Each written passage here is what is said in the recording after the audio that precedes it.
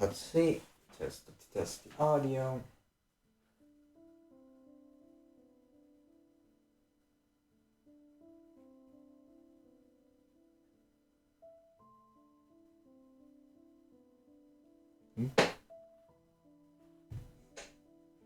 Hello? Alright, seems fine. Alright, seems fine to me. Well, hello oh shite, wrong button. Hello everyone, actually, I forgot to check. Well, I have enough. 3 hours. Did I do a quick boss? I should probably do a quick boss just in case. Hello everyone, this is D Shadow Bowser here. And welcome back to another stream. Now, you might be wondering, why are you back already? Well, I want to finish the interlude chapters, so that I can start finally farming for Fontaine, which will come out in a few weeks. Now, I need to use my resin up, because otherwise I'm going to lose it. I'm going to end up losing my recharge while I'm doing the other 2 quests. So, quick boss. What do I need right now? What is it that I need right now for weapon? Well, I need basically a lot. Let's do Electro. Let's do Electro. He's the easiest one, and I need to level up Official. So, but before Official will be pretty useless with something that has Electro. So, at the ready. Please check in. At least Amber can give me some burst support. Someone was here. I don't know who was here in the first 2 seconds of the stream. Anyways, let's get this done very quickly. But yeah, we're about to do the 2 interlude chapters. I'm sorry, I'm gonna do a quick boss just so that...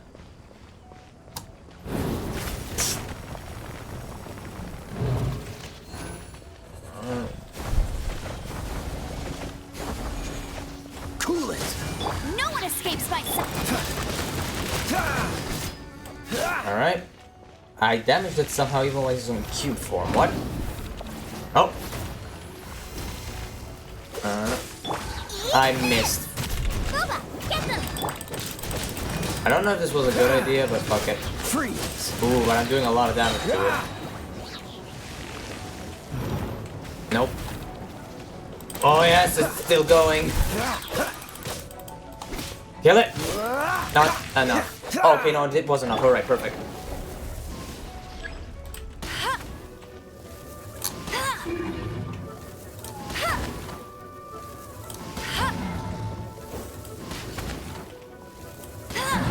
There we go. Buckety click. And we got nothing. Except for the obvious materials we need. Anyways, let's immediately go to the interlude quest because I did this stream early so that I can finish both of them, but I would prefer if if I could take the least amount of time possible to actually finish them. Anyways, Chasm first.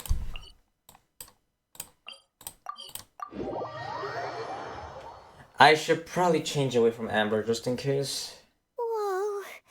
Well, this place is just as creepy as Paimon remembers it.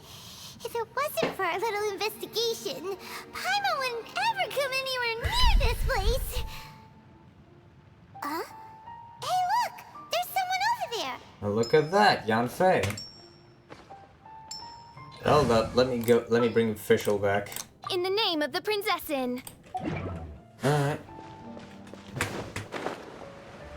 Yesterday I was really flabbergasted by the story, but I wonder what the interlude chapter is going to be about.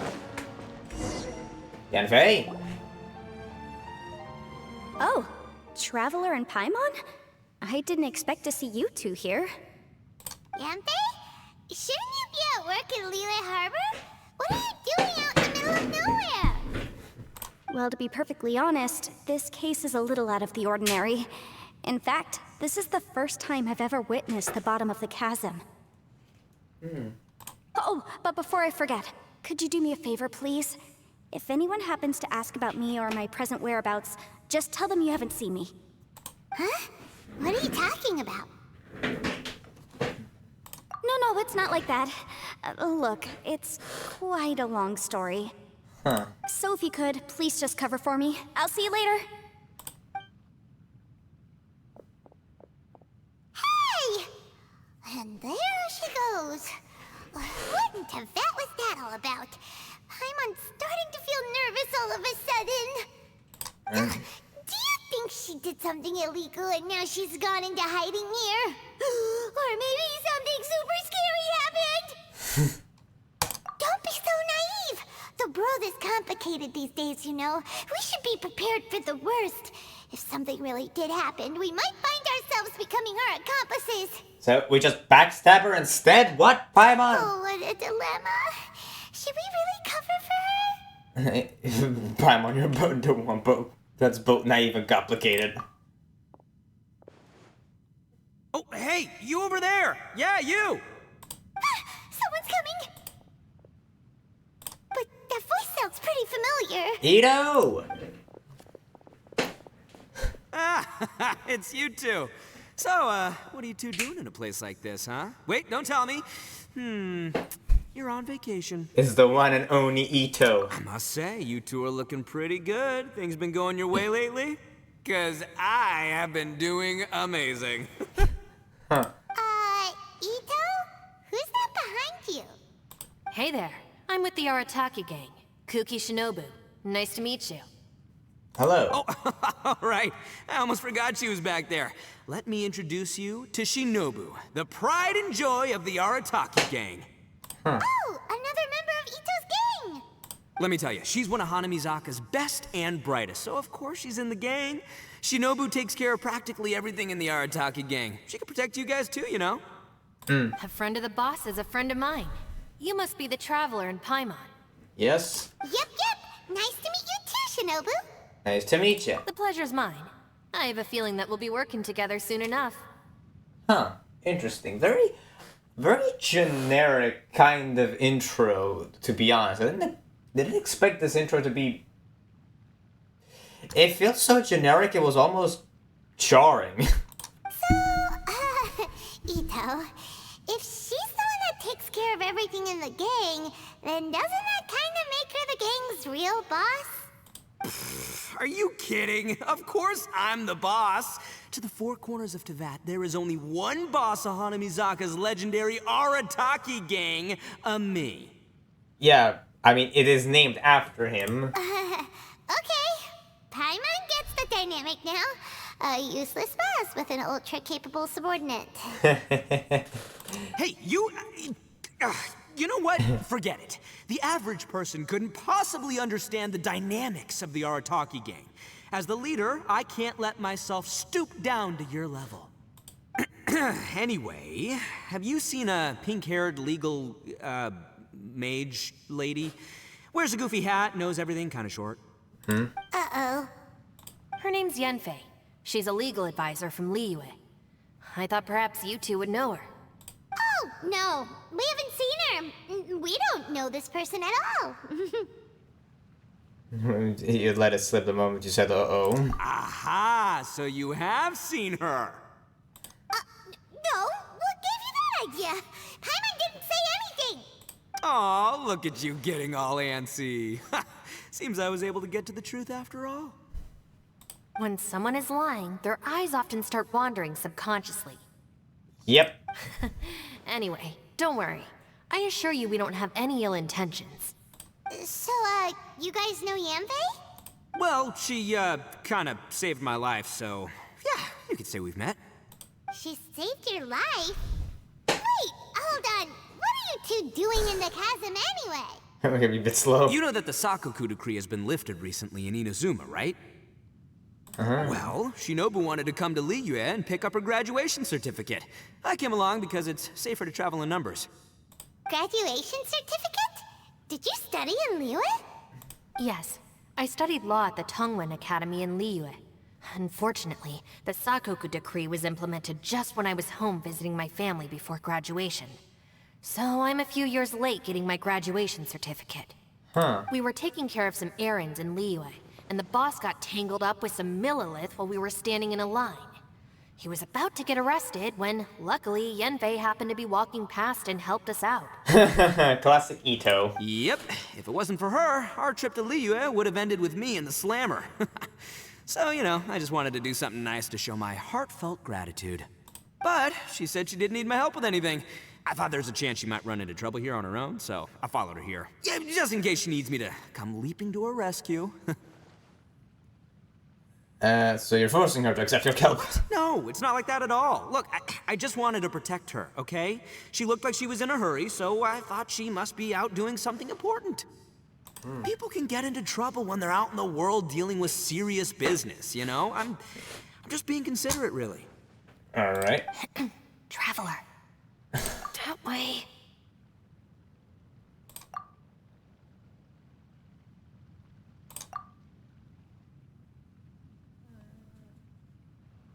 Ah, great, thanks. I'll go after her. Shinobu, time to roll. Fear not, my savior. Ito's coming to your rescue. Appreciate the help. Until next time.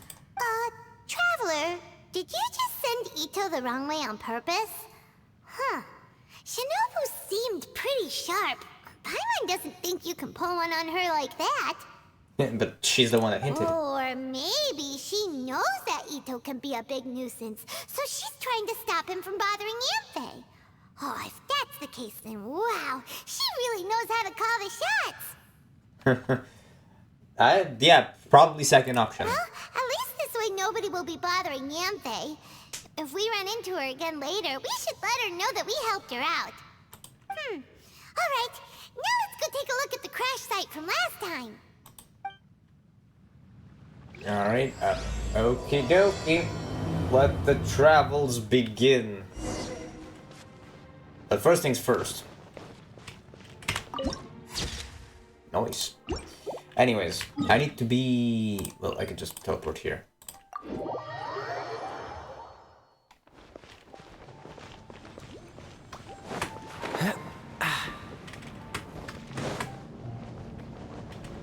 No? Okay, start. Yanfei? Look, Yanfei is here too! Hey, Yanfei! We sent away the people that were following you. Oh, good. Thanks a lot. The guy with the weird outfit seemed super outgoing. Normally, I don't mind making friends, but I've got work to do today. Oh? So what kind of work are you doing in a place like this? Aw, don't tell Paimon you're thinking about becoming an adventurer too. I don't think so, Paimon. Well, as a legal advisor, sometimes I also have to travel in person. I came to the chasm to deal with a will. A will? Oh, will? That's right. I found a will inside an old book. I'm guessing it was left by someone of great importance. It appears he lost a magical device and wished to retrieve it. Paimon didn't know legal advisors have to deal with that kind of thing. Huh, what a job. Will execution is also part of my work as a legal advisor. Of course, cases like this are quite rare. The chasm is not the kind of place you can just waltz into whenever you want. Oh, so you do know what kind of place this is. Oh. Who's that? Ah, I thought I might find you here. I think I know who that is. Yep.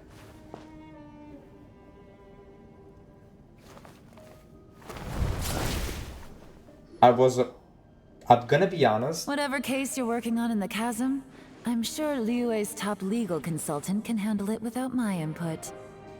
Okay, here's the thing. I forgot her name. It was at the slip of my tongue. Then I forgot, and I was like, wait, I remember it. No, wait, that's the wrong character. I was about to call her Eula. Oh my gosh, I would have disappointed myself so hard like that. Come on, it's in the tip of my tongue. I literally forgot it once I heard her. Fudge me, man. That's funny. I thought we'd established that my legal opinion doesn't count for anything when Yelan's around. I'm pissed. I'm pissed with myself. How could I forget it? Who is she? This is Yelan. Leah is, well, let's just say she works in the Ministry of Civil Affairs. I can at least say that much, right? Anyway, she's a friend of mine. Sure. Coincidentally, I have something to do here as well. Seems chance has brought us all together. You may not know me, Traveler in Paimon, but I've certainly heard about you. I guess I do have many friends. You're all here on business, and it's my job to monitor the chasm. According to regulations, I should accompany you. But, as it turns out, I have other things that require my attention. I'm afraid I can't join you this time. You may go about your business. Just try not to make a ruckus. Alright. Oh, that's most unfortunate. I was about to ask for your assistance.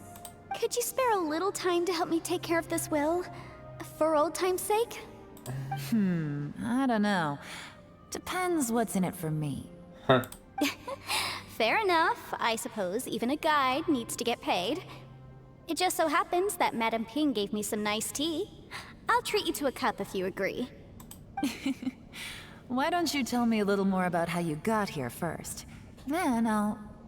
Hey, you! I forgot. Ito? What is he doing back here? I know what you two did. You really tried to throw me off, didn't you? Well, and I thought we were buds. Well, they're also my friends, so... That's close enough. Huh? Who are you? Sorry, this area is part of the chasm. It's closed to the general public. Are you kidding me? I don't see any warning signs or fences. What gives you the right to keep me out? Kid, where there's real danger, you'll never see a warning sign. Paimon never knew this place was so important. It really is an unusual place. It's true. This is not a place you can just go in and out of as you wish. That's also why I didn't want anyone to follow me. Unfortunately, you didn't listen. The Traveler has done a lot for Liyue in the past. And Yanfei is a renowned legal consultant in Liyue, so I can trust their intentions. As for you two...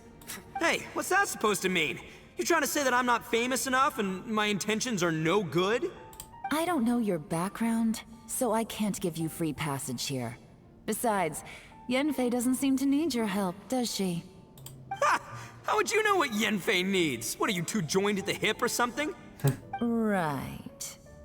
Anyway, I don't need to be a mind reader to see that. In any case, as a visitor from Inazuma, I'd suggest you defer to a local when in doubt. Stick to the local rules and keep yourself out of trouble. Oh! Why, you? Ito? Please, try not to be so impulsive. She is right, you know. Uh-oh. Things are starting to get a little heated here. Oh, not good. You really shouldn't start butting heads with Yelan. It's true that we don't know anything about the unique conditions of this place, so we'll heed your advice and leave immediately. But if this really is a dangerous area, seriously, you should put up a sign. Thanks for the suggestion. I'll consider it. Oh yeah? And what if we don't leave? Oh gosh. Boss, Then, I'm afraid things might get... unpleasant. Oh boy. Is that so? You really think you can take the two of us? Wow. Gotta admit, I like your optimism. The two of them? Although you're friends with the Traveler and Yanfei, I'd still suggest you heed my warning. Uh-oh. Thanks for that, but too bad I'm not buying it. If you're so strong, then why don't you show me what you got? Alright. hold on, boss. There's no need to start a fight here. Oh no, I'm going in whether she likes it or not. You think I was joking around, huh?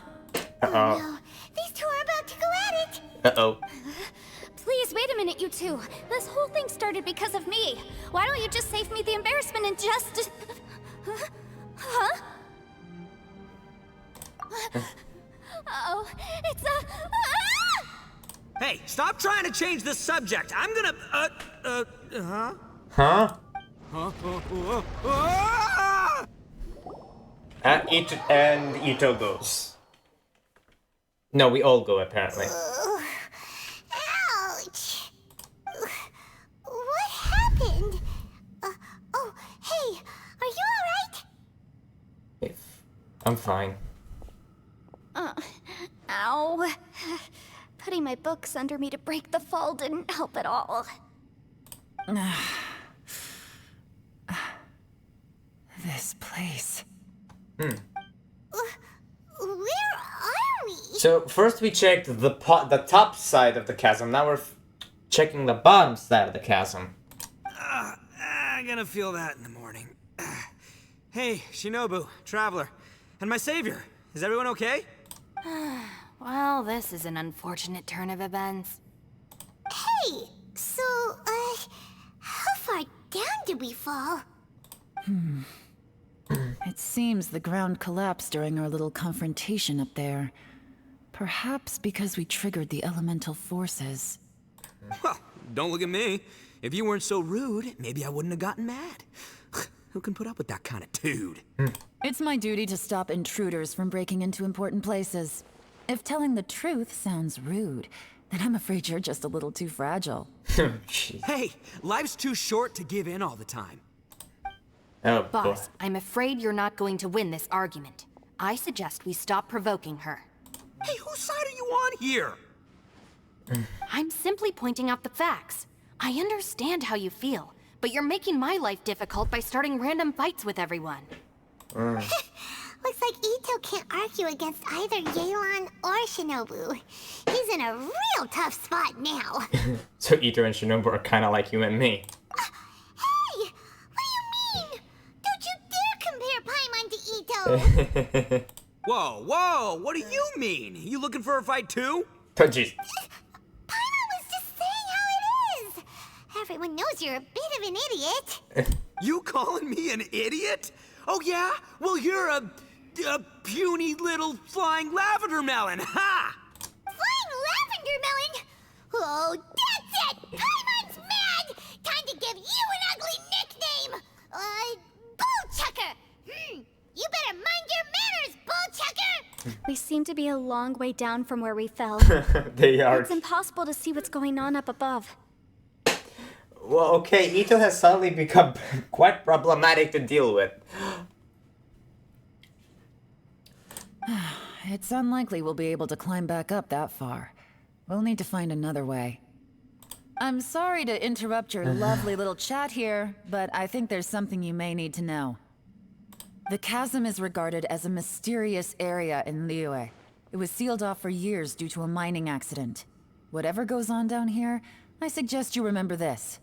You didn't see anything, you didn't hear anything, and you're not gonna ask any questions.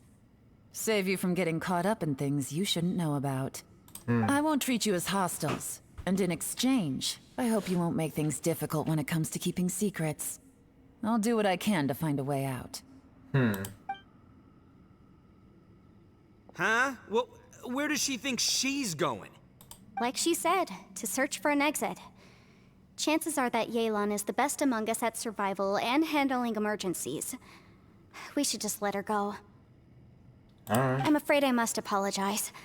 I don't typically disclose details of a client's will to third parties, which is why I couldn't tell you the truth. I'm sorry. I came to the chasm in search of the Fantastic Compass, which is mentioned in the will. Many years ago, my client gave this magical device to someone ambitious, hoping that it'd be handy in times of need. According to an eyewitness account, the person who received the device took it into the chasm and has been missing ever since. Throughout history, many wars have been fought in the vicinity of the chasm. Even if that person died in one of the wars, I still wish to do my utmost and find the device and fulfill the client's wish. Yelan's words of caution were not unwarranted. There are dangers lurking in the chasm. I'm sure you've all realized that by now. Given that we're all caught in this mess, let's try to find a way out together. Whatever you say, my savior. I'll do whatever you ask. From now on, we're a team. All of us. And as for that big jerk, well... I guess that includes her too. You said Yelan works for the Ministry of Civil Affairs, huh? Paimon can tell she's tougher than most, but... wow. Her job sounds demanding. Well, that's what she tells outsiders. I can't disclose too much about her identity, but I'd say she's the only person who can handle this type of work. What kind of lame job would have someone go out to the middle of nowhere? Oh, Paimon knows! An adventurer. Um, Hey, what's with the face? Oh, did Paimon say something wrong? That's literally what the two of us do, isn't it? I'm the adventurer, Paimon, not you. You're so stingy these days. Oh, just let Paimon be an adventurer by association, okay? Yeah, she's got a point, Traveler. You're Paimon's boss. Take it from me. As a great leader, you should learn to be a little more generous. You know, let your sidekick share some of the glory. Ugh, you really don't understand anything about us. Paimon, don't take him too seriously. He's just joking. Is he? For the sake of Shinobu, fine. I'm the boss, so I'll let it slide. Uh-oh. Perhaps this was another sealed location, but an undocumented one. What could be in here? I've got some food and water on me. If anyone needs some, just let me know. Alright. Great! You know, Bullchecker, you may not be the sharpest tool in the shed, but your subordinate here seems super capable and reliable. Oh boy. I know. Isn't she the best? Hey, I am too a sharp tool. There seems to be an entrance up ahead, with a path inside. Alright. Wonder where it leads to. Well, let's go take a look.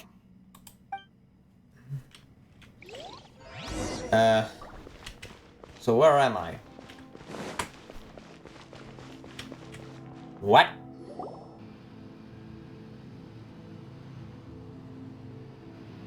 Who would have guessed we'd find a domain entrance in a place like this? Yeah. If there's a way in, then there's a way out. Let's go and take a look. The rocks here seem to be old Liyue mountain rocks. They're similar to what I've seen in books. This domain must have existed for quite some time now. What's that sound? Oh, it's Xiao. Ciao. Conqueror of Demons, what are you doing here? I came down from above. I heard a noise, so I followed it here. Oh, so... What? So he just randomly showed up. I don't remember him being anywhere close from the chasm, so how? So you're not here by accident. Wanna team up? No, I have something else to do. That's something important. I'm looking for someone. You shouldn't be here. I would urge you to go back as soon as possible. We would, but we're trapped. Well, that's Xiao for ya. Shows up without a warning and disappears without a trace. Huh. That guy looked pretty tough. Maybe almost as tough as me. Seems like a solid dude. Seriously, Bullchecker? Where do you get your confidence from? Should we really be letting him go off on his own? Oh, he wouldn't listen no matter how much you tried to talk him out of it. He is super tough though, so don't worry about him. Everyone, keep your eyes and ears peeled from here on out. We don't know what lies ahead, so we have to be ready for anything. Alright. Oh, look, I'm happy to say we're all on the same team and everything, but could you cut the little speeches and the whole follow the leader act? I, for one, think I should be able to look after myself. Boss! Okay. Besides, Yelan is just looking out for everyone. You know, Bullchucker, you're a guest here, so maybe try to get along with everyone. Ha! Please, you're not a local either, flying lavender melon. So stop trying to sound like one. Jeez. Why is Ito so aggressive all of a sudden? Holy frick. I don't remember him being this aggressive in his story. Holy frick. Alright. Oh, it's water? Great. I don't have water. I don't care.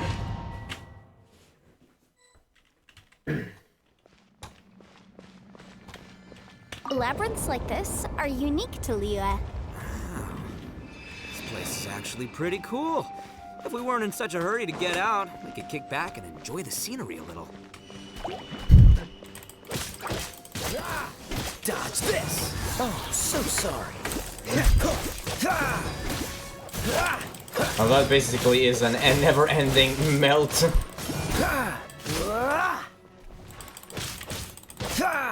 Freeze! Oh yeah. All these twists and turns remind Paimon of the Adepti domains we've been to before. Could there be an Adeptus here? Possibly.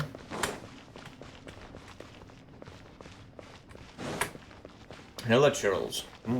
Intriguing. Dodge this! Nice and spicy. By royal decree! This moment will be frozen in time. Cool it!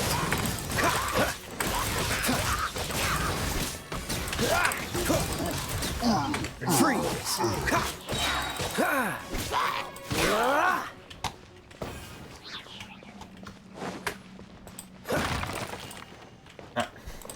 Don't want to climb it, I want to break it. Also, nice.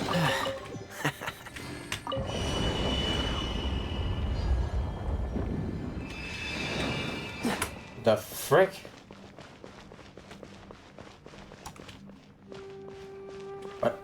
What did I do? What must I do?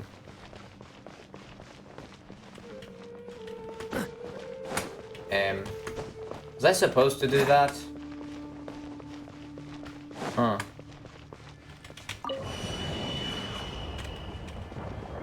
Okay, now I'll just lock myself out.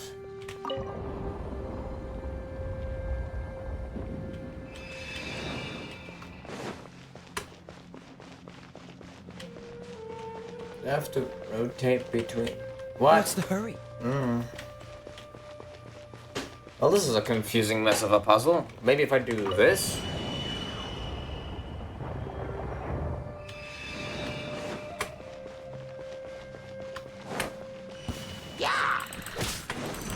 Oh, so sorry. I tried to press Q, but that was not quick enough.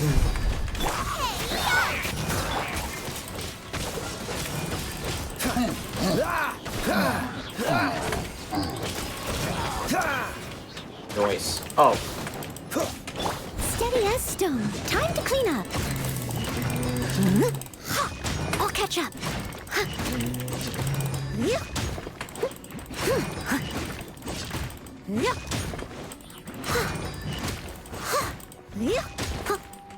Oh, that was a crit. Nice. So what does this do?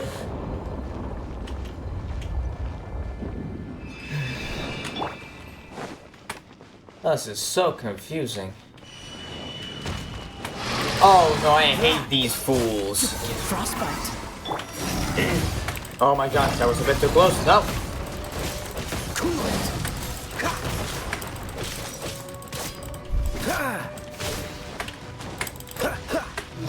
What's the hurry? Freeze.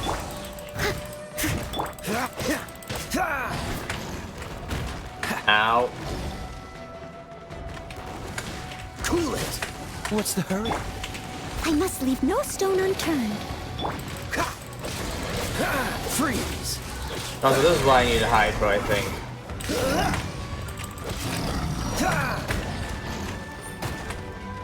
Oh shit. Ow, I have to recharge. I'm stuck.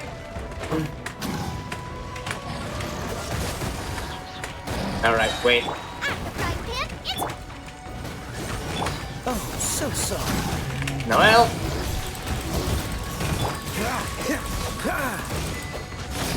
Wings of darkness! Come, sever night from day. What's the hurry?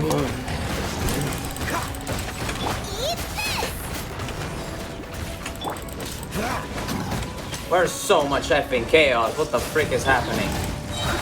Uh-oh. Ow, ow, ow, ow. Steady as stone. That's a good night. Finally.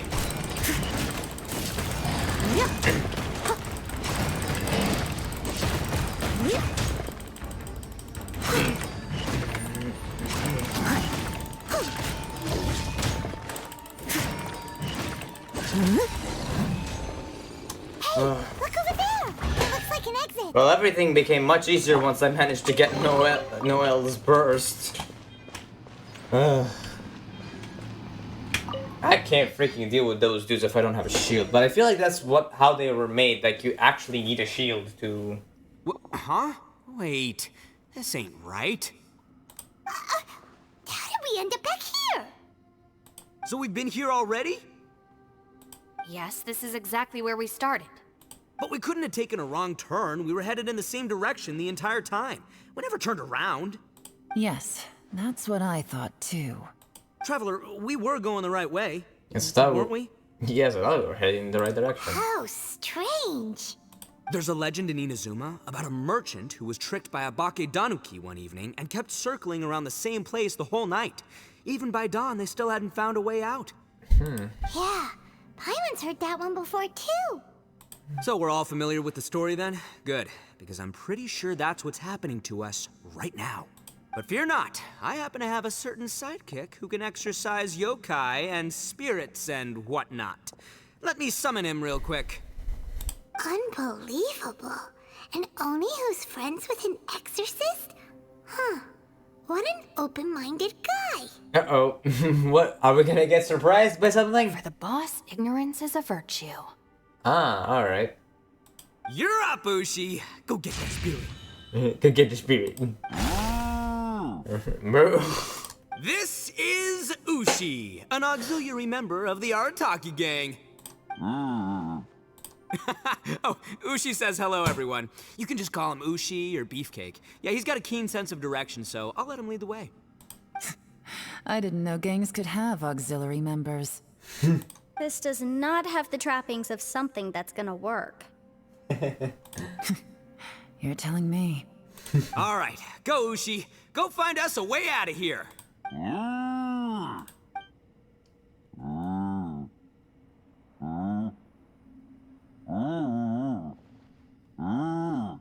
Huh? What's that? Oh, really? Oh, no way. What's wrong? Ushi says he searched everywhere, but there's no exit. That doesn't add up. If we were able to come in, then there must be a way to get out. Here, let me take another look. Has anyone else noticed this? We initially thought we fell here from above. At that time, there was a way out high overhead. But now, it seems even that exit has disappeared. Huh. Inexplicable, if you ask me. It seems there's more than meets the eye with these underground structures. I'm gonna take another look around. Alright. Everywhere we look, there are just more and more rocks. Maybe we've just misremembered. Maybe this isn't the place we started from. What? You scared now? No, Paimon's super brave. Oh, yeah? Well, Ushi also thinks you're scared. It's okay. Don't be scared to admit you're, scared. You've got us here to protect you. We can't just sit here twiddling our thumbs. Let's keep looking for a way out. Shinobu, you stay here with my precious savior. I'll take the Traveler and Paimon with me. Got it. Be careful, everyone. Please, there's no need to keep calling me savior, just Yanfei is fine. Mr. Arataki, it seems that as the head of the Arataki gang, you possess a strong sense of leadership. Ah, too kind, too kind. And just call me Ito. Since we're a team now, we should have each other's backs. Paimon, if you feel scared again, I can cover your eyes for you.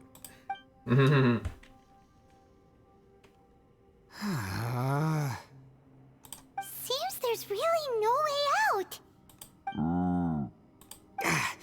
I can't shake the feeling that there's something off about this place. I think the same. Boss, did you guys find anything over there? Nothing. Not only that, I could have sworn I saw some shadows moving a second ago. This place better not be haunted. Probably not the right time to ask this, but Paimon just can't help it. Ito, you're an Oni. Doesn't it kind of mean everywhere you go is haunted? No, ignore the red horns, okay? I'm talking about spooky, floaty ghosts, now you see them, now you don't kind of haunted. Ito, are you afraid of ghosts? Oh boy. Oh no, boss. You've been found out.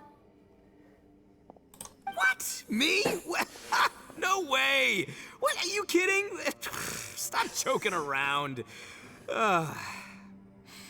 Seriously, though. Seriously. Looking at you, Paimon suddenly doesn't feel scared anymore. Hey, Bullchucker, if you're scared, Paimon can cover your eyes for you. Bro, these two have the best kind of chemistry. Maybe I should make better use of my time.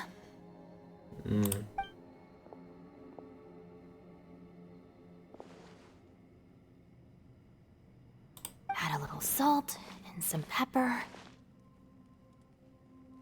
Yeah, roasted lavender melon is delicious. You can try some when it's done. Okay. Oh, right. There are two types, sweet and savory.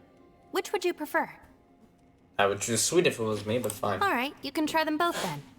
It's important that we remain calm, especially when we're in the throes of a tough situation like this. If I'm reading the situation correctly, there seems to be some secret here that the boss and I are not supposed to know about. But don't worry, I'll distract the boss while you discuss things with the others. Oh, I thought I smelled something cooking. Would you like some, Yunfei? Thank you, but I'm not hungry. You guys go ahead. Oh, and by the way, I haven't seen you in a while, Shinobu. Yeah, it has been a while, hasn't it? The last time I saw you was when you taught one of my classes as a substitute while I was studying in Liyue. Substitute teacher? Ah, yes, now I remember. It was during winter, wasn't it? Yes, I remember everyone said your lecture was very interesting. Now that I think about it, I should call you Senpai. Senpai? Ooh, I like the sound of that. Who would have ever guessed that we'd get caught up in such a dilemma together? It must be fate. So Yanfei gives lectures too? That's incredible. Not only that, she's funny and engaging while she speaks. Needless to say, she's very popular among the students. Oh, I'm flattered. I see everyone is still here. Yelan, we split into groups and searched the area, but there are no signs of any way out. How about you? Did you manage to find anything? No.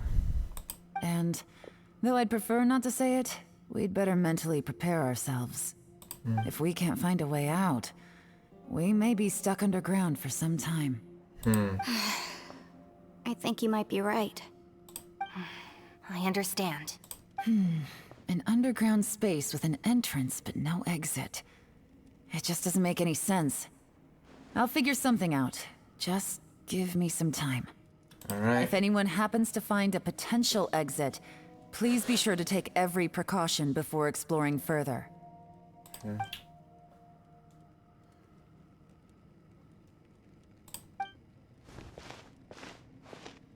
Hey, Traveler, what's with the serious face? Do you have a plan? Xiao! Oh, right! Do you want to get in to help us? Sure, let's give it a shot.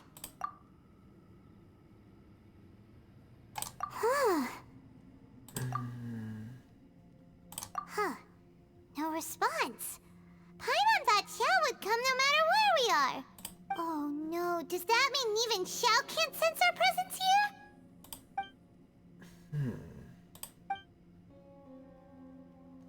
Place. So there's no presence at all. Can't. Well, basically, are we sure we're not in some portal dimension or something? Yeesh. I could just sit down over here. Anyways. That's it. I want to take another look. And this time, I, Arataki, the one and only, will... Boss, What? Whoa, whoa. What's up, Sourpuss? time for some roasted lavender melon. Huh? We're trapped in a life and death situation underground, and you're telling me it's time for roasted lavender melon? Interesting. You hear that? Ushi says you're completely right. Wait, hold on. Whose side are you on, Beefcake? It's important to stay replenished. We must keep our energy and morale up in preparation for facing the unknown. Even Ushi knows that. Fine. You two... hey, are you already eating? Well, hold on. Is it still warm? Oh, that does smell good. Fine.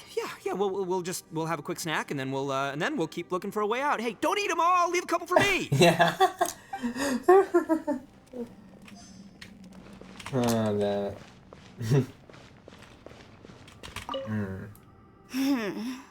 Who could have ever guessed we'd get trapped in a place like this? It's quite the predicament. For all the studying I've done in my life, all I know is how to land people in prison. I don't know the first thing about breaking out of one. Gee. I've even made a contract with my father to live a happy life. I can't give up hope now.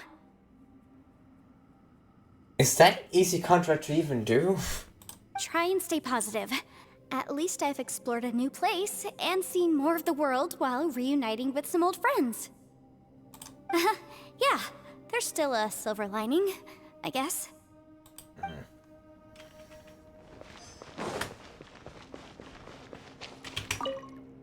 Our situation is grim. There doesn't appear to be a way out for now. We should be prepared to stay for a while. Fortunately, we don't seem to lack supplies, and even our motley crew has people who can keep their cool when the stakes are high. Just focus on taking care of yourselves. I'll figure out the rest. Alright.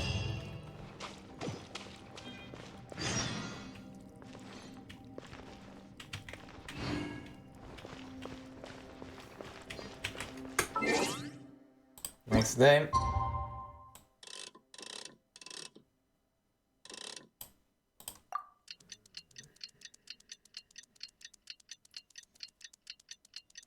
Six hours passed.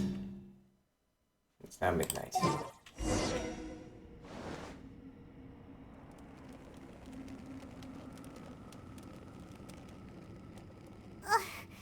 There's nothing for Paimon to do here. So boring. Oh, how Paimon longs to stretch her legs and run free in the world outside again. You mean fly? Alright, fly free then. Basically, Paimon just wants out of here. Day has gone by. Just a day? No, it feels like we've been down here for months. Maybe not months, but at least like 20 days, surely. Jeez, Paimon, we've been here for 6 hours. Yo. Thought I heard you chatting over here. Oh, hey, Bullchucker. Well, everyone, I just completed another survey of the surrounding area. Still nothing has changed today.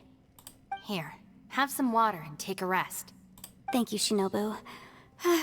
It's easy to forget to keep hydrated down here.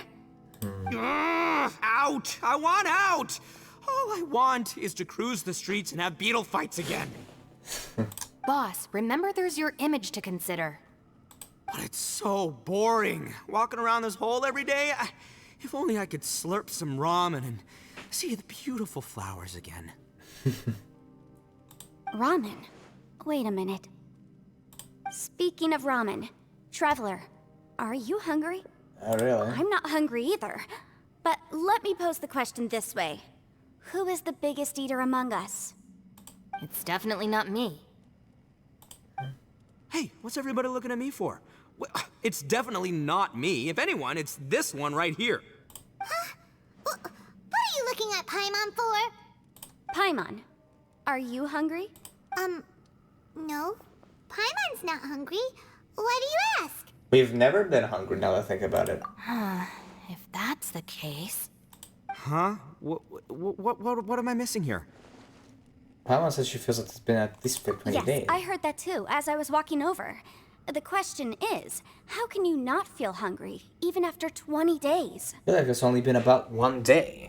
That's also strange.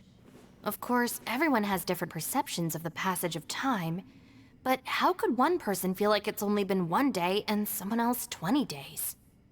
Yeah, now that you mention it, I feel like we've been here 3, 4, 5 days, but I don't feel hungry or thirsty at all.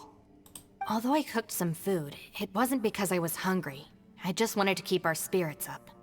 I was planning on saving our rations so we could survive a few more days, but I haven't really felt hungry since. Now that I think about it, not only am I not hungry, but I don't feel any real signs of fatigue either.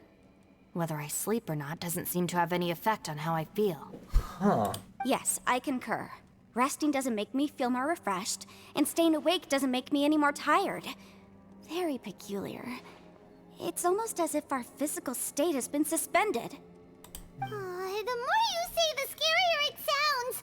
Paimon doesn't even want to think about it. I wonder if Shadow's experiencing the same phenomenon. Huh? What's wrong, Traveler? Did you think of something? That's pretty weird. Sounds like the little dude must be in danger. But he is an Adeptus. This kind of situation should be no trouble for him. I fear that this problem underground is bigger than we thought. I found something, everyone. I just discovered a new path over there that seems to lead to an unknown area. You mean a way out? Oh, finally! Go have a look. Hey, you found something! Oh, please, please be the exit! Please. I still suspect things can't be that simple. We should all stay prepared for whatever comes. Huh? Paimon doesn't see anything out of the ordinary here. Appearances can be deceiving. As I was examining the wall just now, I noticed there was something unusual about this stone. Seems to me that it's been created using some illusory magic. Hidden behind it lies a passageway. Huh. Whoa! So there really is a path behind here! Gotta hand it to ya. That sure wasn't easy to find. But at least we can finally get out of here. Miss Yelan's determination and eye for detail are certainly impressive. Not to mention, you've hardly had any rest the whole time we've been trapped here. But again, we just said 2 seconds ago that no matter whether we rest or not, our physical state does not change. It doesn't matter. I'm not tired. Well, given we're already here, we might as well go in and explore. Right behind ya! Paimon can't wait to get out of this place! Alright. So, our physical state has not changed. Our body does not seem to react to any changes, and neither resting nor eating changes our physical state. This is quite intriguing and also a bit confusing. The symbols of the platform will have different colors and images. Matching them together seems to be the key to solving the puzzle. Step on the correct symbol, it will be activated, but you will take damage if you step on the wrong one. Search for an active... What?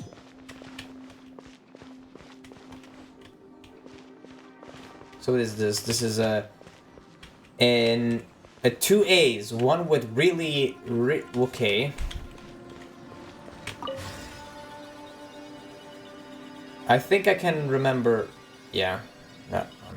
Lucy, is that you? Hey, did anyone else just hear that voice? It sounded super creepy.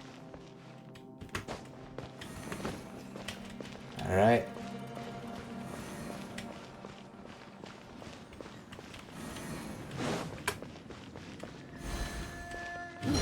Oh, okay. Hello. Oh, 3 of them? Alright, this is interesting. Dodge this!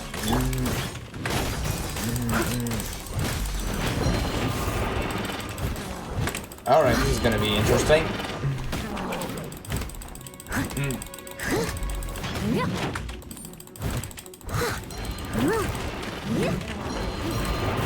Holy shit.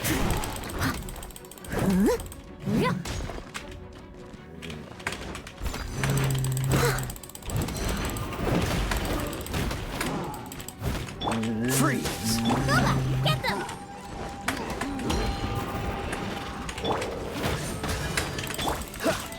I should have been smacked there. Why didn't I get smacked? Ow. I missed a spot. Ah, shite!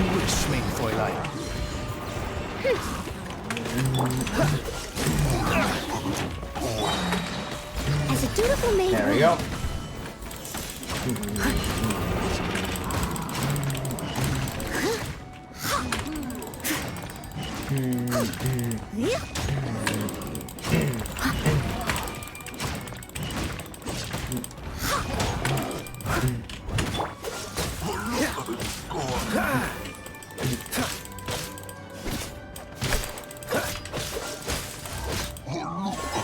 Alright. that was a bit tough.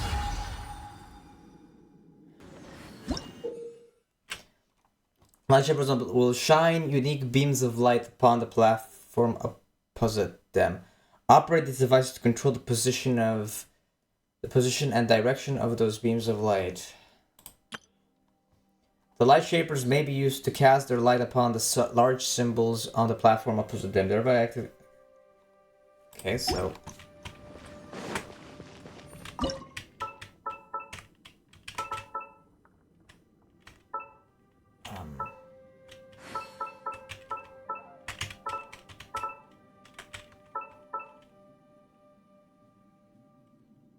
Alright. That is a very interesting way to do this puzzle, not gonna lie. That's one.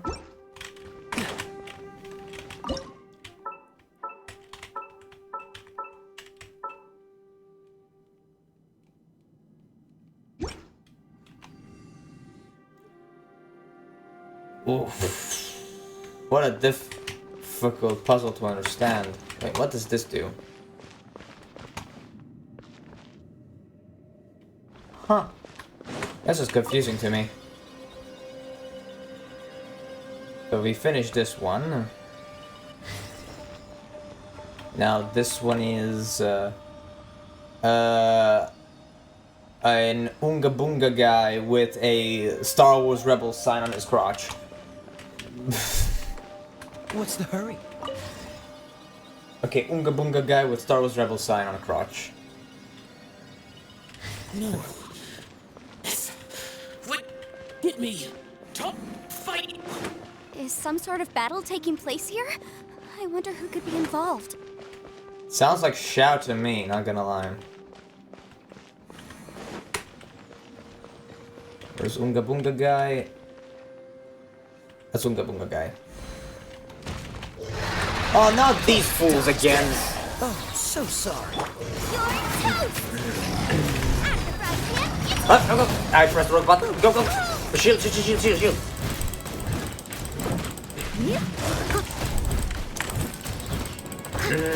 Come on, come on!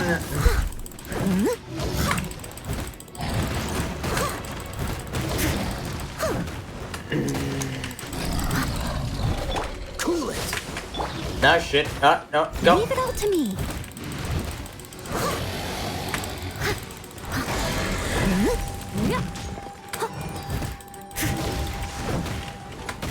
Ah shit.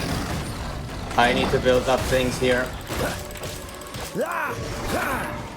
Odds revealed by Ah shit. Oh. Someone needs assistance. There we go. Clean up.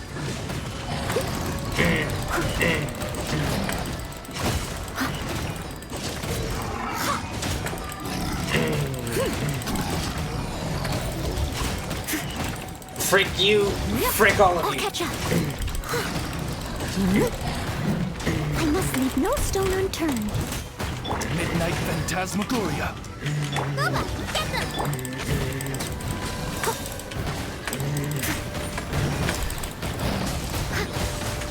Freeze. Don't get frostbite.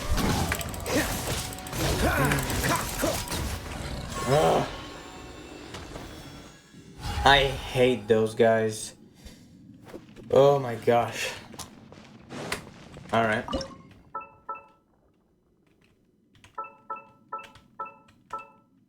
Okay, good.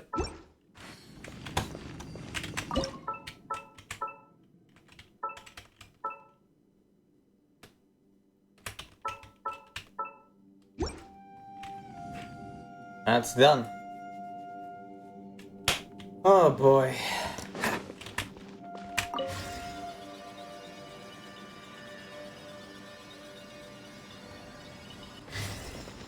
Alright, next one is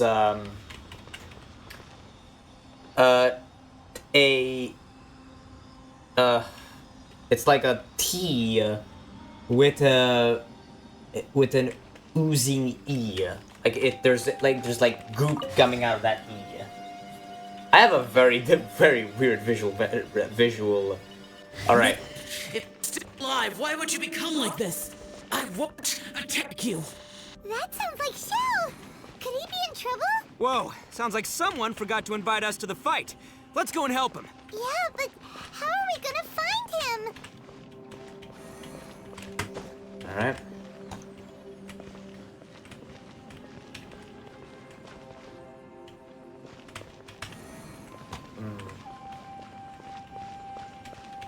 I'm missing a mark.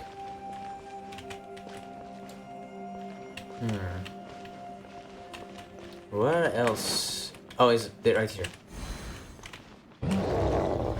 Oh, allow sure, no problem. I fought multiple of these guys. Frick you. Nope. Out of the frying pan. Dodge this. Steady as stone, as a dutiful maid would. Boba, get them!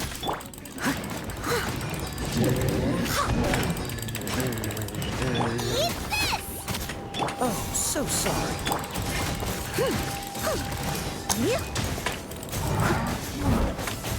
As you wish, main Fräulein. Freeze. Nice and spicy! Nice. Alright. What's the hurry? Now these are too close for it to be there. Alright.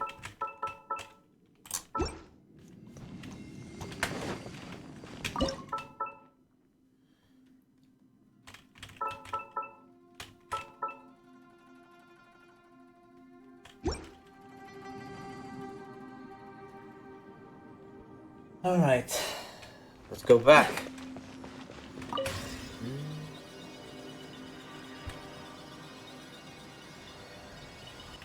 And the final one is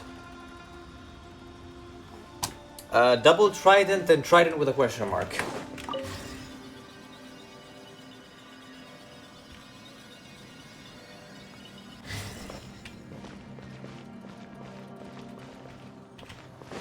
Okay, so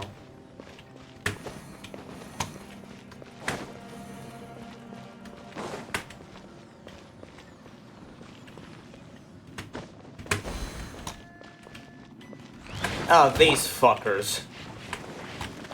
Alright. I must leave no. I pressed the wrong button. Frostbite. Dodge this. I've What's the already, hurry? I think, I already broke my shield. Freeze. What's the... Cool it. Kind of very hard to maintain. Oh my gosh. Alright, I have another shield perfectly. Dodge this. Where are you going? Freeze. Stay still. Out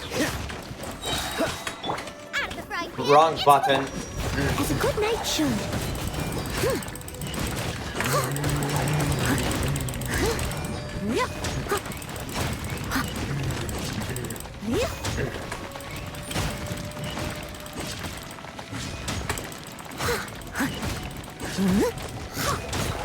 Leave it all to me.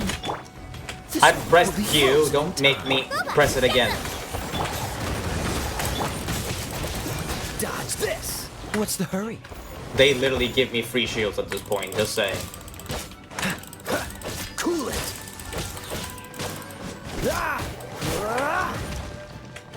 Kill him, kill him, kill him, kill him! Got him. One down. Oh, so sorry. Dodge this. There we go. Alright. It is time. What the fuck?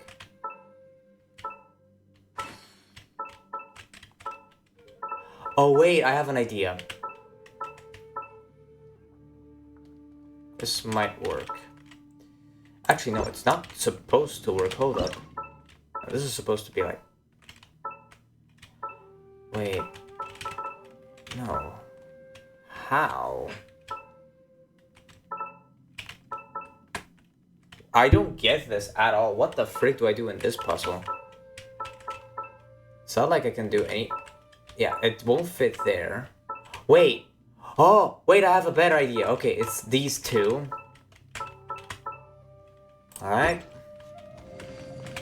And these two go like this. Oh, I get it.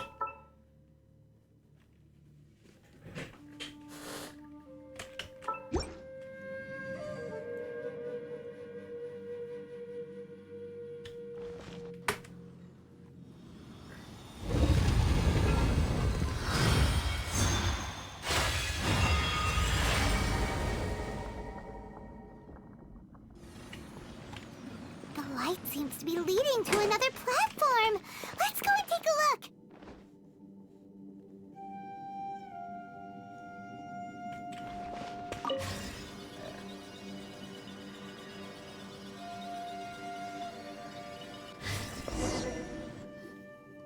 The ground has dissolved?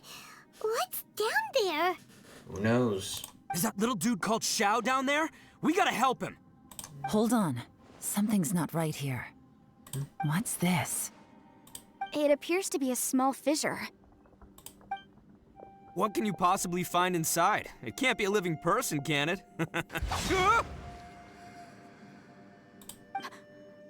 Conqueror of demons?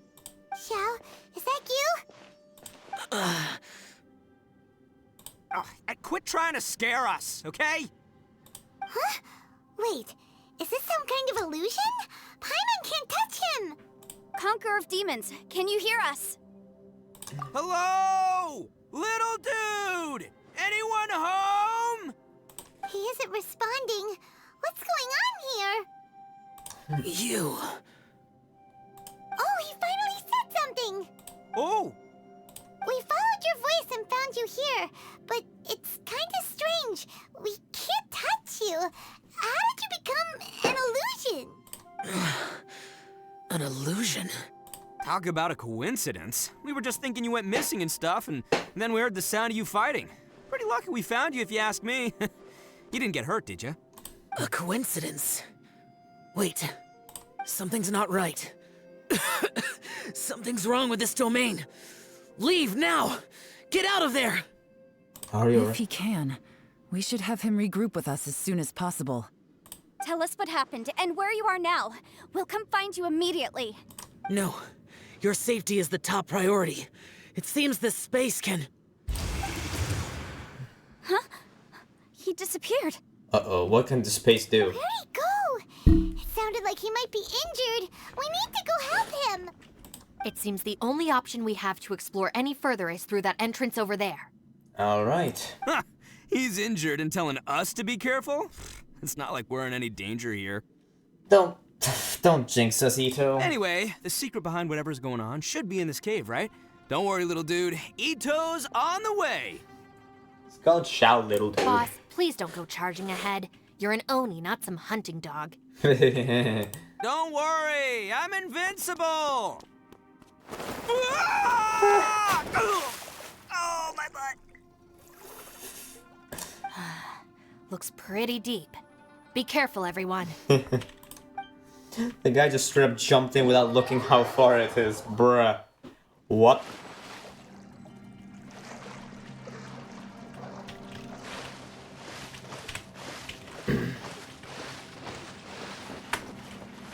Eh. Why am I stuck?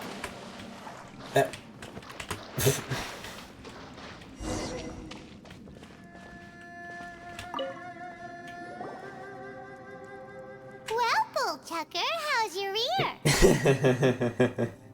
It's fine! Ugh. My butt is tough! Go ahead, you can cry if it hurts. I promise I'll try not to laugh. What do you mean, try not to laugh? You should be feeling some serious sympathy for me right now. But wouldn't feeling sorry for you be a violation of your dignity?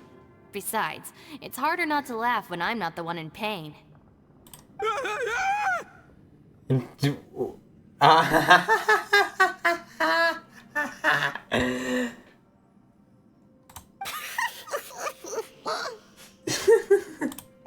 don't laugh. It's okay, everybody. If you want to laugh at him, just let it out. Don't you have a heart, Shinobu? Oh, and people think I'm the monster. Wait a second. Xiao's not here, but...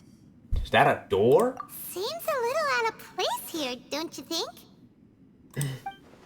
Maybe it's some sort of, I don't know, an emergency shelter? There was a picture book I read once that said nice people sometimes build cabins in dangerous places so that anyone in trouble can take shelter inside. That look. Our little dude must be inside then. Yeah! Yeah. I wouldn't be too sure about that. Any person with a normal sense of danger wouldn't be so optimistic. Wow, Bull Chucker! Looks like your subordinate is telling you what's what. Oh boy, Paimon. Oh, I believe she was talking to both of us. Yeah, so you can wipe that smug smile off your face.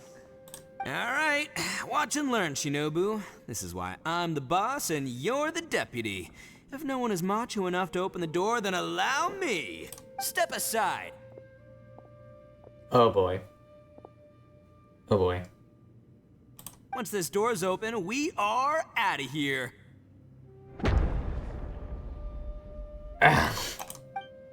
Ow.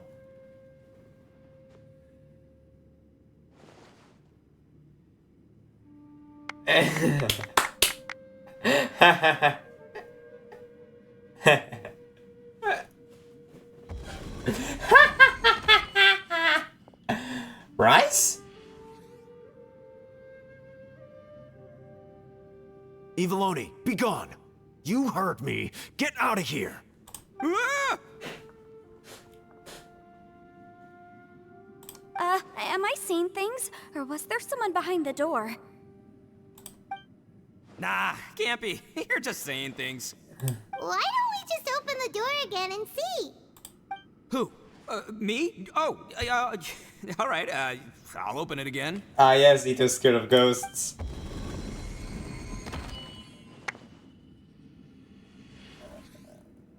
All you do is goof around all day. You're a bad influence to our child. Be gone!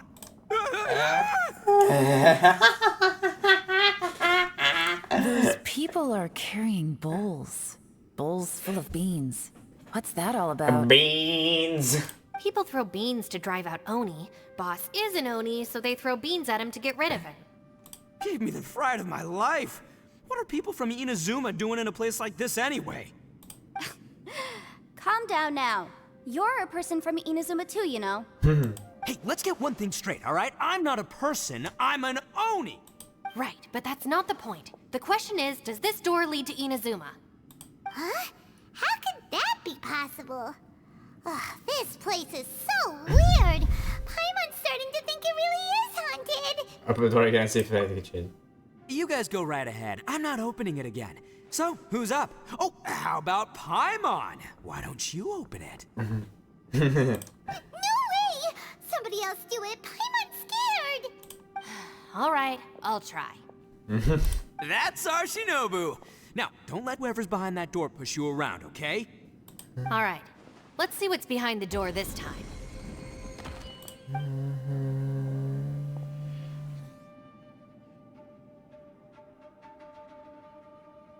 Huh? Still reading, Shinobu. Listen, young lady. You should keep your nose out of those books and start taking my advice. I've already found you a perfectly good job as a shrine maiden at the Grand Narukami Shrine. You'll be far better off there than...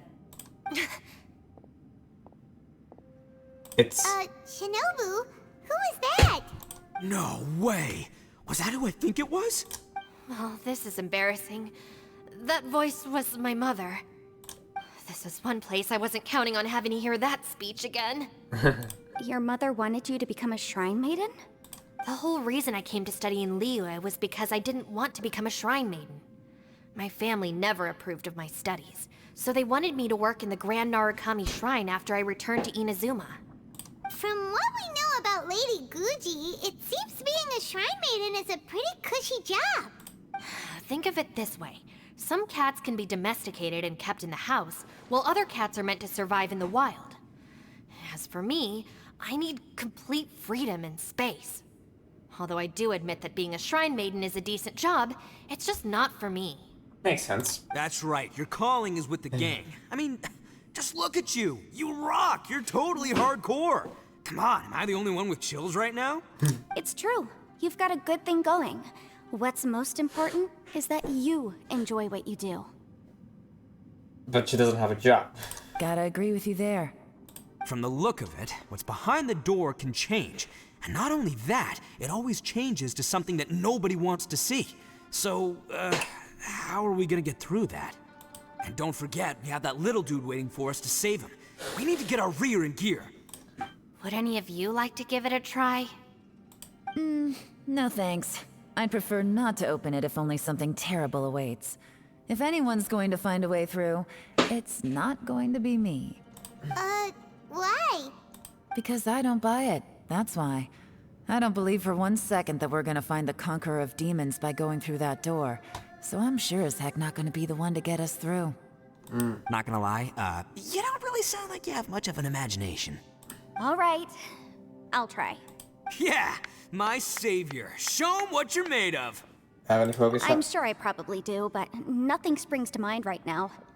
Anyway, I suppose I'll find out once I open the door.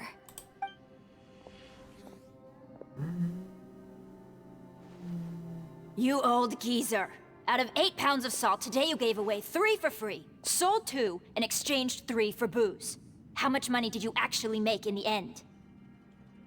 8 pounds of salt. Today you gave away 3 for free, sold 2, and exchanged 3. Huh? But didn't you tell me to sell things as I pleased? Why can't I give the customers something for free? You fool! You told the old man next door to come and fetch the salt. Well, he broke his leg on the way over, and now his son is asking for compensation. Seriously.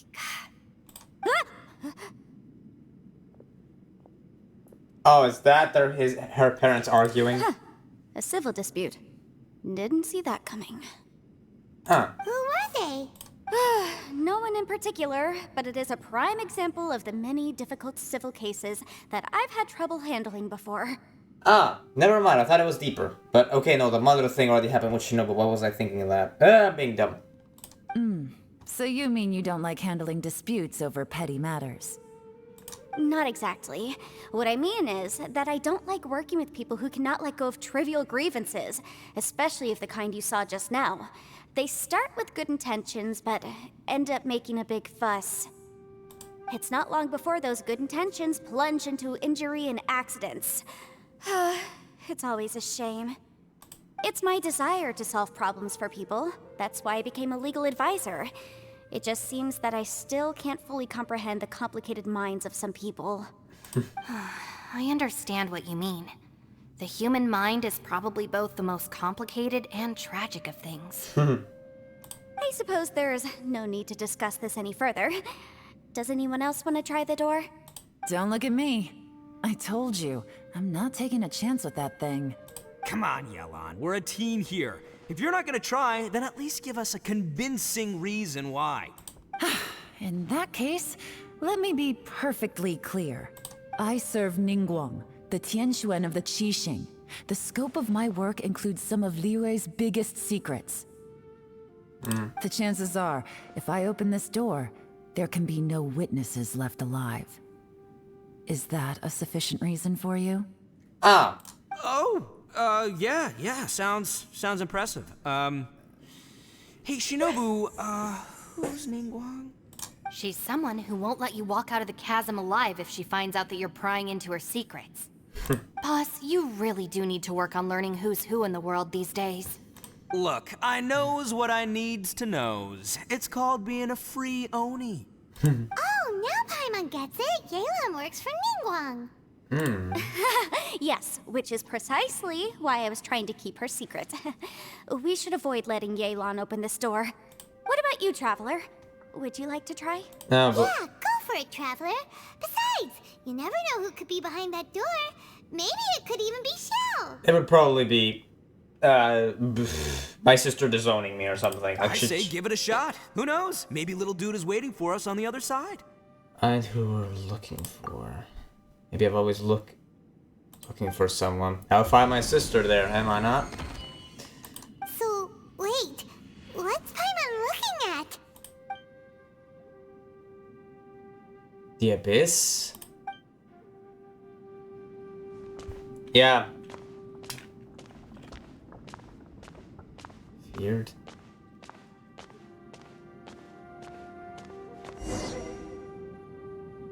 Here.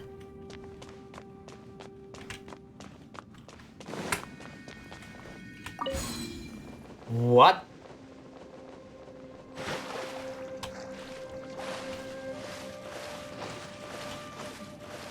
What?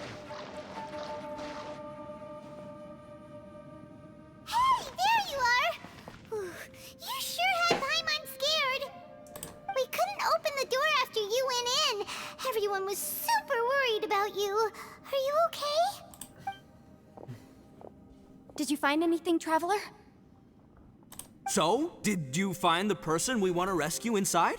No. Judging by the look on your face, I'm guessing you saw something a little unpleasant in there? Yeah, I did. Behind the door I saw darkness of the abyss that took my twin away. Huh? How could that be?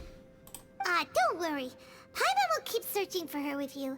Cheer up! So, yeah, it was obviously related to the sister, obviously, but... Stupid door! I'll smash you to pieces! If Paimon wasn't feeling so exhausted, she'd help out too. Ah. Wait, we're starting to feel tired. Hey, what is this? Nap time?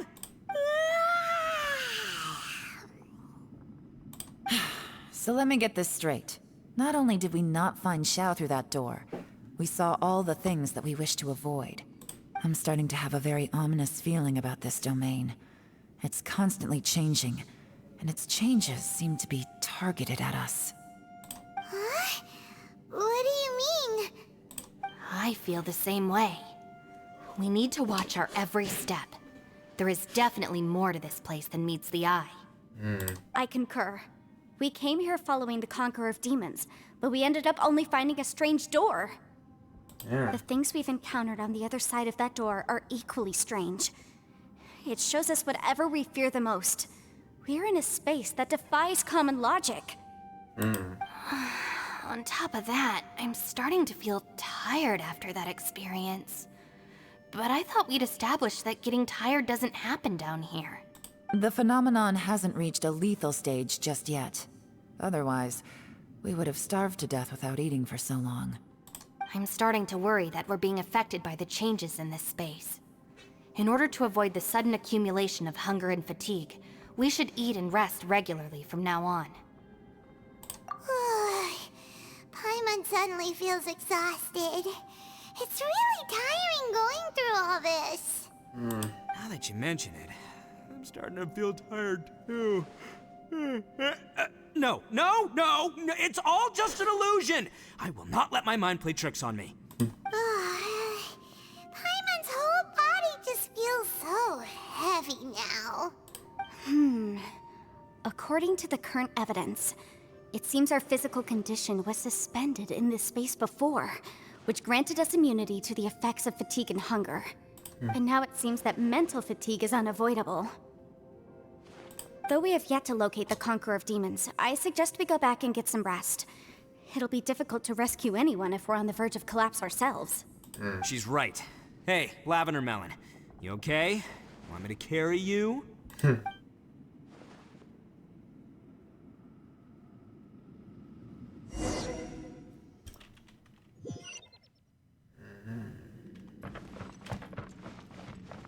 What? Where am I? Oh, alright.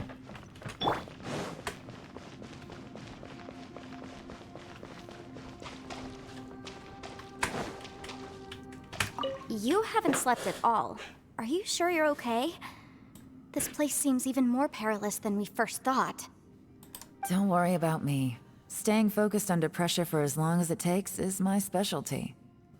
Now, if I'm not mistaken, looks like you've got some new ideas.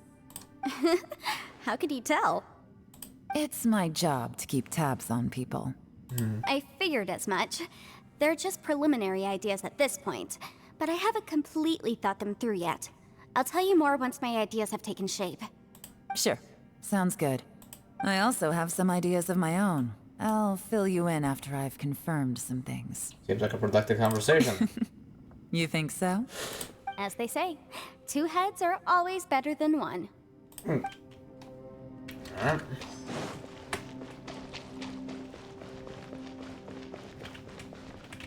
It's hard to believe what we've encountered. Well, I suppose there's no use hiding it anymore now that everyone's seen it. What you all saw really was my biggest fear. I never want to become a Shrine Maiden. Who could tolerate such a boring life? After these last few years with the Arataki gang, I suppose you could say I've seen it all. It's taken every skill in my arsenal to constantly clean up the messes they make. Though the list of annoying things to deal with is practically endless, I am totally free in the Arataki gang. Strolling around the streets, roasting lavender melons with friends in the open country. I know it sounds pretty silly, but that's the life that I want. Just don't laugh at me, okay? Otherwise, you might find yourself on the receiving end of a good beating. Gee. It's hard to believe what we've encountered. You don't look very well, at least not like when we just arrived. Are you troubled by what you saw behind the door? Listen to me. The most important thing is always the choices you have in front of you. Get some rest before you gather the courage to take your next step. Once you've chosen the path to take, don't hesitate. You must believe in your decision. It's hard to believe what we've encountered. Alright, you should get some rest. Alright. Well, that was all the conversations you can have with Cookie. Alright. Ushi, you sure you can't find a way back to that door again? Ah, perfect timing. I was just having a chat with Ushi about that. You know what? I can handle those mean people behind the door throwing beans at me, but causing trouble for you? Nuh-uh. That ain't gonna fly with this guy. What? There's nothing we can do? Listen here, Beefcake. You shouldn't give up so easily. Can't you have one last look for it? If you really can't find it, we'll just have to find another door. With any luck, one that connects to the outside world. You feel me? By the way, Traveler, if you have a moment, could you do me a favor? I'd like to discuss something with you. Ushi, you sure you can't... Yep, that's the big question. Gotta be honest, I have no idea. Oh, come on, don't get mad at me. I'm just being real here. I did think about just using my Oni super strength to dig our way out, but the rocks here are even tougher than prison walls. The rocks didn't even budge when Ushi charged him. It's pretty obvious this place is meant to keep us in here. The only thing I can do now is, well, take care of this exhausted little lavender melon. Yeah, I know. You're helping too, Ushi. Alright. Ushi, you Fuck sure it, let's you do can't... the third option, even though it's just probably one line. Sure, you do you. Just remember, even if the sky comes crashing down, I'll prop it up with my own 2 hands. And don't worry, I'll take care of the little lavender melon. Alright. Let's go. Please, come meet me over there. What?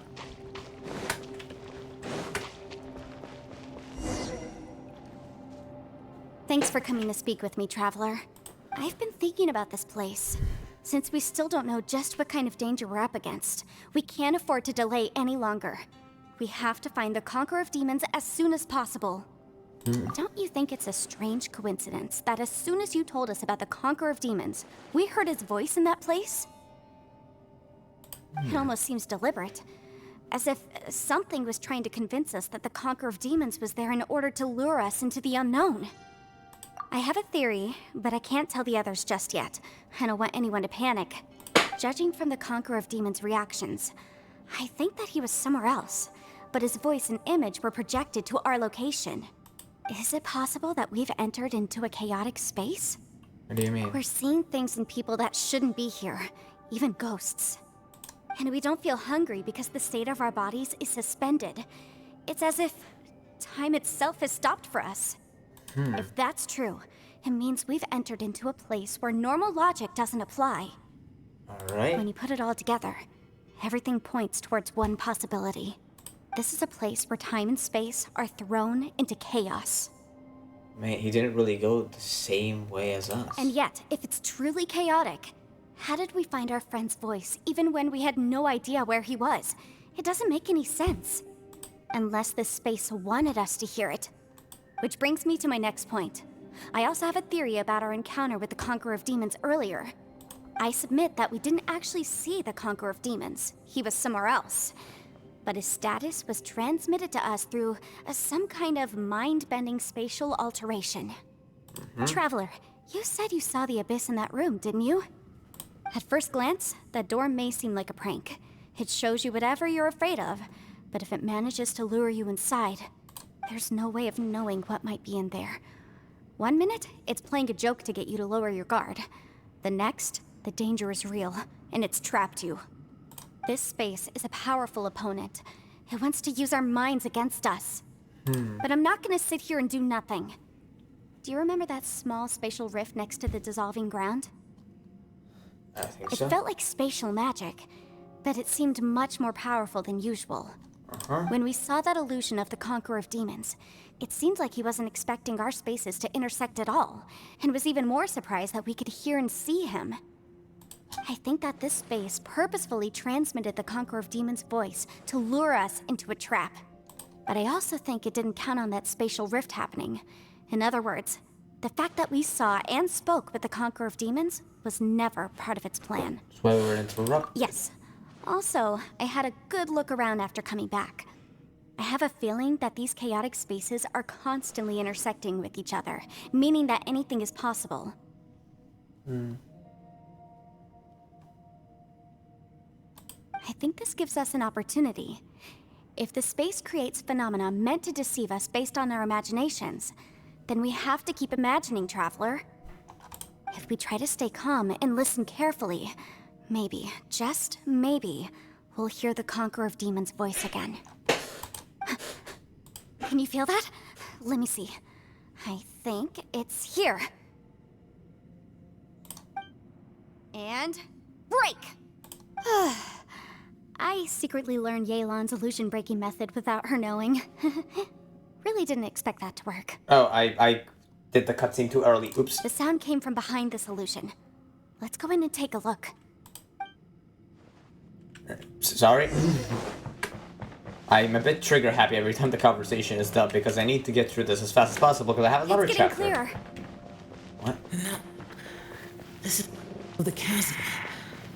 What did patients go through here? If both The voice is much clearer now. We're close.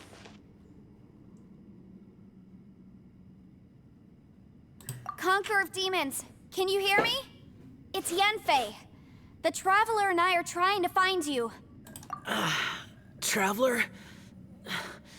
Yenfei? It worked. Are you okay? I'm fine. Listen to me. It's chaotic here. We may not be in the same space, but sometimes the sound can get through, which means these separate spaces intersect from time to time. Everything is chaotic here. No. The darkness that sullies my soul is harmful to mortals. Right now, we have more dangerous things to worry about than that. This space is using our urge to find you to lure us into traps. Without you here with us, our search for you could very well lead us into danger. So, you're in danger too?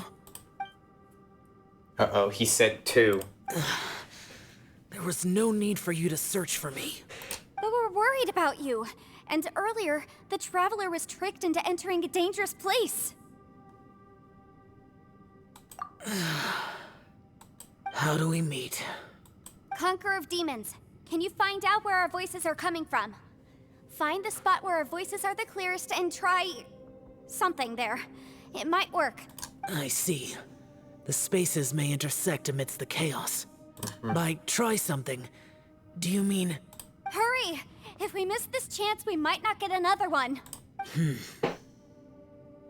Yeah. Stand back! Uh-oh.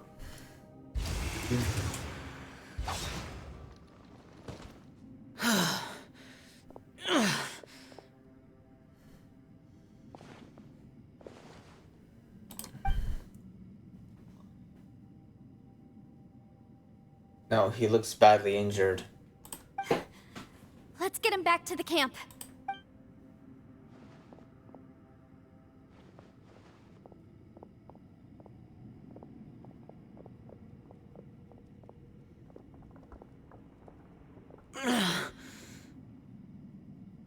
Now we can avoid getting split up.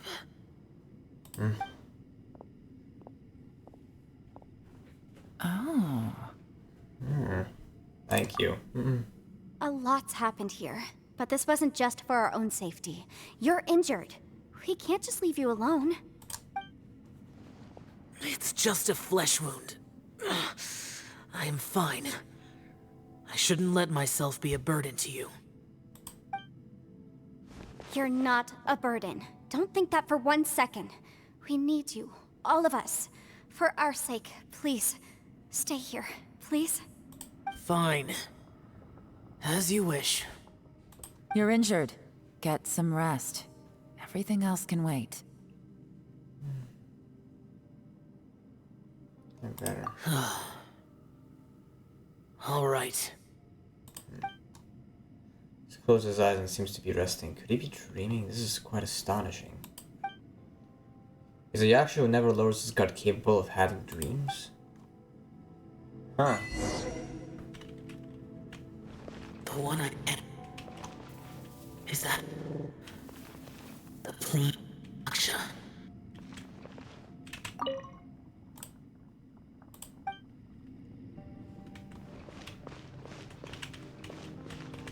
Hey, Ushi. Looks like our little lavender melon has fallen asleep, huh? Do you think she's dreaming? Man, she looks wiped out. It's kind of hard to see her like this. I mean, most of the time she never shuts up. Aw, poor thing. Man, that little dude looks stunning too. I'm kind of worried about him. I sleep like this when I'm in jail. Good one. I do slumber like a king. Traveler, when did you get here? Wow, now you noticed?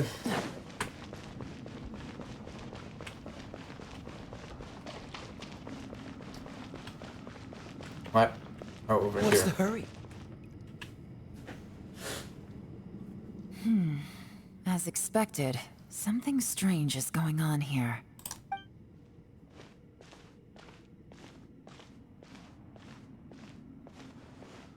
Oh, Traveler? You're both here. Great. I want to talk to you.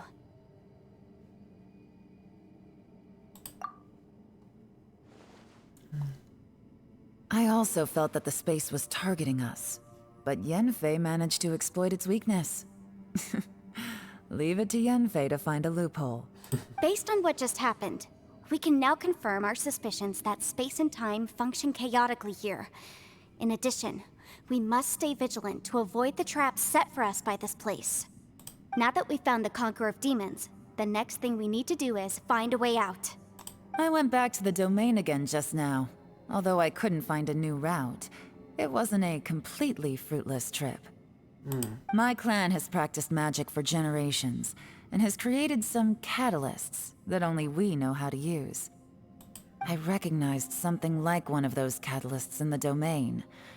Unfortunately, it disappeared as soon as I approached it. Is it an illusion? I think so, but it's hard to distinguish between reality and illusion here. I can't be sure. Also, I am the only one out of all of us who could know what it would look like. To me, that confirms that this place really is reading our minds. Just like with that door. It's like it's alive, and testing us. By reading our minds and showing us what we want, it creates the reality that we want to be true. Everything it does is either to get us to lower our guard or to wear us down. If that's the case, it can only have one goal: to trap us here until we die. What else could it be? We should prepare for the worst, but we mustn't give up. I've always known there were secrets hidden in the chasm, but even the Qixing have never heard about anything like this. Yelan, when we first ran into you, you said you had something to do. What were you referring to? I was looking for the truth behind the monster invasion from Conria.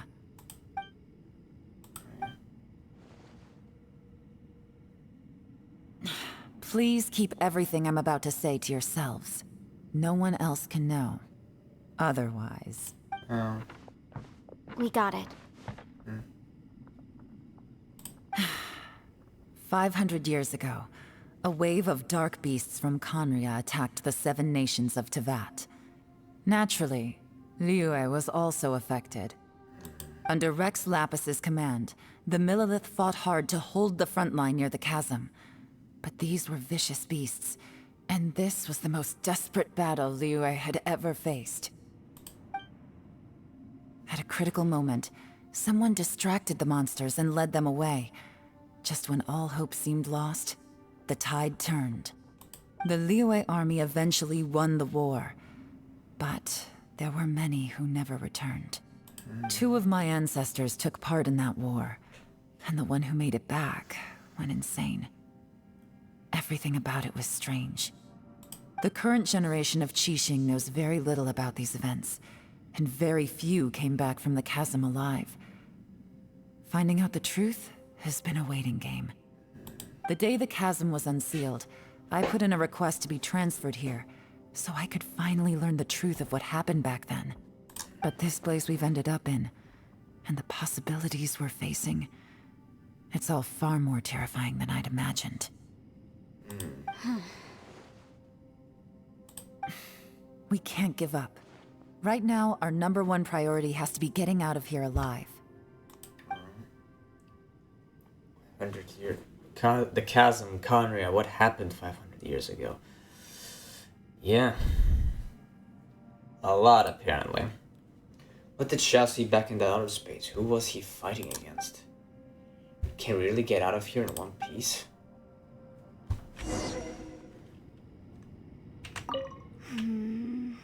Are you all right? You've suddenly gone quiet. It's not like you at all. Shh, we'll talk later. I'm just processing all the existing clues we have. Maybe the key to our escape is hidden in some detail I've overlooked. I have to go over everything again. All right, well... Oh, don't worry. I won't write down anything that you told us about. No, I meant if you're going to analyze the facts, count me in.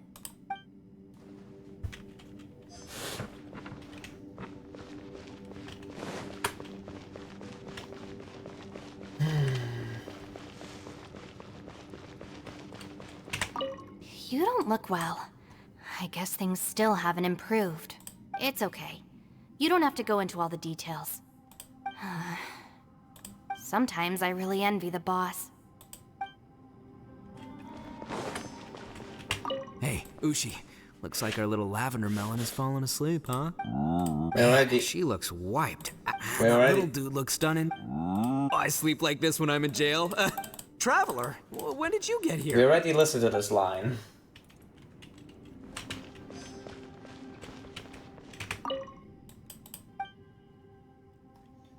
Making a sound. No one has the heart to interrupt him.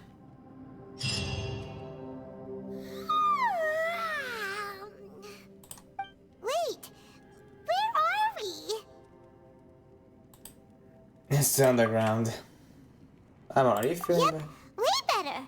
Paimon just got a little fright because she's never seen a crazy place like this before. Who would have thought the best guide in all of Tevat could end up so out of their depth?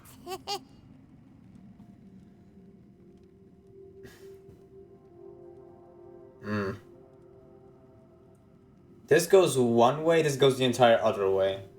Yeah, I'll be kind to her. Yeah. So anyway, Paimon just had the weirdest dream. There were cattle mooing constantly. Yeah, just like that. Aw, Ushi, were you looking after Paimon?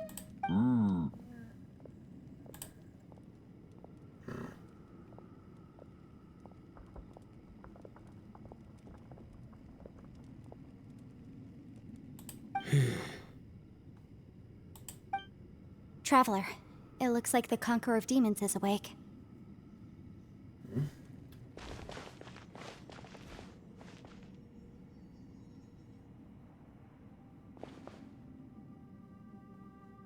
How do you feel? I'm fine.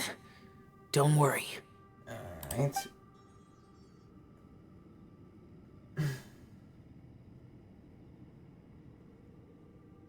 The karma I carry is dangerous to humans. Keep your distance. Well, I have Adepti blood in me, so I wouldn't worry too much. Even so, What happened while Paimon was sleeping? How did Xiao get here? with a little help, I was able to find my way here. Well, there's Yanfei. Conqueror of Demons, could you tell us what happened before you joined us? No need to be so formal. Just call me Xiao. Oh, sure. It was a senseless battle. I came here looking for someone, but when I found them, they weren't anything like how I expected. Madame Ping says that you usually base yourself at Wangshu Inn to guard the main road through Dihua Marsh. It's unusual for you to go looking for someone yourself. Are they an Adeptus? I'm looking for a yaksha called Bosacius. I've heard that name somewhere before. Bosacius? Is that one of the 5 Yakshas? Like you? I thought that you were the only one left. Aren't the other 4... gone from the world? You could say that. But Bosacius's body is the only one that was never found. Yakshas deal with God's remains all the time, and we become tainted by karma. Over time, it inevitably drives us to madness. The last time I saw Bosacius, it was the day he lost his mind. He left. No one knew where he went, and I never heard from him again. But Bosacius was the eldest of us. He once told us, as Yakshas we will experience countless wars. Whether we live or die, we must promise to take care of each other, and know each other's fate to the very end. Did he forget his promise because he lost his sanity? It's possible, but I did not. I am the sole survivor, so it is my duty to find out the fates of the others. What made you come to the chasm? Did you hear something about Bosacius being here? Did you know that 500 years ago, the beasts of Conria invaded the chasm? I've heard a thing or two. That war lasted a long time. It is said that in the midst of the battle, a brave Yaksha was seen putting up a heroic fight. But no one knew the Yaksha's name. But there were many more than 5 Yakshas in total, so there's no guarantee it was Bosacius. Wow. But you must think it was probably him if you came here to investigate, right? I am by no means certain, and I didn't have any other clues except for this one. But Bosacius was proud. If he had taken part in that war, he would have announced his name. So at first, I thought the nameless Yaksha couldn't be him.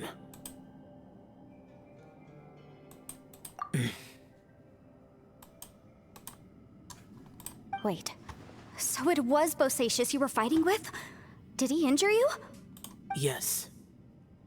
No way! The invasion of monsters from Conria, the battle in the chasm, and Yelan's ancestor. I have a feeling that somehow these are all connected. Life is full of coincidences, but this is too much of a coincidence. Could this all be related to the fantastic compass mentioned in the will, too? What will? Oh, right. I came here because of a will. Maybe it's not something you've come across much before, but both mortals and Adepti sometimes write out their final wishes so somebody else will carry them out after they've passed. It's known as a last will and testament. And this can be done at any time? Whoa, whoa! You wanna write a will? Now? It was no accident that you saw my illusion that day. This place used your desire to find me to create a trap that you would willingly walk into. Pure deception is easy to spot, but the truth laced with lies can be a fatal combination. What you heard were really things that I said. It made sure you heard my real voice to create panic. This one-way communication was the bait. If we hadn't managed to get in touch through the spatial rift, we may well have lost someone by now. Rather than murdering in cold blood, this space seems more intent on consuming souls.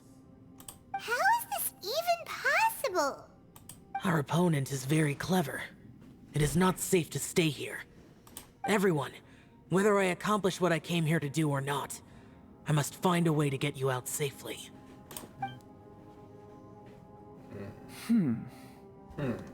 I rejoined to warn you that it's extremely dangerous here. If you stay here too long, this space may well devour you. But how do you know? As if we get devoured. You might become a shadow of your former self, wandering the underground like a lost soul. Sounds like you saw them too. Yelan, you're back. I've been back a while. I was listening to the conversation. I've seen some strange things here too. Objects that shouldn't be here. Strange figures appearing, then vanishing. I don't think any of it is real. So they're just illusions? At first, I had the same thought. But it's not that simple. There may come a day when these illusions become real and attack you. From what you were saying a moment ago, it sounds like you know a way out of here. I can't say for sure. It's just a guess. As Yanfei said, this space is chaotic and unstable, but it has its weaknesses. By attacking the point where both spaces connect, I was able to create a rift and move from one to the other. So, if I use all the energy I have, I may be able to tear a passage out of this chaotic space. Really? So powerful attacks can affect the space itself. I had wondered if that was a possibility. Whoa, whoa, whoa, whoa. But what do you mean by all the energy you have? I mean, it will take everything I've got. Wait a minute. When you said you were gonna get us out safely, you mean you're gonna stay here? You can't be serious. I saw Bosacius underground. That's when I realized the horror of this place. A single blast can only create a very small opening. To send you back to the outside world, I may need to continuously channel power in order to keep the tunnel open. I know how to fight to the bitter end. I can do this. No. No way. Even if what you're saying is true, I can't agree to this. Paimon neither! It's not much of an escape plan if we gotta leave someone behind! It's only a good or bad plan if there are other options to compare it to. But that's not the situation we're in right now. I doubt you'd still be stuck here if anyone had a better idea. But can you be certain that your plan will work? I cannot. What is wrong with you? You can't bet your life on something if you don't even know it's gonna work! It's not worth it! To conclude, I'm not agreeing to this plan. What if I told you, this is my last will? You? That's your strategy, huh? No offense, but we have no guarantee this plan of yours will succeed, or even that it's safe. You said it yourself. Yakshas pose a danger to humans. You really expect us to accept your self-righteous plan just because you say so? The battlefield is a treacherous place. Every opportunity you take, you put everything on the line for. If you fear sacrifice and failure, you can never be victorious. I've been in my fair share of treacherous battles, so I know full well that you never bring up extreme measures like this until the very, very end. You say these things in the hope that we will understand and accept them. But if you don't even know that your self-sacrifice is going to pay off, all you're doing is hurting morale. Besides, if you were really so determined to end it all, you wouldn't have given us the opportunity to share our opinions. You think you're oh so cold and ruthless, but I'm not buying it. And anyway, losing one of us so the rest can escape? Some victory that is. Yelan, don't be so harsh. Point is, it's not time for drastic measures yet. It's possible there's a hidden passage leading to the exit that we just haven't discovered.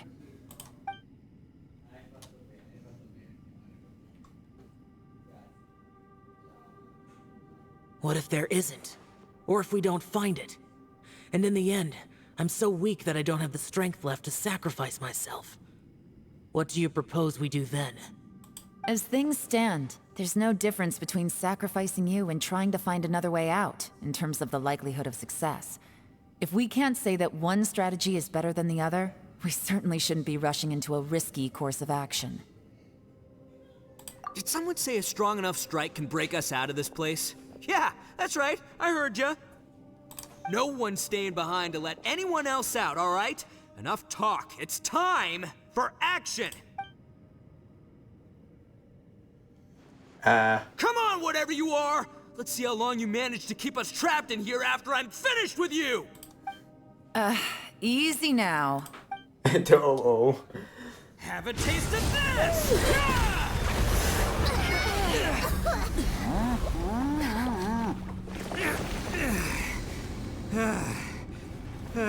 Whew, okay, so I didn't tear the whole place down. But check it out, new path. If you need a hero, I'm the man for the job.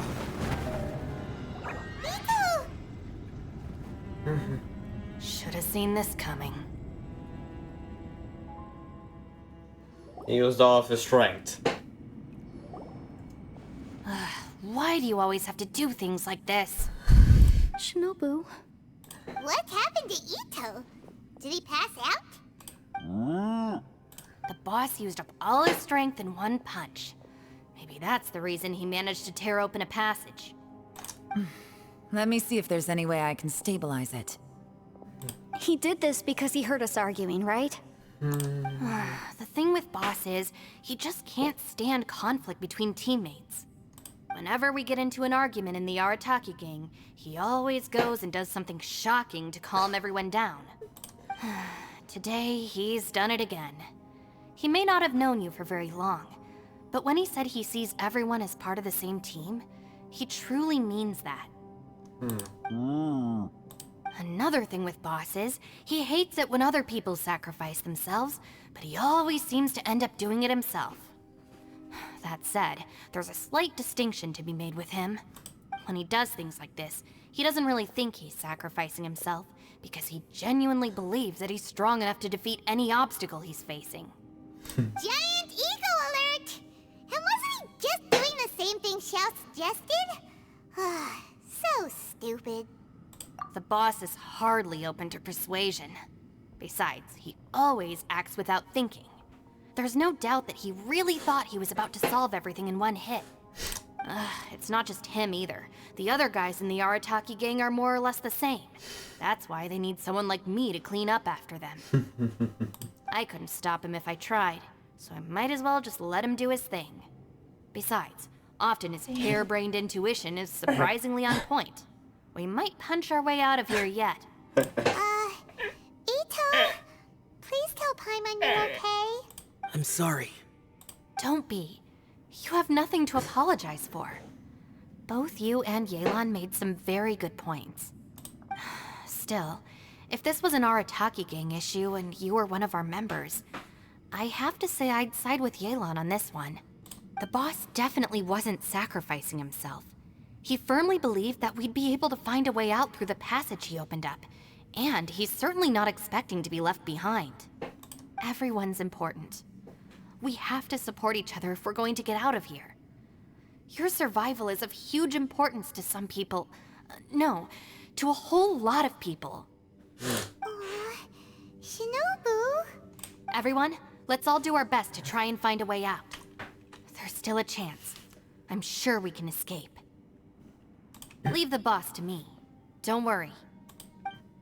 So did we really just brute force our way out of it? Everyone, it seems this passage doesn't lead to the outside world, but deeper inside. What the? So Ito's efforts were in vain? No, it's still worth exploring. I'll go and take a look first. Aha, I see. I'm with you. What? So far, I still haven't found the thing I came looking for. That magical device, remember? If this domain has the power to project our imaginations or the things we're searching for into reality, well, maybe I can use that to my advantage to track it down. Oh, right! No wonder she keeps telling us to keep going.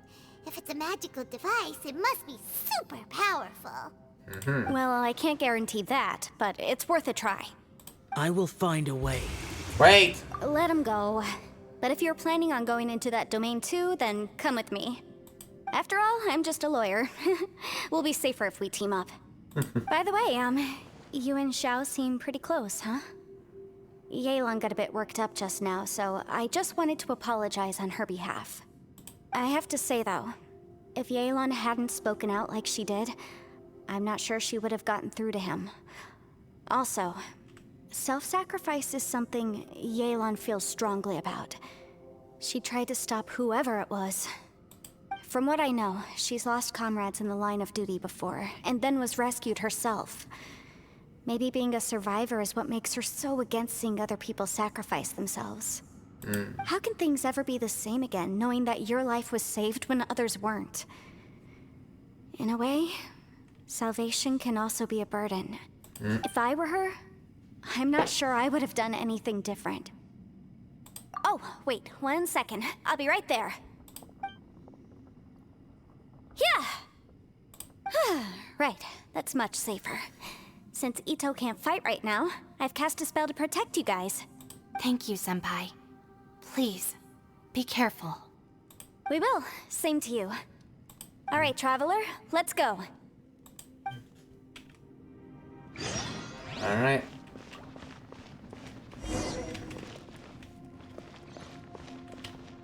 Actually, let's just see. Don't worry. Ushi and I know how to take care of the boss. I think I can speak for both of us in saying it's not our first rodeo. Go on, get out of here. And be careful.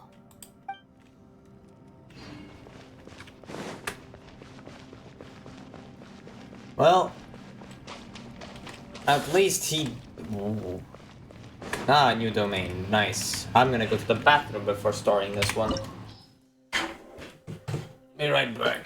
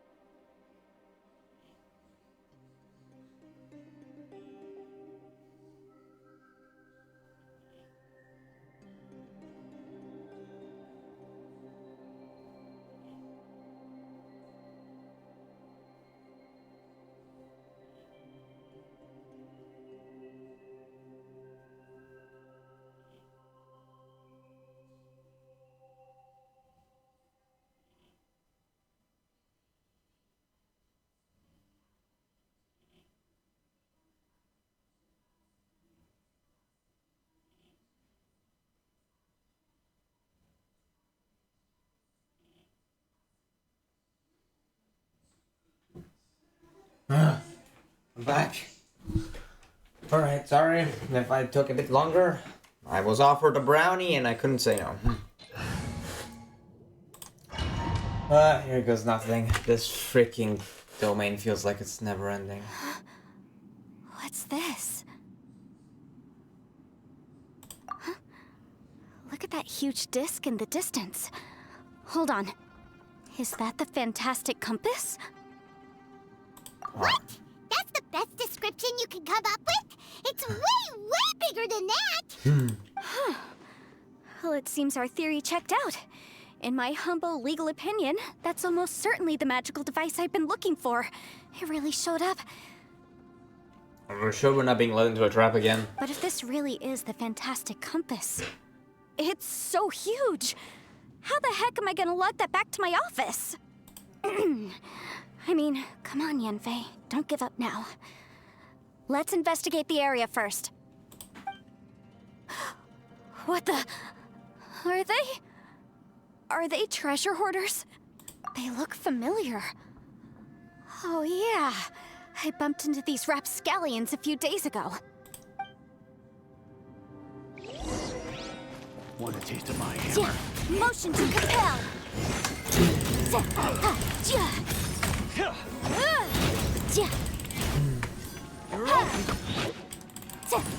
Incinerate!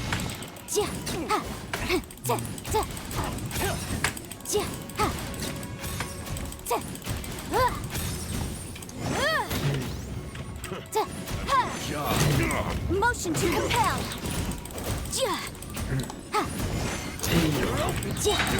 Time for your arraignment! Wasn't done.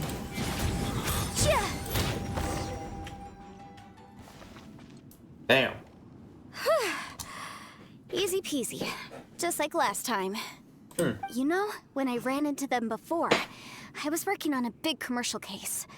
The defendant hired them to attack me, just to get back at me. Being a legal advisor sounds tough. Happens all the time. Luckily, I'm well trained in martial arts, so taking them down was a piece of cake. But these are the exact same guys as I met last time. Is this space recreating scenes from my memory? Thought so. Maybe this is one of the ways our adversary intends to devour us. Unbelievable.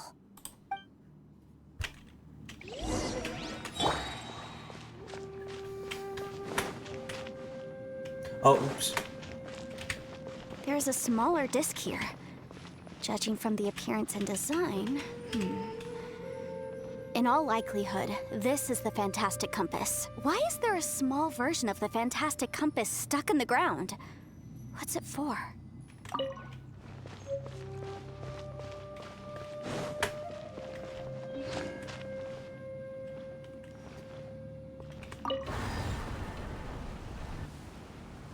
Huh?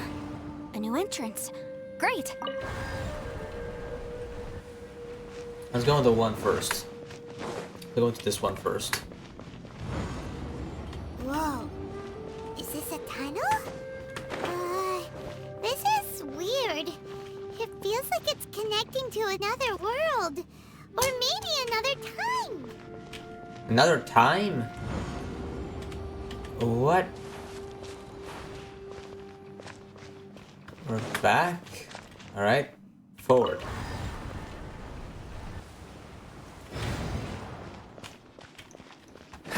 Let's see.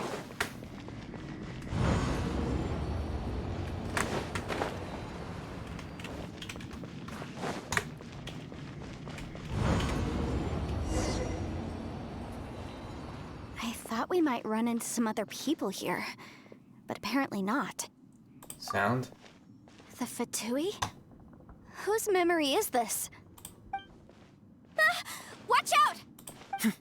Just as I thought. Yelan, you're here! I will take you down no matter how many times you show up. Hey, relax. We're together now.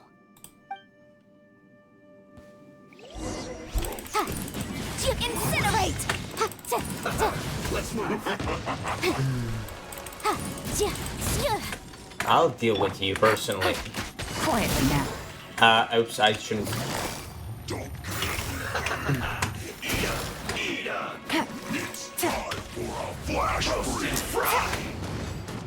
Shit. Not going anywhere.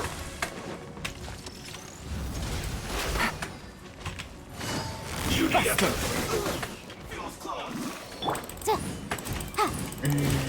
Boom! Ha! It's no problem. Gotcha. Quietly now. Game's up. Fun's over. Flash rock. I mustn't give up. But can I? Out of here. I recall. See. In the compass. I just. Amateurs. And still they dare to come after me. You've still got it. Remember how I said I'd seen some illusions myself? Those were the same words I heard last time. The space seems to be reproducing that memory. Now that you know, at least we're all on the same page. He said the word fantastic. Was he talking about the fantastic compass? Did I kill them too quickly? Yanfei, see that thing on the ground? Yeah, we tinkered with it. That's how we met up with you. I guess it's a miniature version of the fantastic compass in the distance. It has a close connection to the entire space. It looks somewhat familiar. Let me think. The new space. Read the news on the fantastic compass different points to change the time in the area and jump to different times. Your actions in previous point in time may affect the next point in time you jump to. Oh.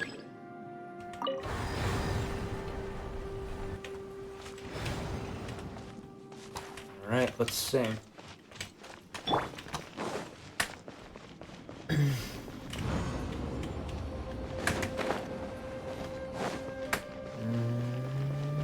In we go.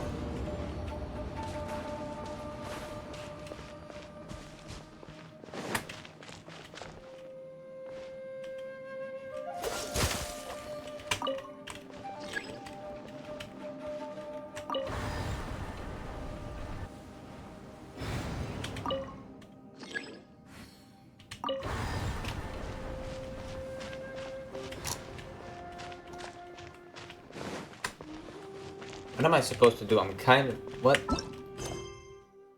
Enter the new space. Did I miss something? Huh.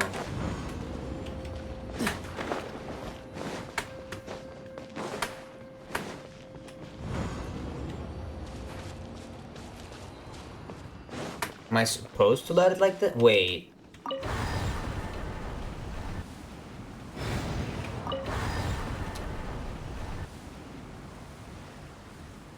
Uh-huh.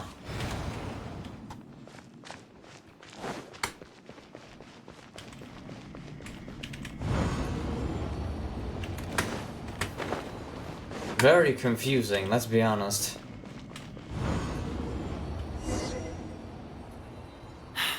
Another new space.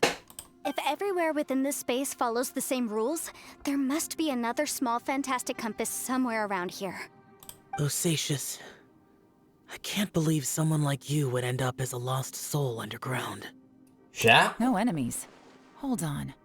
Wait, is the enemy hiding itself? Oh no, we should go help him. Stay back. This is my fight. Do not come near me. Filthy monsters! So many people have died at your hands! I lured you here to this underground space because I found your weakness. Hiding and ambushing from the dark is Bosacius' signature tactic. Die here with me! Huh? Ugh. How did a valiant warrior like you die here?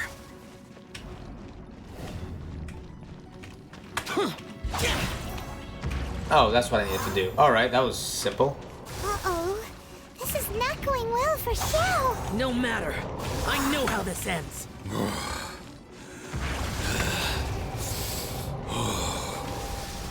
Oh, what the heck?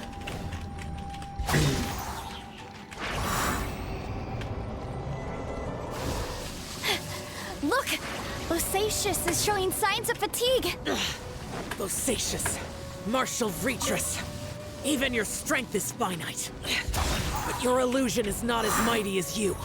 This is not you in all your glory. I wonder what Rex Lapis would think if he saw what had become of the first Yaksha. Leave! I'll deal with the rest. We can't let the monsters get to the surface. Everyone, remember, we must hold the line at 60 miles outside the chasm at all costs. I guess this doesn't do anything, I guess. That's it? I guess that wasn't what I needed to do. I didn't even get hurt, though. Enough! Phantom, be gone! Joe, are you okay? Your injuries here. This is my purpose. Don't worry about me. So your invisible opponent was the legendary Bosacius, Marshal Vreetress? Yes. So excuse my stubbornness. Bosacius has been missing for centuries. This may have been the last time I will ever see him. He was saying something about holding the line at all costs. He fought here. The nameless Yaksha from the legends. It was him. But didn't you say he'd always announce his name? How could his name be lost to time? What happened? I don't know. Maybe he forgot who he was. Because the karma you spoke of drove him to madness? Bosacius had already gone mad before he disappeared. There was no way of knowing if his memories were intact. He still took part in the Battle of the Chasm despite having gone mad? We Yakshas are not a race that thrive in peacetime. It's likely that he was drawn by the scent of bloody war. Slaughter is what we do best. Maybe it's the only thing we know. This battle confirmed my suspicions. As we had speculated, this space reflects information from people's minds. In other words, despite going mad, Bosacius came here. The illusion we saw just now is the impression he left behind. This space recreated him as he was during the battle. The way he fought was so self-destructive. He couldn't possibly have survived. Bosacius's illusion said he'd discovered the monster's weakness and lured them underground. What kind of place could this be? Defeating Conria's monsters is no small feat, that's for sure.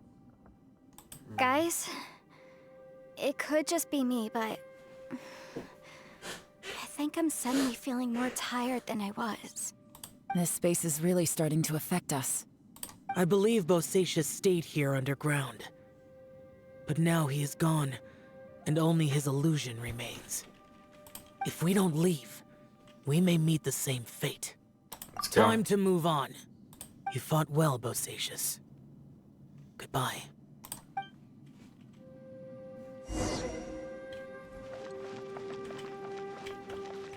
No compass? Huh. Alright. Back to where we were, I guess.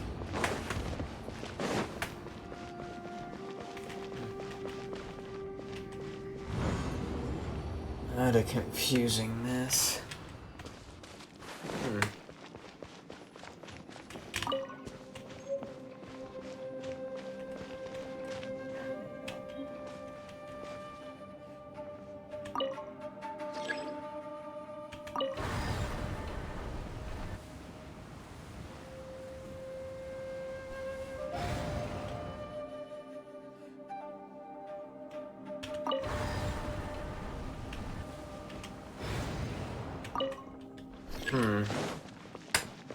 Let's go back here. Maybe there's where I need to go.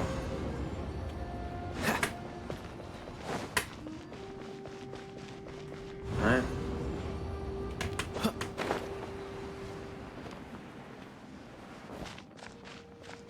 Huh. Not at all, apparently. Weird.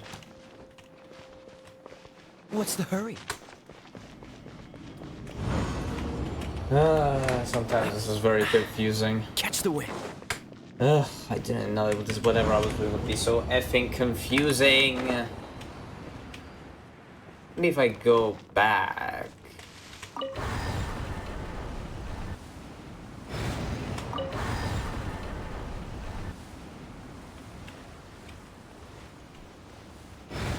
Maybe if I go back, there will be a compass there. Who knows? Is there a compass there? That's the problem, that I missed the compass. Compass? No compass? I am getting confused now. What?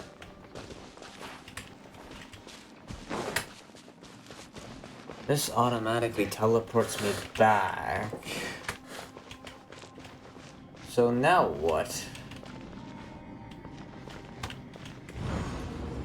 I don't seem to find what now.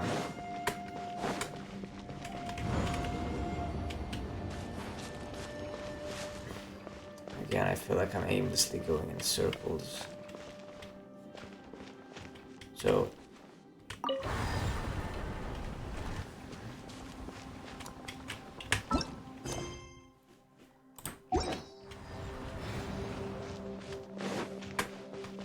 Wait, if I go like this, I'm just re-entering the same space, right?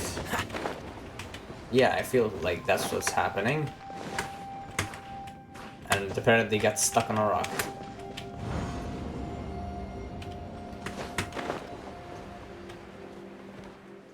What?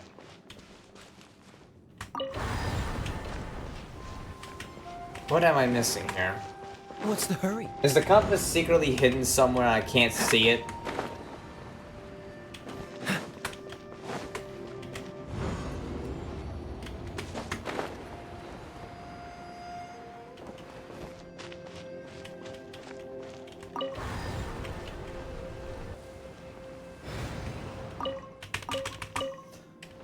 I don't want to do this. I'm not going to experience constant repetition with me just blindly going around. I'm sorry. I'm here to watch the story, not to blindly go everywhere. Oh my gosh.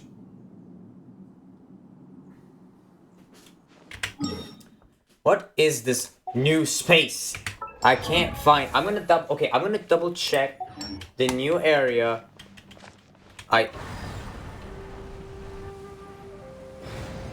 One more time. And then I'm just gonna freaking... I am not going to just go around in circles with no idea what the frick is happening.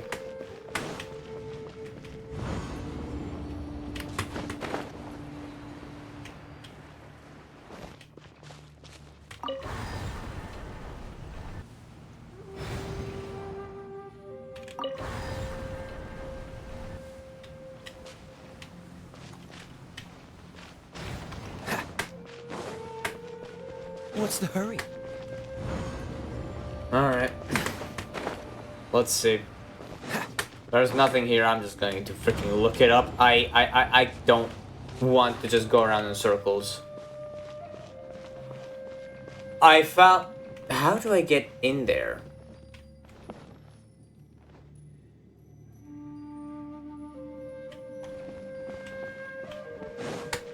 Well, I didn't need to search it up, thankfully. But now the question is, how do I get in there? What's the hurry? Must be a way to lift the gates. Maybe one of those two domains has a way to change the gates. We'll check. We'll see. It's 2 hours and a half in. Great. I still have to do the interlude chapter. Alright, let's see. Some way to open the gate. Oh. Maybe? Please tell me that worked. Please tell me that worked.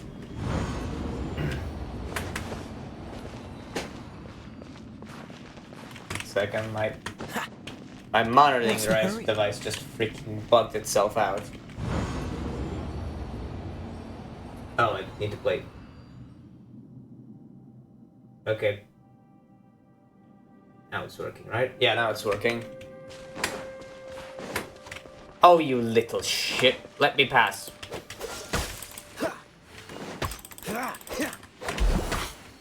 That is homing. So, hold up. That is... Okay, I have to go backwards now.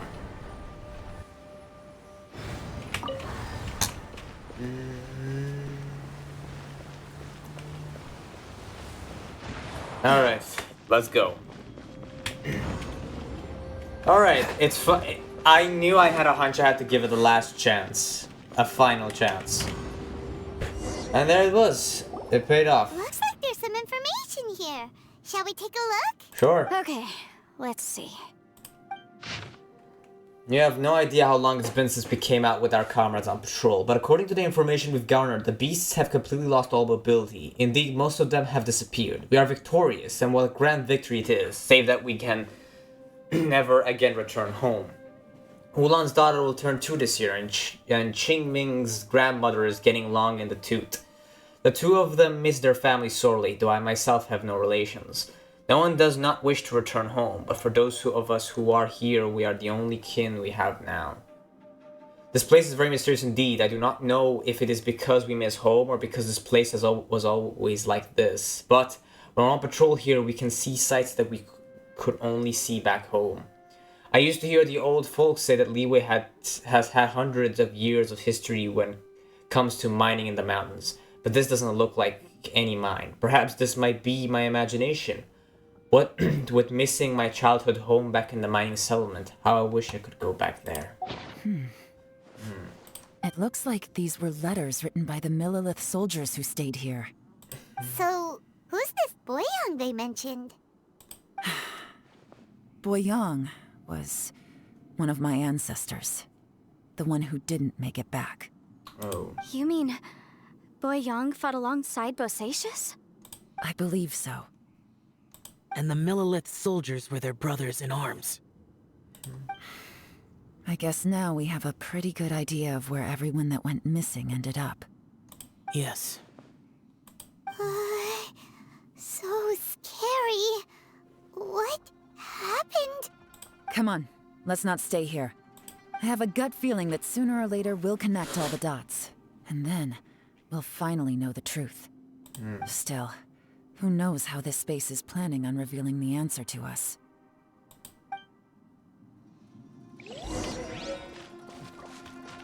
Number 4, alright. Backwards.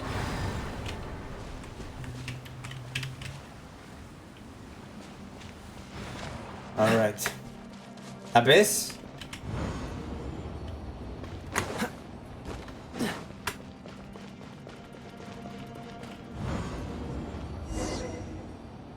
There's nothing here at all. What a creepy space. It has the feel of the Abyss. But where are the opponents? This is my memory. Your memory? Of what? Of emptiness, that's the power of the The Abyss. Abyss? So, this place is created purely based on your memory?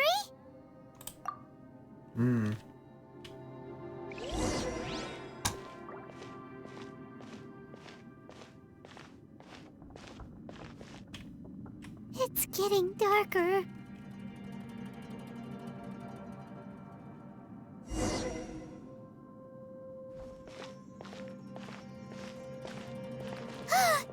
It's... Lumine, wait!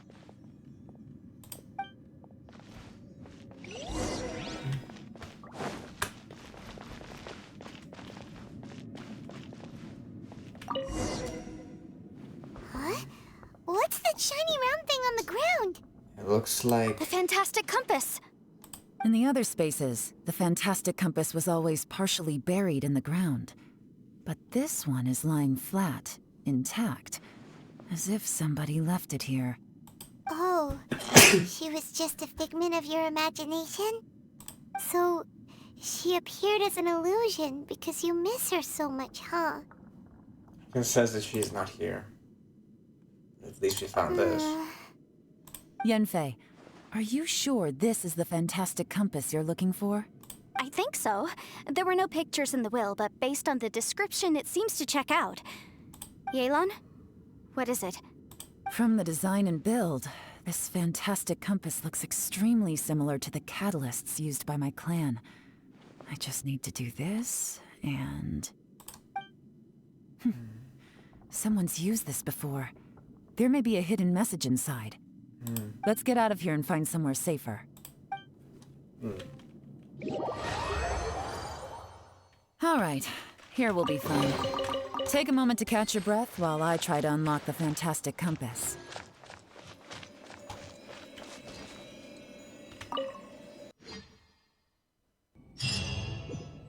Alright, that's another piece of the puzzle.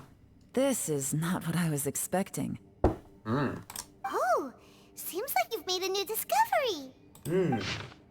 My name is Boyang. Here I leave the record of all I know for future generations to see and learn from my experience.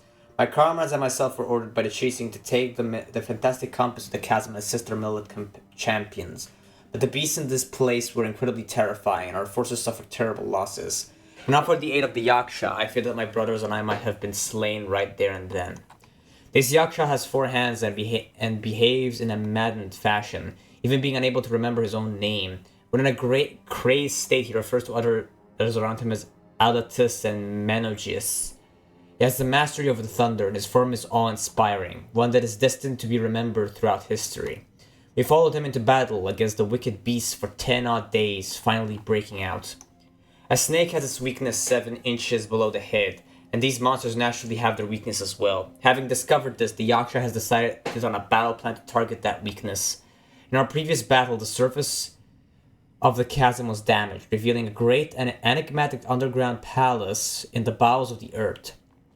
We observed that the monsters would grow weak when approaching this domain, and so we guessed that there is some power there that greatly suppresses these beasts of Conria. We have suffered too many losses. We must end this quickly. Rangzhou and I agreed that I would take the fantastic compass and lead a group of millet to follow the Yaksha down into the underground palace. We will lure the beasts away and herd them into the depths of the palace.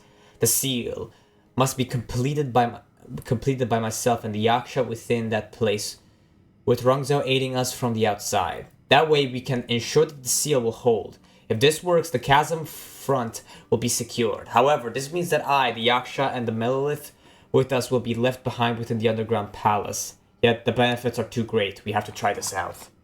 The warriors have observed day and night and have confirmed that the beasts are heavily limited once they enter the underground palace, almost as if some power is eating away at them.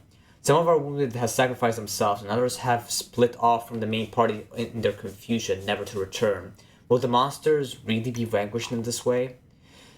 The unmatched strangeness of the underground palace is something I fear only I and the Yaksha still live to witness. I do not know how much time has passed. The Yaksha is gravely wounded and maddened. I fear he will not live long. As for me, though, I remain clear-headed. I can feel Fey mood setting in. I do not know how long I have been here. The Yaksha urges me to depart, forgetting that staying here was the fate we chose. The underground palace is almost like a living being. When a breach first appeared on the ground, we leapt down below and gave battle. But even then, I noticed that the breach was quietly closing. I'm not sure if that was the only tactic we could have chosen. And even when we attacked the rifts, the rent open spaces slowly regenerate. They only regenerate slowly sometimes. Other times they can be swift. It's hard to say. Does this mean that when we damage the ground in the fighting, we damage the outer shell of the space? Have we accidentally entered the belly of some mighty leviathan only to be slowly devoured by it? I believe this should be the end of those wicked beasts. We have outlasted them all. I have tried many paths. There is no way out. The Yaksha has fallen. Only I remain. I see my family, my wife, and my children. They approach me, and then they pass through. I must be going mad. How else could I be seeing my family, who are in Liyue Harbor? I wish I could go home, but can I? Rangzhou, sometimes I curse the fact that it was not you who had to undergo this torture. But Rangzhou, as your older brother, I am glad you survived. So tired, I can't think straight.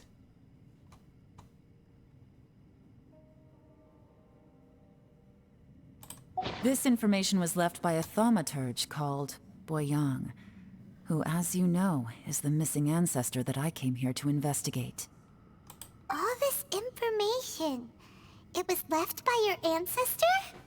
Hundreds of years ago, two of my ancestors, brothers, were gifted the fantastic compass by someone of great importance. They brought this device to the chasm and joined the war against the monsters of Conria. They set out together, but only one of them made it back. Minus his sanity. Karma. Correct. One possibility is that when they fought alongside Bosacius, they were tainted by his karma.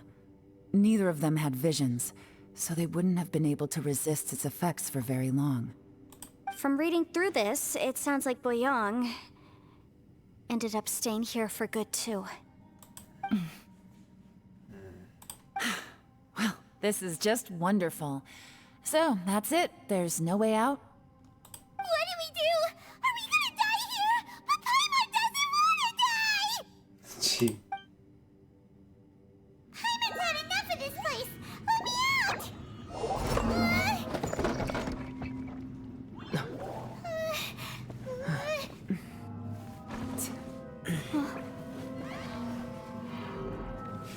What was that?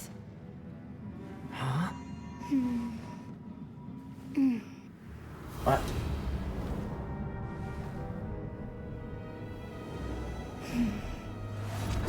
I got it! I just had a thought. Give me a second, I just need to double check.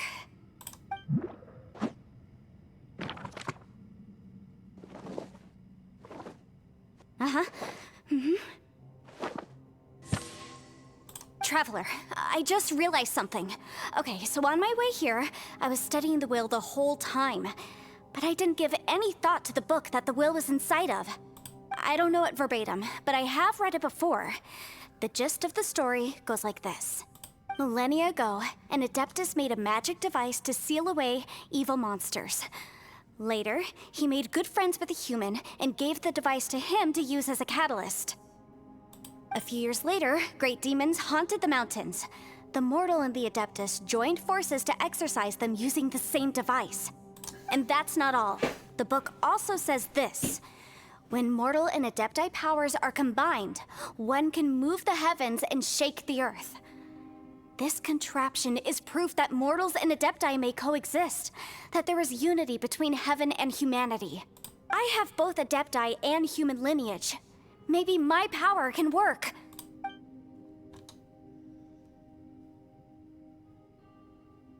Okay. Ooh. It worked! I mean, the effect only lasted an instant because I'm not strong enough. But still, we must be on the right track. And look, something seems to have been activated inside the fantastic compass. By heaven's might and the gods of the 5 regions, Yaksha and mortal together take this contraption in hand. That's their voices from when they made the seal. Bosacius and my ancestor. They sealed off this space at the top together. I see. It makes sense now. Well, the chasm. I remember when the crystal hit the ruined serpent, there seemed to be an opposing force. Was it the opposing force that delayed the awakening of the space that had with us? Or did the impact weaken the entrance on the ground? And seeing any abyss monsters in here, could this all be connected? Everyone, let's go back and meet up with Ito and Shinobu. I have a suggestion to make. Paimon can barely move anymore. Oh, why can't we get out of here? Paimon doesn't want to die. Paimon wants to stay with you. Paimon, just hang in there, okay? Trust me, there's still hope. Let's go.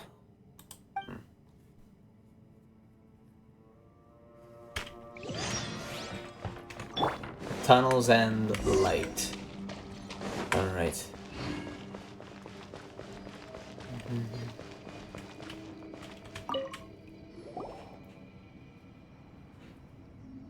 Shinobu, Ito, we're back! How's Ito He doing? must be exhausted, because he still hasn't woken up yet. But he's not in any serious danger, so don't worry. What about you guys? You found something, didn't you? It's written on your faces. But whatever it is, it's bad news, isn't it? We found the fantastic compass. The previous owner left a message inside, and from the looks of it, there really is no way out of this space after all. It seems like the previous owner was stuck here forever too. Shoot! This isn't over yet. Listen to me. Just now, I tried channeling my power into the fantastic compass, and it responded.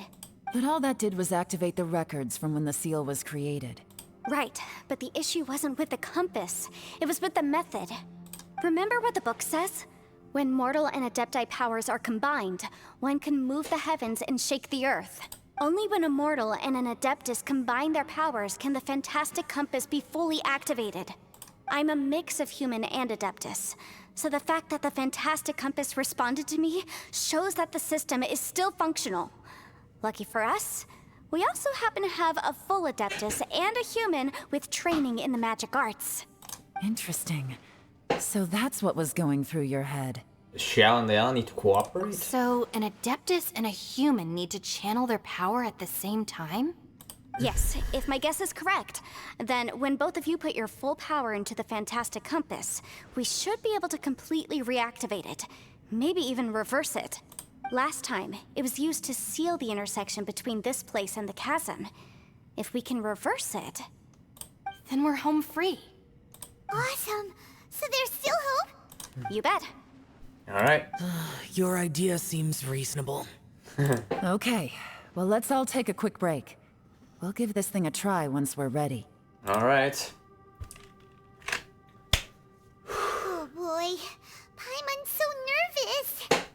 This is going to work. This is going to Galen, work. Xiao, how are we looking? I'm all set. I'm ready. Alright. Oh, but Yanfei, there's one thing you might need to mentally prepare yourself for. I'm afraid you probably won't be able to take the fantastic compass out of here.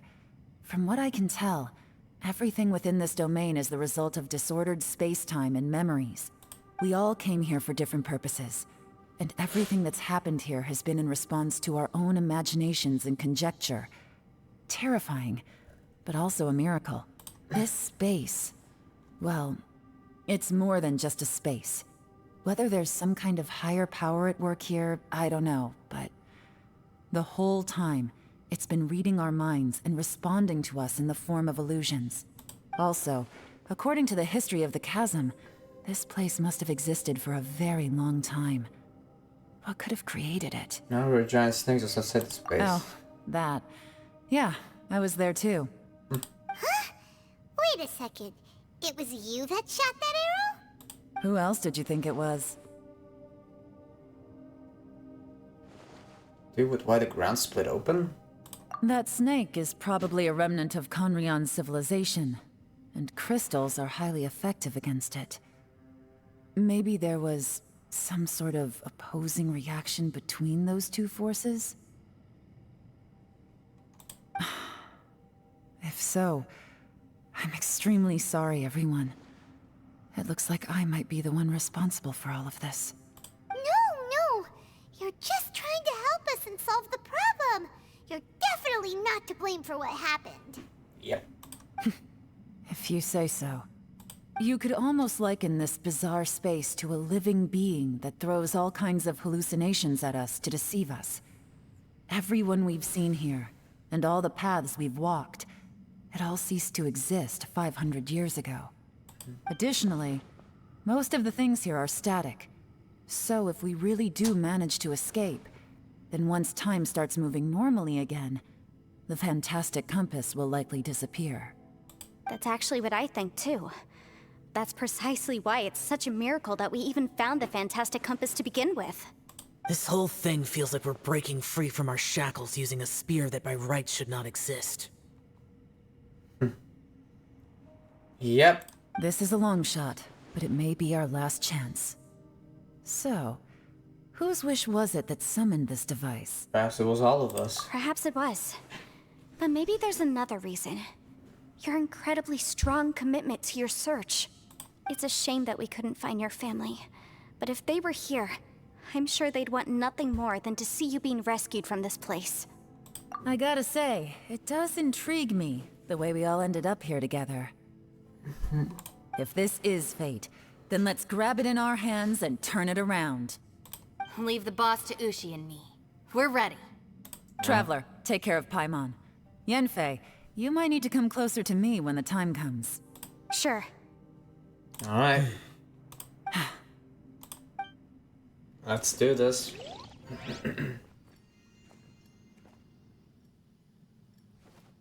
Stars align, bestow your light. Evil purged by thunder's might. Spirit curbed, pneuma surge. By dictum divine, heed these words. Do as I command! Aha! The fantastic compass is an amplifier.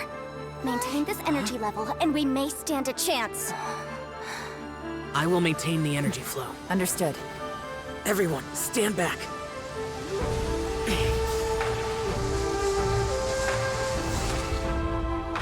I shall hold the line by sealing the surface. As Yakshas, we must fight for this world. General Elatus, falling in!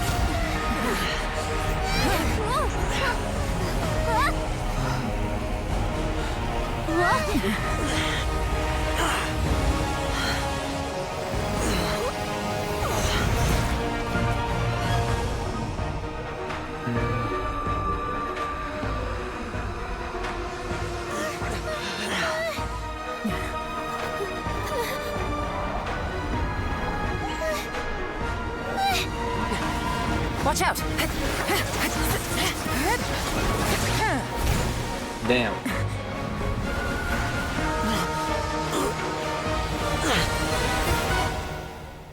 This trip may be dangerous, yet you insist on going.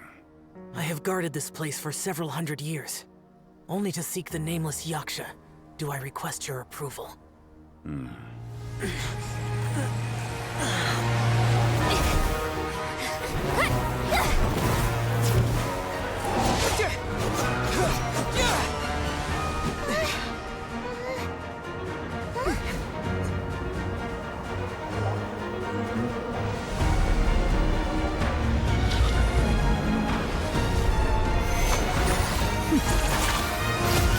Damn. Epic.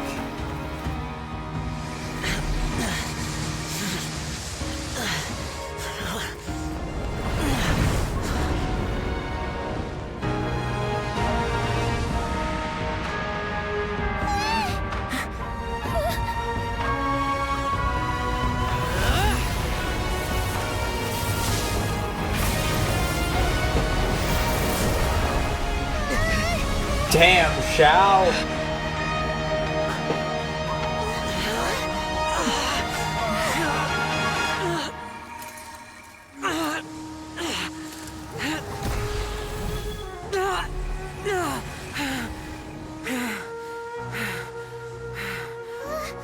You can't keep this up. Your strength won't last.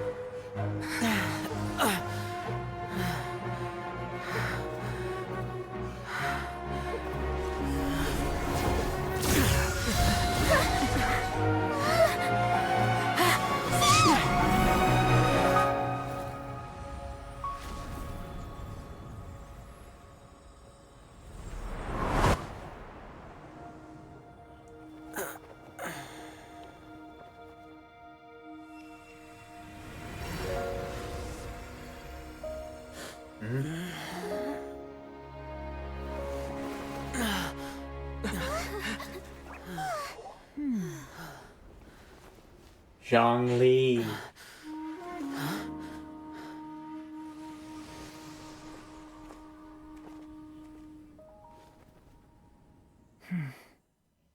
Damn.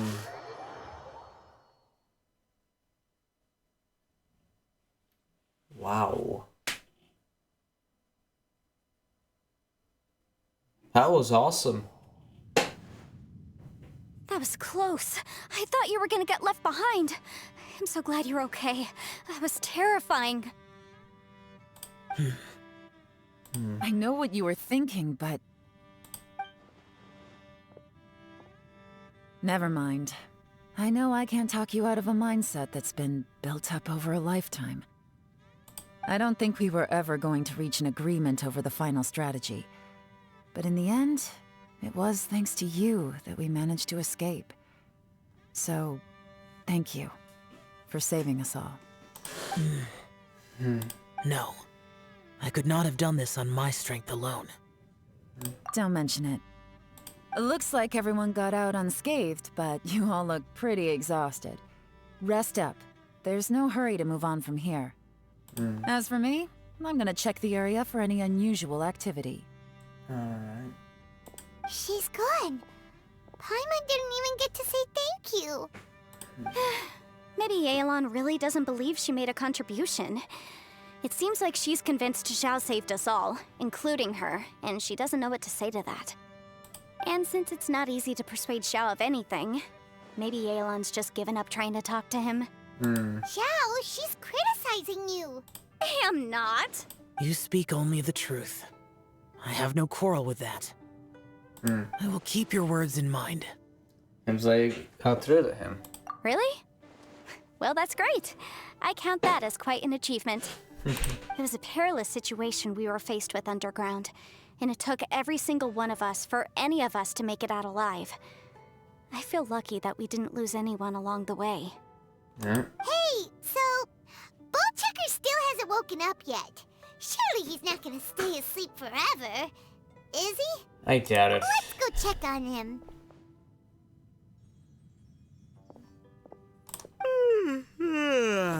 I slept like a rock. Good times. Huh? What you doing? What's going on? Why are you looking at me like that? Are you in any pain? The head? What about it? Is there any brain damage from the impact? You need to tell us if you're not feeling well. You weren't that bright to begin with, so if we add brain damage to the equation... Oh, brother. What the heck are you guys talking about? I'm fine. I had an epic power nap, and now I feel like a million Mora. Huh. I feel like I'm forgetting something, though. Oh, yeah! Wait, weren't we underground? How did we get back up here? It's a long story. We'll fill you in later. Ito, we're indebted to you, Shinobu, and Ushi. We couldn't have escaped this predicament without your help. I'm the reason you all got caught up in this. Please accept my apologies, and let me find some way to compensate you for the trouble. Crazy talk. You helped us first. Of course we're gonna return the favor. Hey, if it weren't for you, we'd still be in a Liyue jail cell right now. That's not quite correct. You'd be in jail, not me. Moo. Good point. Well, okay then. How about this? To celebrate our newfound friendships, how about you let me take you to Liyue Harbor for some sightseeing and a proper meal? I like the sound of that. Now that you mention it, whew, I am famished. Oh, I can barely walk here. I'm hungry too, Senpai. Why don't we head straight over? Alright. Paimon too! Paimon wants to come too! We have other things to do. Fine! Alright, well, I promise I'll take good care of your friends from Inazuma. Take it easy, okay? What we just went through was a lot. Have fun, you guys. Oh, wait! Yelan left already. I was gonna treat her to some tea. But I'll take this to mean we're square.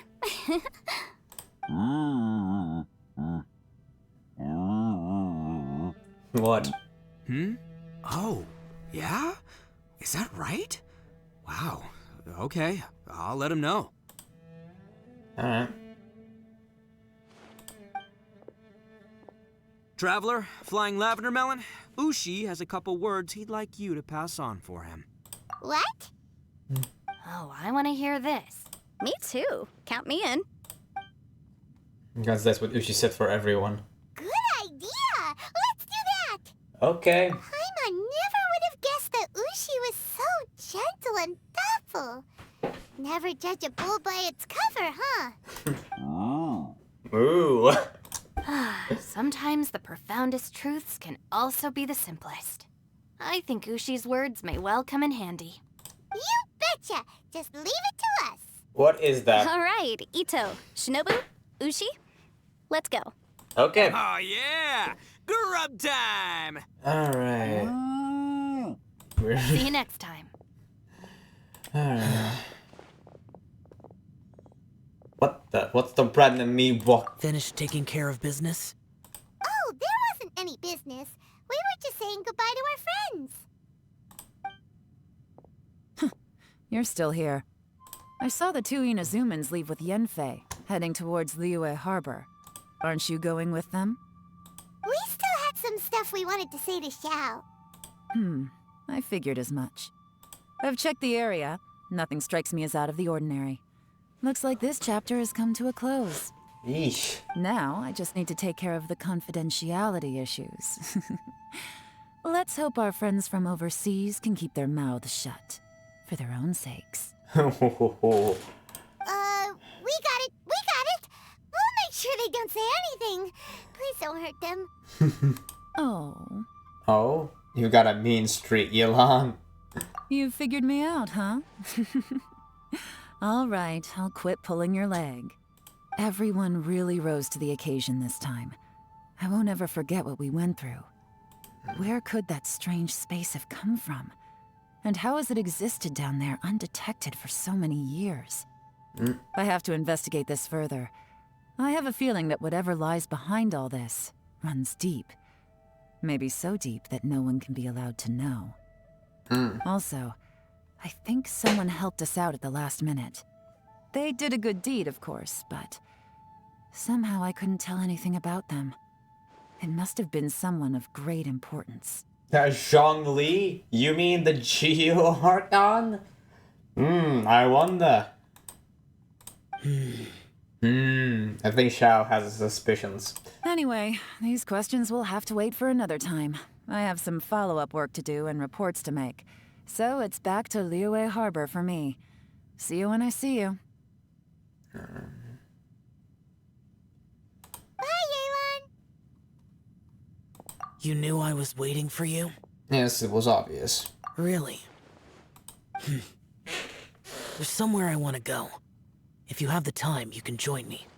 Alright. Where is it? A place that has to do with the Yakshas. Alright.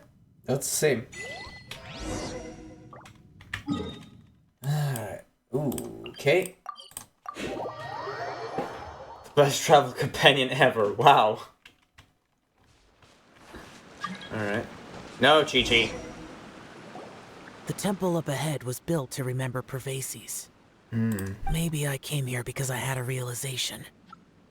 You mean back when we were underground? What did you realize? It's hard to put into words. Seeing Bosacius gave me the false impression that I'd traveled back into the past.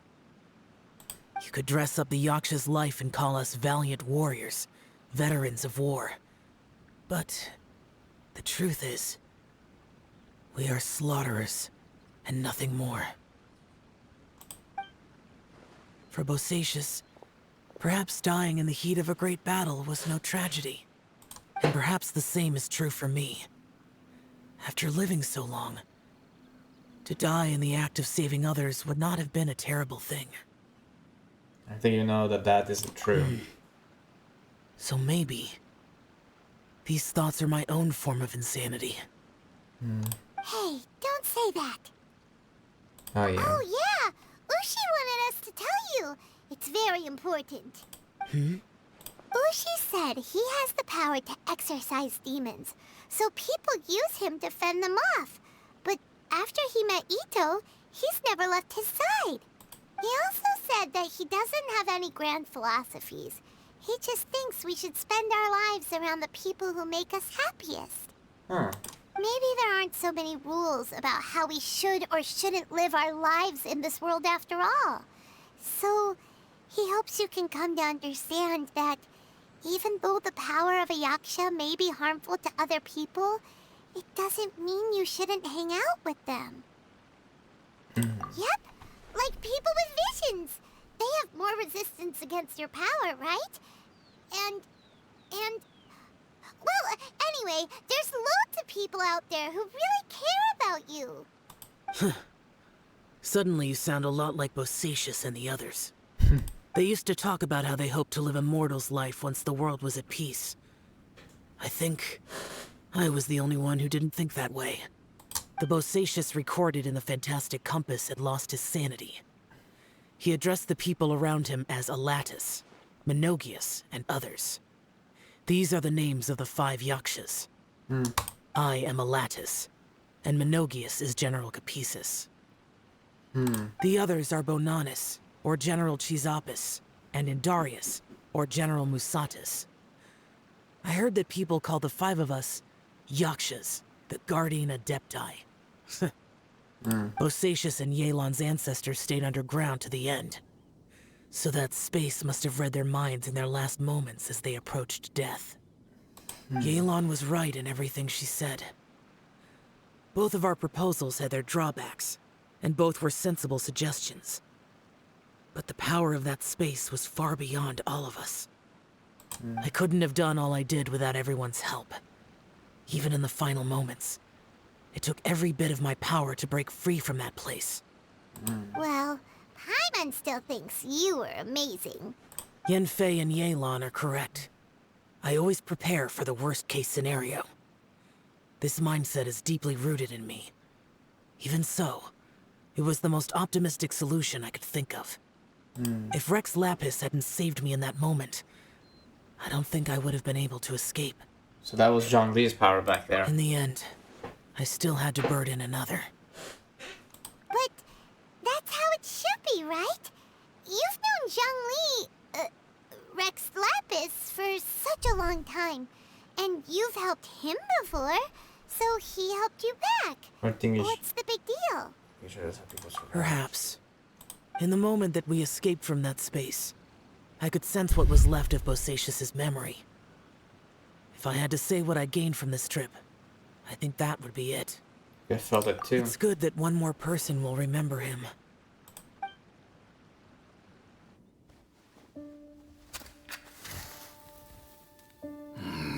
Menogius, where have you been? Brother Yaksha, you're confused again. I've told you countless times, I am Boyoung, a thaumaturge who fought with you in the chasm. Boyoung? Boyoung? You are Boyoung, but who am I? Believe me, I want to know as much as you do. Here we are, the two who agreed to stay here together, and I can't even call you by your name. It's a shame. Stay here? No. No, you have to leave. Nonsense, Brother Yaksha. We're down here for good now. Don't you remember? It's too late to have regrets. The seal can't be broken. The seal. Ah, yes. I'm a Yaksha who came here to fight. Brother, are you okay? Look at the state of me. I don't think I've got long now. We're the only two left. Don't go dying on me. You know, today I saw my family down here. Clear as day. What do you think? Am I losing my mind now too? Boyoung, do you want to go home? I made my decision to leave Zhongzhou up on the surface. I obviously... Of course I want to go home. I must have family too. You mean brothers and sisters? I'm sure you do. Brothers and sisters. Yes, but who am I? And where is my family? Brother! What's wrong? Hang in there. It's just you and me, don't die before me. Alatus, is that you? Who's Alatus? Your memory's going again. I'm sorry. You all have to see me in this state. Brother! Look, there's someone over there. Who are they? They're my...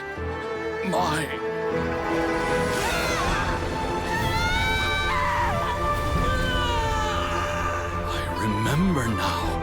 I know you.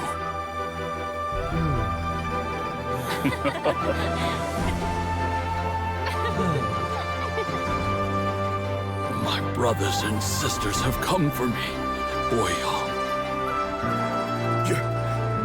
You're awake? At least tell me your name.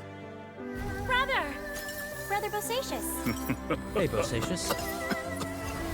Bosacius. I am Bosacius, and my destiny is to make the ultimate sacrifice.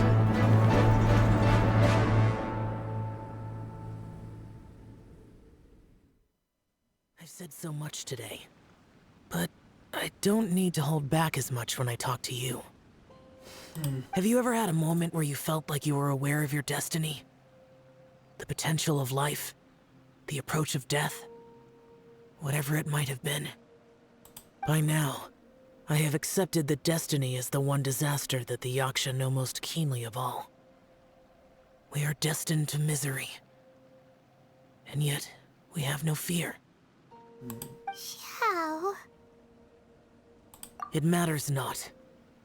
Rex Lapis had said that you are a witness. It is right that the events of the world are relayed to you. Bonanis, Menogius, and Indarius all perished, and only Bosacius' fate was unknown. This has always stung my heart like a thorn. That is why I went to the chasm, despite being fully aware of the danger. Now that I know what happened in the chasm back then, I can finally put this matter to rest. Before we left that place, I picked up a stone. I thought if I could take it out with me, I would place it in the temple to Pervases in memory of Bosacius. Unfortunately, the stone did not survive. Pervases died in the Archon War thousands of years ago. He was younger than us, and Bosacius was very sad when he passed. Too many Yakshas have become casualties of battle. We are like a flock of birds, scattered to the four corners of the world. And in the end, as Bonanis said, it's rare for a Yaksha to find repose for their soul. Bosacius, Boyang, and all those soldiers. Heroes. I like that word.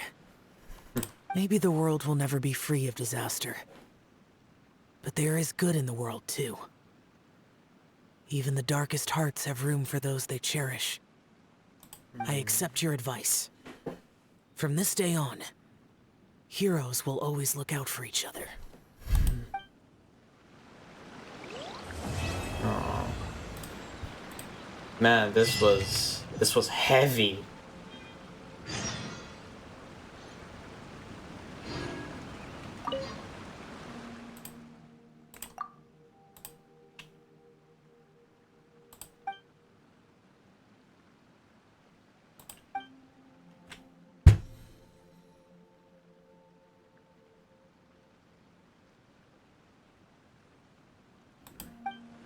Gee. Sorry if I didn't say anything, I'm just... my gosh.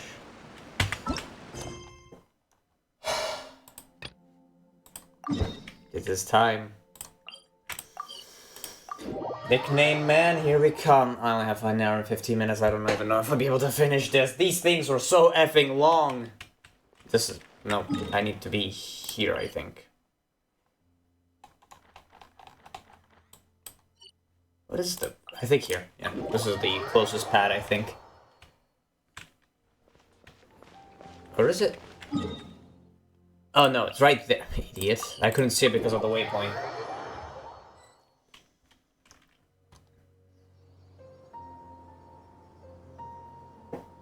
Come on, serious suggestions, please. I'm not trying to write a thriller here. It's supposed to be an essay, you understand? An essay! That means facts and logic. Well, if it's facts and logic you're after, you shot yourself in the foot with your choice of research topic, didn't you? The Tatara Suna mystery. When so much remains unexplained, there's little to be objective about. Unless, of course, you restrict yourself to textual criticism. Yeah, well, this is my teacher's area of research. I can't change that. But it's fascinating enough without having to sensationalize it, don't you think?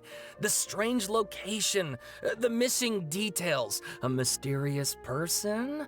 I want to write my essay on something interesting, and I'm interested in getting to the bottom of all this. That's the only reason I came to you. Yes, you came to me, so all the more reason to take my advice. The fact is, it's the dramatization that will make people want to read it. There's no getting around that. Okay, but... Did one of them just mention Tatara Suna? But that's all the way in Inazuma! Is it just Paimon, or is it kinda unusual for someone in Sumeru to want to write a paper about that? Everyone here's just going about their business. Maybe it really is just Paimon. Guess people here are free to research pretty much anything. Great! Let's go find out what this Tatara Suna mystery is all about. Oh, great.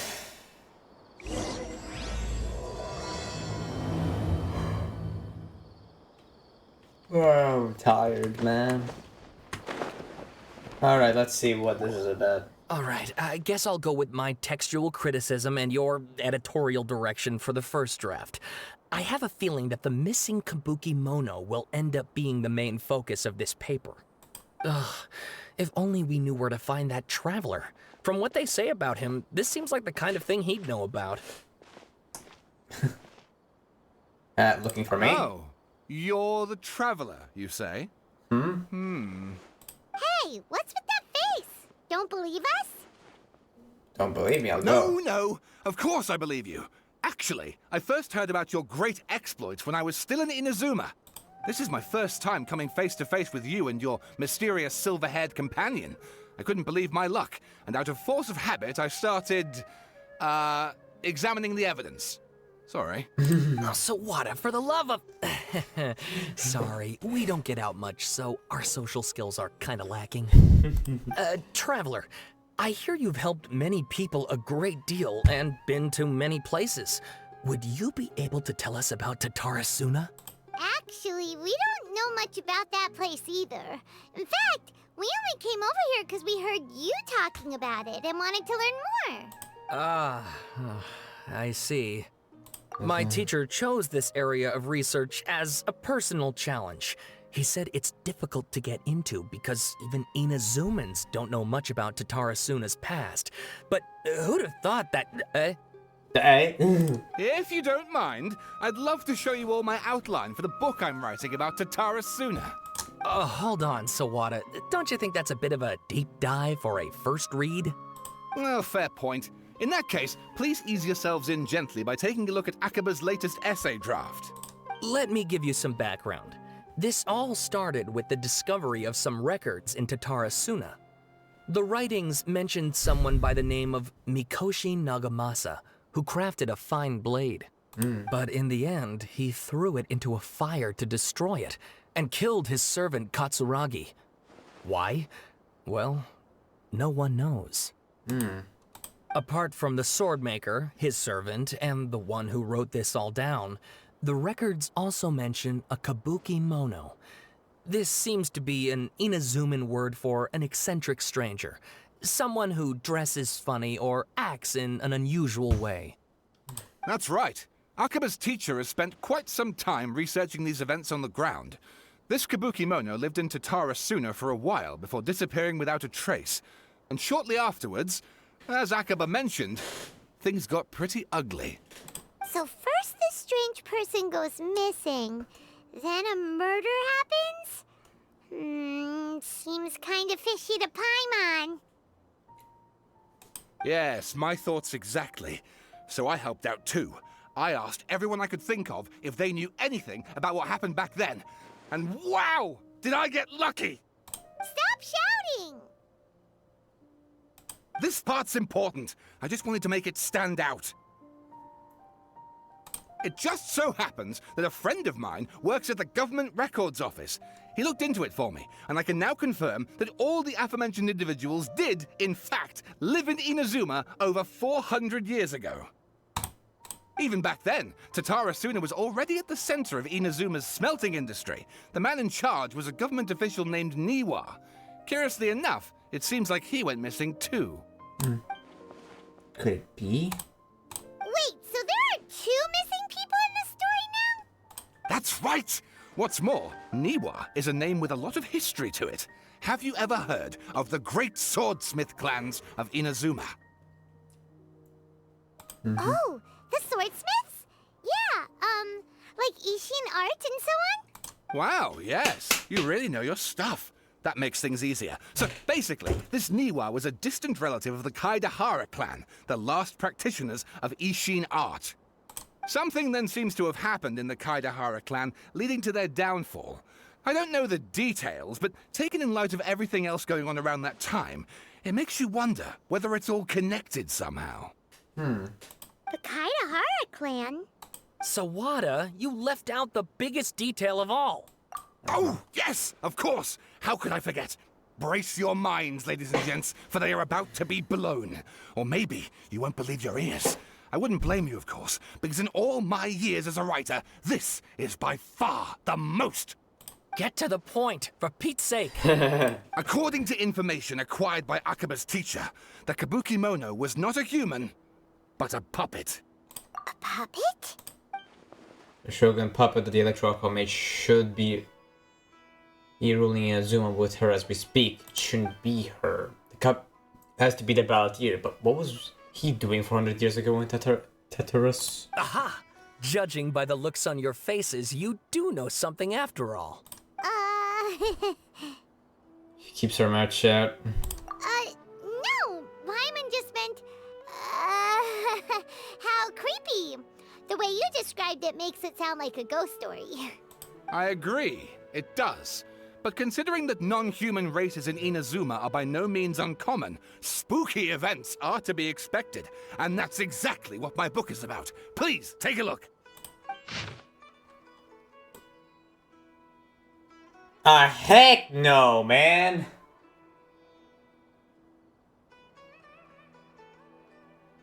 No, I ain't reading this.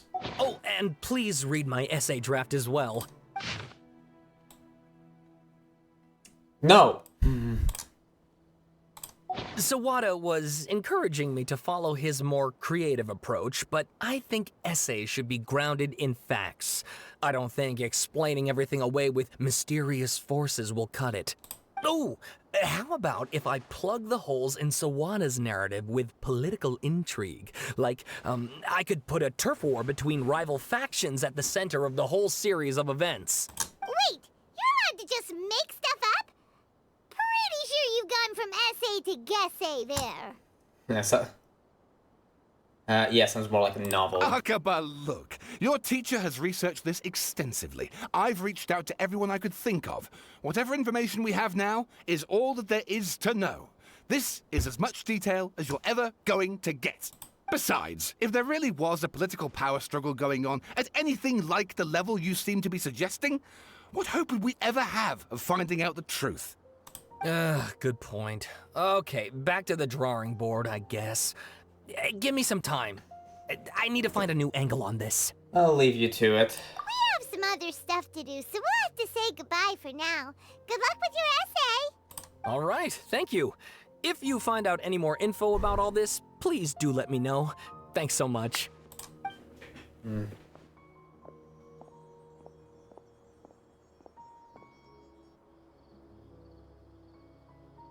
Hey, so that thing they were talking about, it has to do with the balladeer, doesn't it? Yes. Okay, then even if we did know something about it, we probably couldn't share it with them, huh?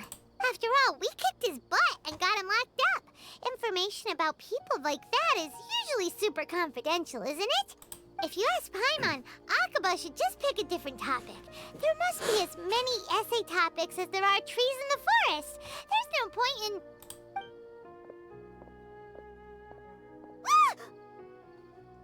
Hey, did you see that? He literally just went by, over there. like... the Balladeer! No, it can't have been. He got locked up. Oh, quick, let's catch up and see. Oh boy.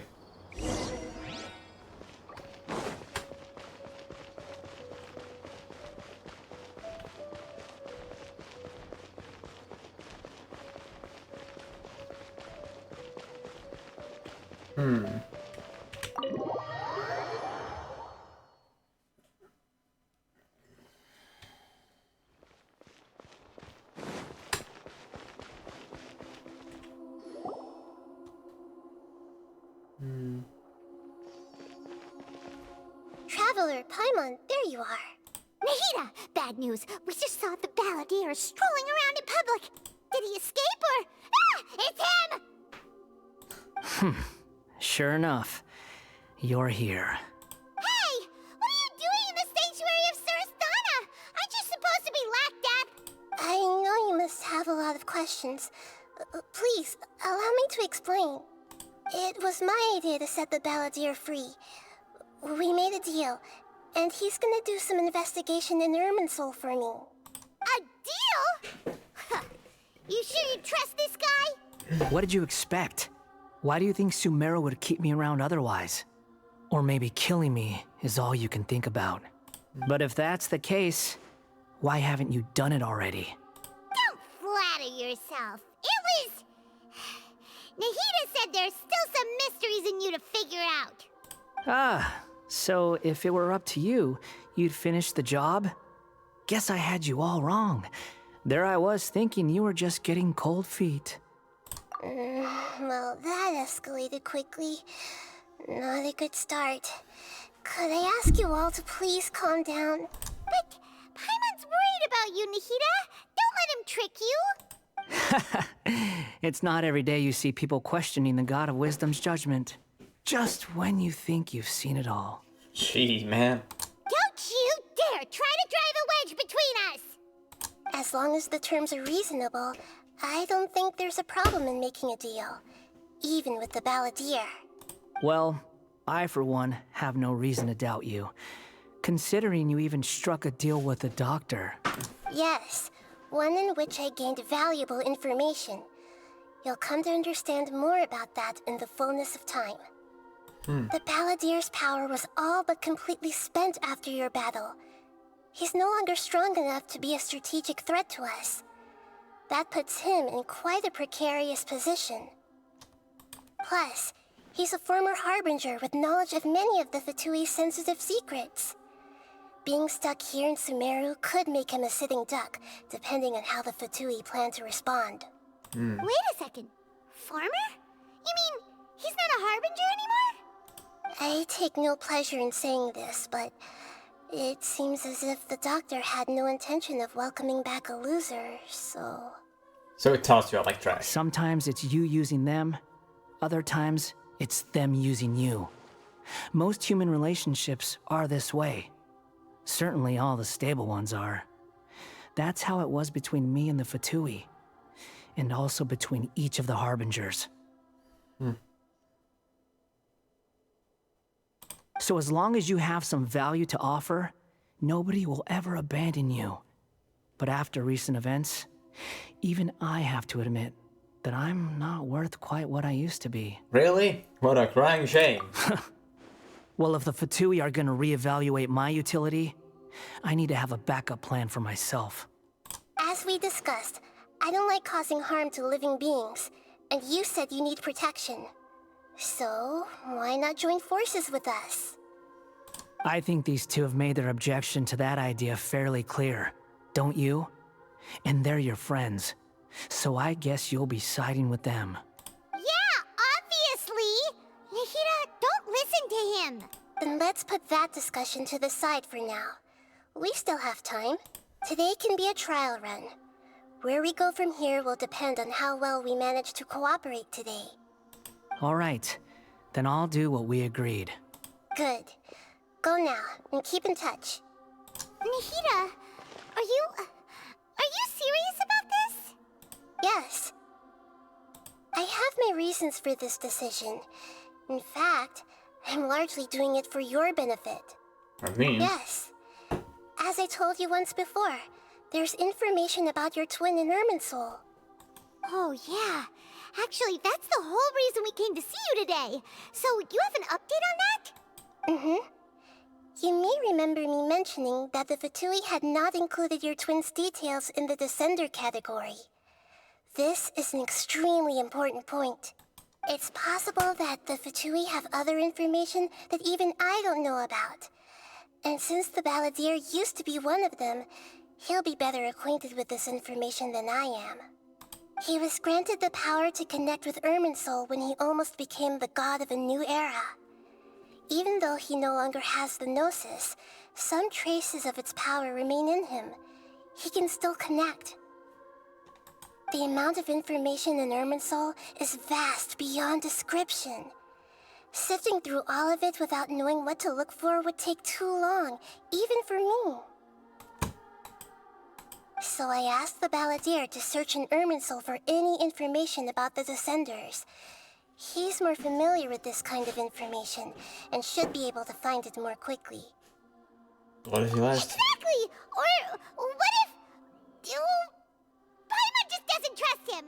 He's treated us as enemies every time we've run into him! I understand. But sometimes, everything is dictated by which side you're on. How things will go in the future depends on what information he brings back. And Traveler, I know what your heart desires most of all. Our minds have connected several times before. There is a corner of your heart reserved for an intense longing. A feeling of being all alone in the dark, searching for the one candle whose light still burns. As Sumeru's deity, it is my responsibility to be on guard against the Balladeer. But as someone who counts you as a friend, I want to do something for you. If this deal with the Balladeer can give you the answers you've been longing to find, then it's worth it. Okay. It's my pleasure, really. You're Sumeru's hero. You've more than earned it. Paimon's still worried about this idea. Is there anything we can do to help? I was going to contact you about that, but then you suddenly showed up on your own accord. Seems like we have a telepathic connection. Well, not really, we just bumped into the Balladeer, that's why. In fact, I was going to ask you to supervise the Balladeer on my behalf while he carries out the task I assigned. Even though he only has a fraction of his full power left, that's still a fraction of a former Harbinger. If you could accompany him, it would put my mind at ease. Of course, I'll be there to help guide you through Irminsul from the outside. Got it. Great. Thank you. Prepare yourselves. I'm going to transport you into Irminsul. Wow! It looks pretty different here compared to last time. The colors are gentler. Guess that must be because Sumeru's at peace now.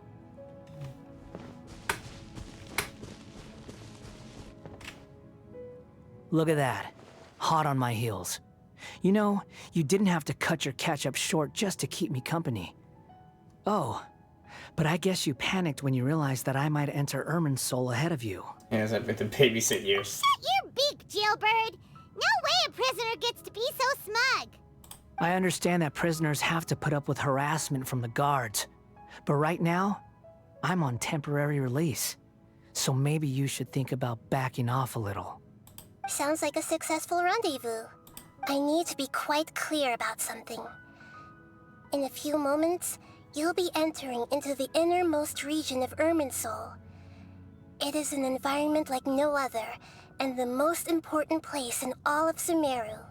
Unlike anywhere else, Irminsul's inner region consists exclusively of torrents of information. You must put aside your differences and be extremely careful as you navigate your way through. I know there are many grievances between you, on both sides, but it is essential that you remain calm after entry. This is as much for your own safety as anything else. Understood. Fine. Let's call it truce. But only until this mission's over. Let's cut each other a little slack, shall we? We are gonna be traveling together after all. Per my agreement with Lesser Lord Kusanali, I'll be at the front. It's my job to lead the way and get rid of any obstacles in our path. All you have to do is keep your pretty eyes open and try not to fall behind. Okay. You sure are confident. Paimon will give you that. You make it sound like you're even more experienced at adventuring than us. If there are no further objections, I suggest we get going. All Or right. did you need some time to mentally prepare yourselves? Ugh, the snark on this guy. It's unbearable. There's no need for all the biting sarcasm. We can start now. Irminsul access granted. Initiating connection procedure. Alright. Is this a small sapling? Oh, darn it! Come on, let's catch up with him.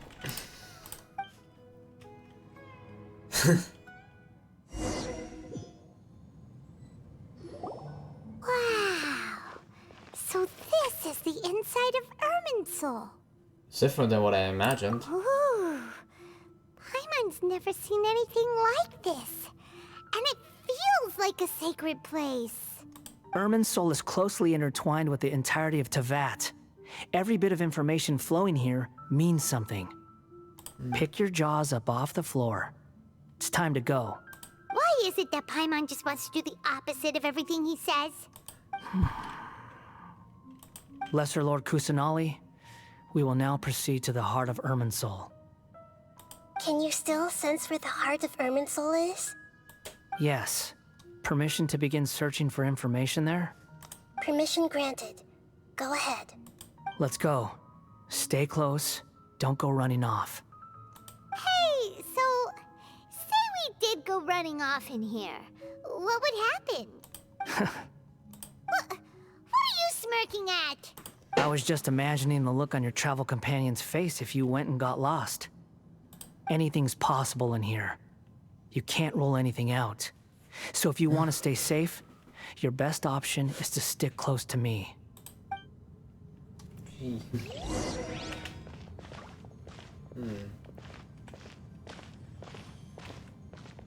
What is that? These sapling things have spread out.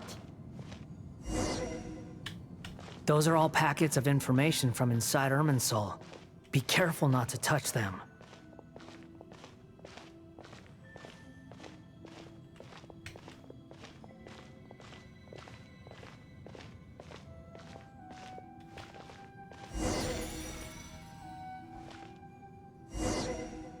It looks the same in every direction.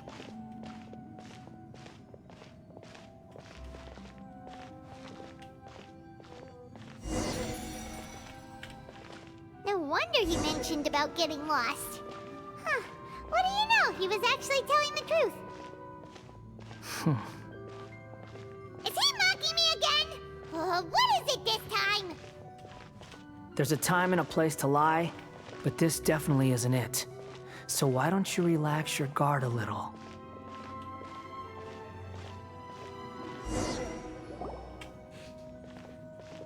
We're here. What a huge tree! That's a big tree. I said that all the information in the world is flowing through it. Lesser Lord Kusanali, Good, you made it.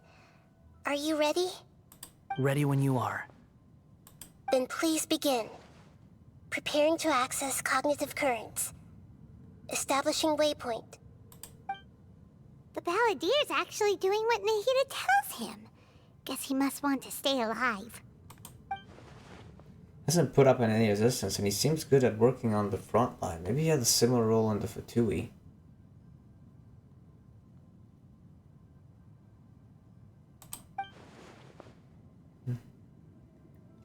First Akaba and Sawada's stories. Now this, what a strange individual. The rest is up to you. If you discover anything at all, make sure to share it with us. Will do. Huh. For once, we're the ones with nothing to do. Traveler, Paimon, would you like to talk? Yes, I've also invited Paimon to join. Huh? What the? We can talk to each other inside our heads?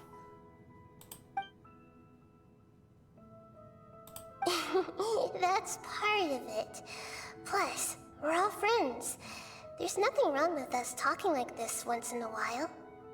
Paimon's never tried this before. This is great! So, Paimon's been wanting to ask you something. Don't you think the Balladier's a bit of a walking contradiction? He's always talking back, but he seems to listen to what you say. As I've told you before, there are still some mysteries for him to resolve. Things that are clear as day to me, but that he has yet to understand. Perhaps today will be the day that he finds some answers.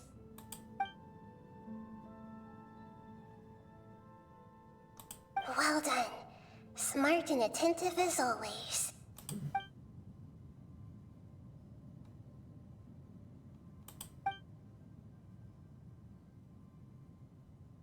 So, you made contact with that part of his mind. Well, it's true. Betrayal turned the Balladeer into the person he is today. Huh. Paimon thought nothing could get under that guy's skin. Turns out, he can get hurt and angry just like anyone else. Everyone has a history, Paimon. Even if you're a puppet created by the Electro Archon. Speaking of puppets, we ran into two people at the Academia today talking about an essay. Turns out their topic was about the Tatarasuna incident.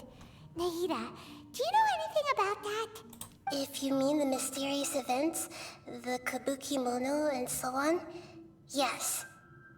I know about all of that. Really?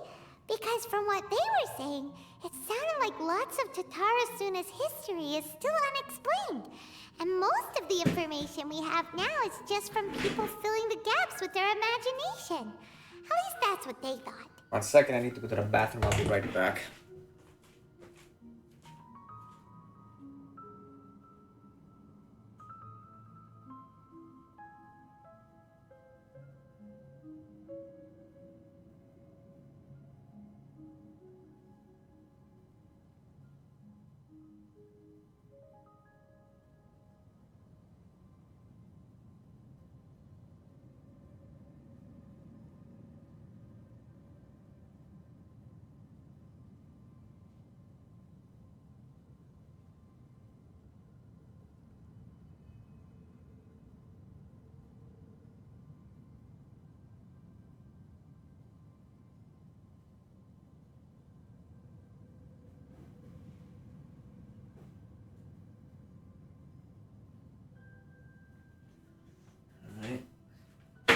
My gosh, it's getting hot. Hold up a second.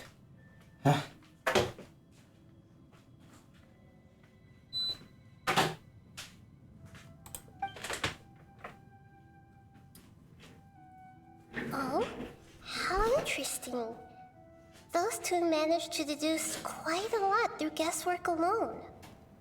So the guessing got it right? Well, they guessed right about one thing. Tatarasuna was sabotaged. Must be a riveting conversation you three are having. Funny how all the good ones happen when I'm not involved. What makes you think we're talking to each other? Don't insult me. You're having a private conversation without me. Obviously, I must be the topic of said conversation. Of course you do. You can't have your prisoner knowing too much. So, have you found anything yet? Still looking. Don't get your hopes up, though. You and your twin come from outside this world. It wouldn't surprise me if there was nothing on either of you in Irminsul at all. Wait! How did you know about that? Did Nahida tell you? It's not like we've never met before. And anyway, you're world famous. It'd be more surprising if I didn't know a few things about you.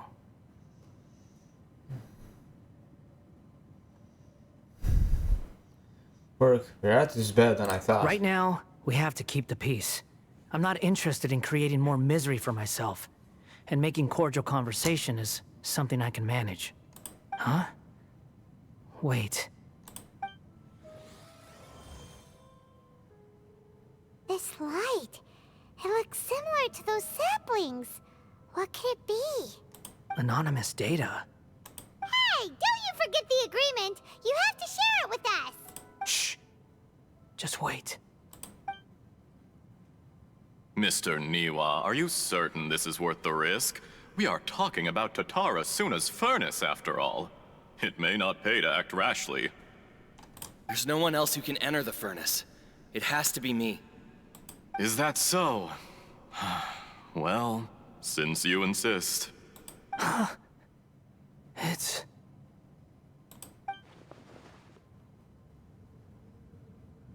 Whoa!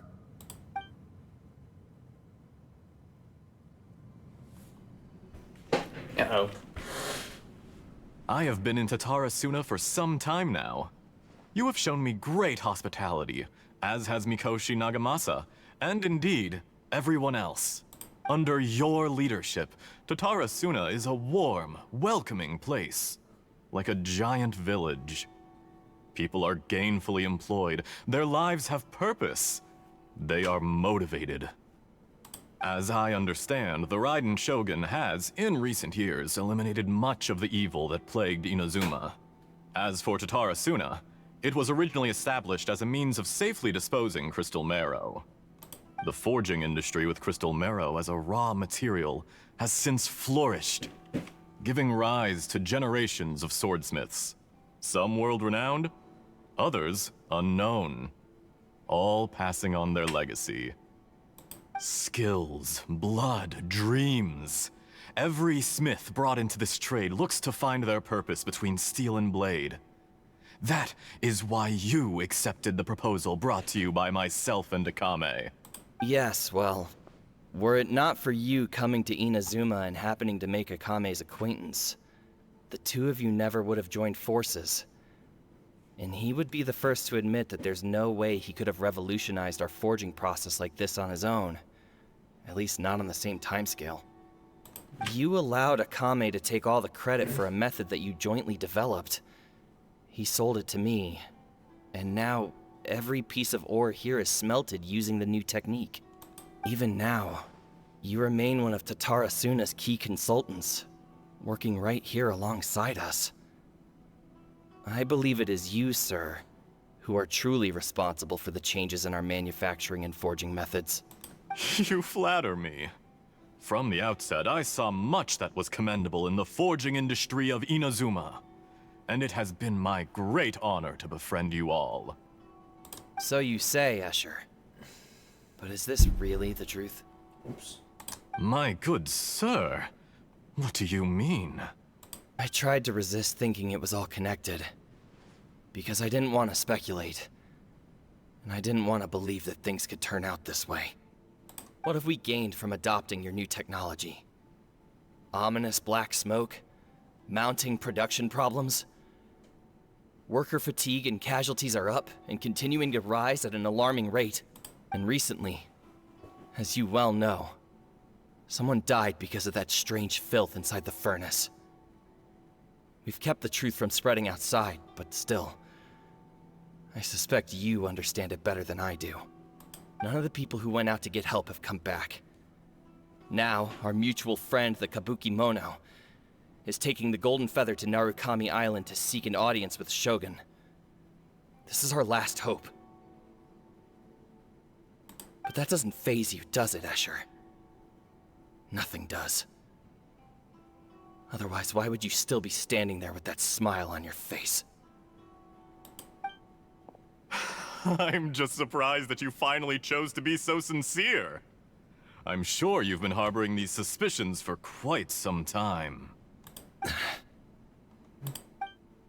Mikoshi Nagamasa may have noticed that there was one common denominator among all these events. Namely you, Escher. But Mr. Mikoshi is more cautious than I. He does things by the book. After all, Nagamasa is the adopted son of Mikoshi Torichio, the yokai struck down by the Shogun's own hand. If he truly seeks to redeem his family's honor, an abundance of caution is well advised.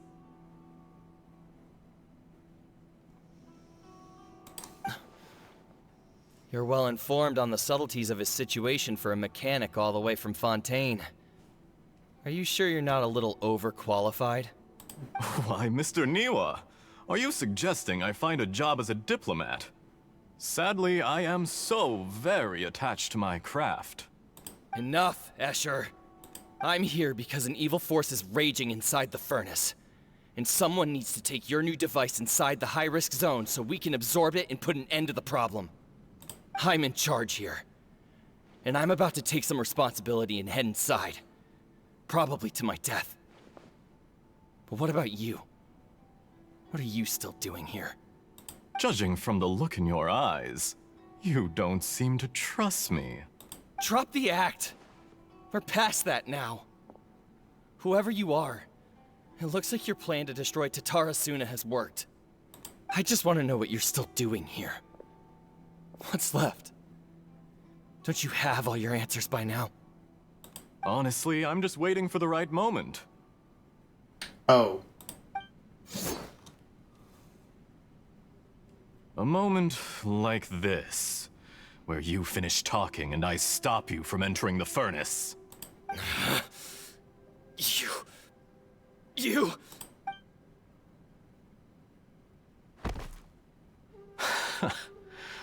You're a little smarter than I initially gave you credit for. I thought I'd disguised myself exceptionally well, at least for the first few days. But to my surprise, you had your people look into my background right from the start. It's a long journey from Inazuma to Fontaine, but that didn't stop them. Eventually, they managed to confirm that Escher was an alias, and that I was not from Fontaine at all. And yet, despite all of that, you still fail to realize my true identity, and what I seek in Tatarasuna. Did you really think you would be able to see through my plan? Huh?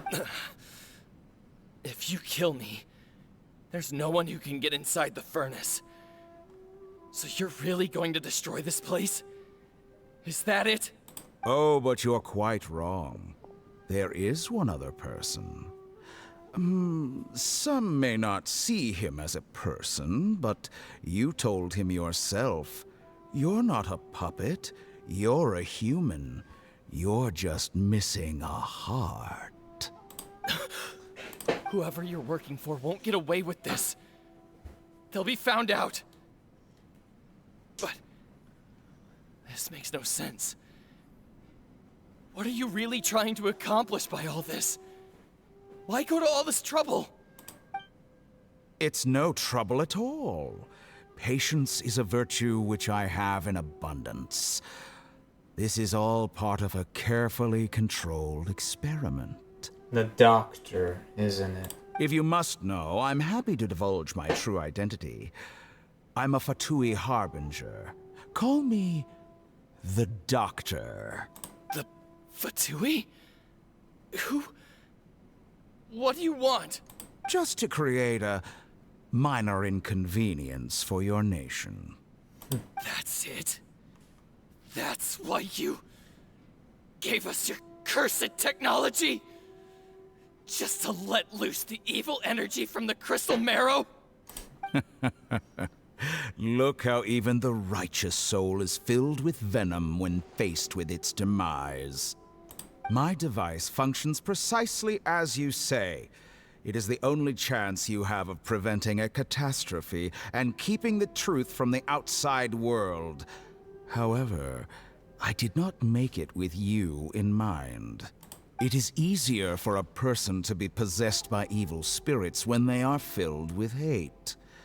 So give in to your fury. I want to see what happens when a malevolent heart is placed into an unsuspecting puppet. Make no mistake, even without you, that pure, innocent puppet would only end up being used by someone else instead. What other reason would a human have for befriending one who is not of our kind?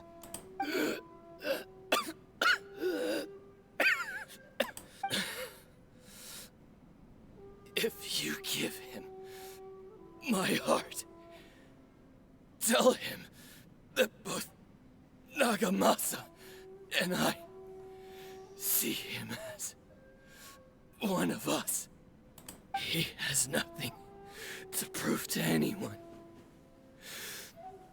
Because not everyone just wants to use other people.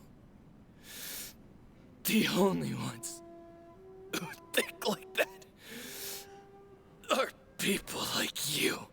What a beautiful way to see the world. It almost makes me feel a little guilty. Then out of respect for you, I shall redefine myself. Think of me as a monster or a demon, if you wish. At least this way your death is not a consequence of your own folly turning you into an easy target. You simply lost to something more powerful than you could ever hope to defeat. I say, Mr. Niwa, let's see what happens. Will your puppet friend become a human? No, that will prove quite impossible. Mr. Niwa? Already dead. What a pity.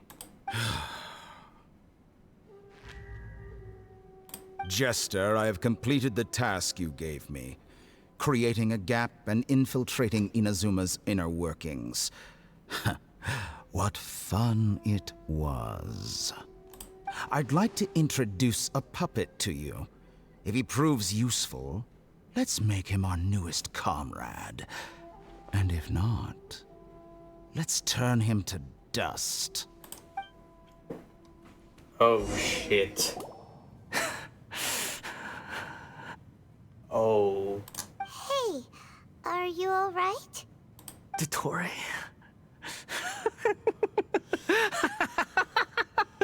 Dottore!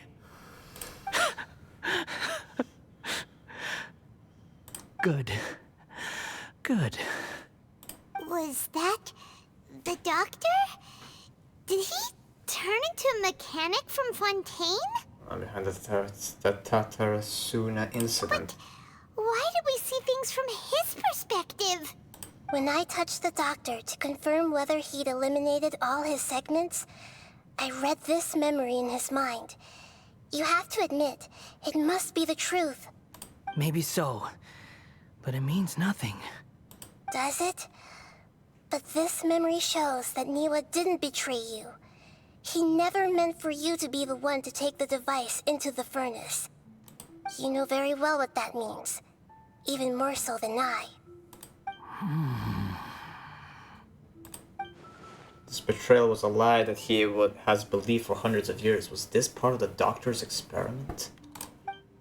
If the betrayal never happened, it existed only in his imagination, but where does this leave him? Let's give him some space.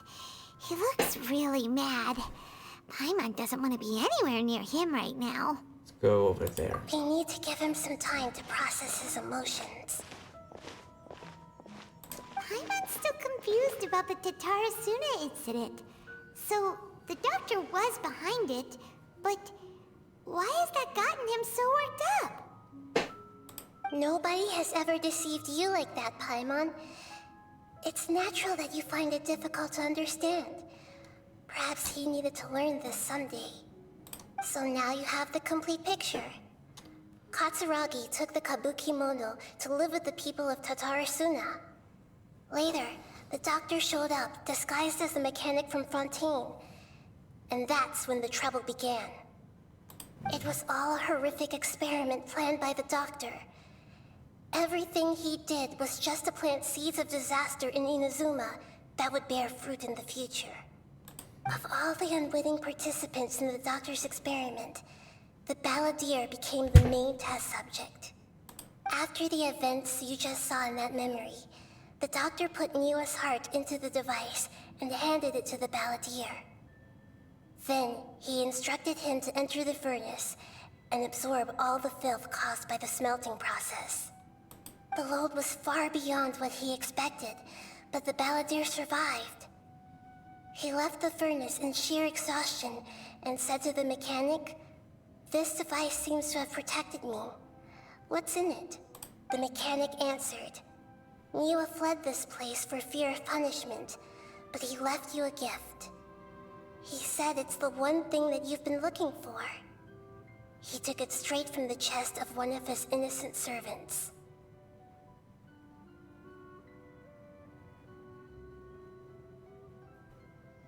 The mechanic removed the withered heart from the device as he spoke. The balladeer was stunned that such unthinkable cruelty had brought him the thing he'd been longing for his entire life. A heart acquired through cold-blooded murder is a cursed thing, but it has protected him from the filth. He thought Niwa had completely betrayed him, and yet this very betrayal had ensured his survival. Overwhelmed with anger and sorrow, the balladeer threw the heart to the ground and left Tatarasuna without looking back. Holy moly. So the doctor killed an innocent man and pinned everything on the victim? That's terrible. Being betrayed and abandoned by a close friend is sure to cause great resentment. Now we know what was behind his decision to take revenge on the Raiden Gokuden 100 years ago. But it doesn't mean that vengeance was the right decision. Yes. Only if he understands this can he choose a new path forward.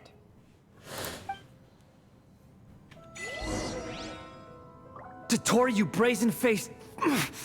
Niwa didn't run from justice. You killed him.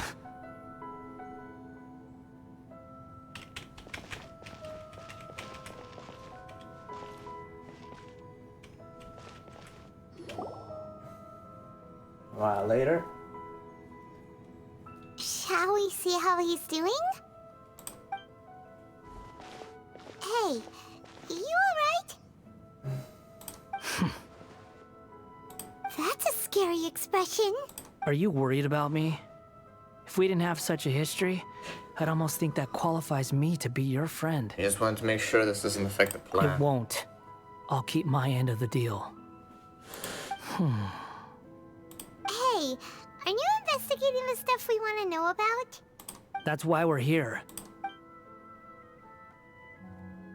But unfortunately, there's no information about the Descenders in Irminsul. Even if you can't find anything, that seems to confirm it. Irminsul does not keep records on the Descenders. Anyone who comes from beyond this world is not counted as part of Teyvat. Oh, does that mean we have to leave empty-handed? But still, thank you. Don't thank me just yet. You look really upset. Well, since Irminsul was a dead end, I guess I can share some other info that might interest you. Huh? About what? The reason why there are records about your sister in Irminsul. It might have something to do with Conria. Apparently, Conria was her first destination when she arrived in this world. Plus, she only came to this world because the heavens responded to the summoning. The heavens responded? The Jester told me this himself. You can take his word on this. He was a royal mage in Conria, and lived with your sister for a time. Why? I don't know the details. It's up to you whether you want to believe me. All I can say is, I wouldn't lie to you about this. Did you get all that, Lesser Lord Kusanali? Yes. Astonishing news. Does this info count towards my mission? It wasn't from Irminsul, but was it valuable? Very valuable. Good. In that case, I'll take some time for myself now. Huh? What have you done? Lesser Lord Kusanali was right. My power's all but completely spent. Even if I use all of the divine power left in me, I can't sustain this shield for very long. I shared a secret with you, and now you owe me. So in return, I'd like you to answer a question for me. What do you want to know? Give me your hand.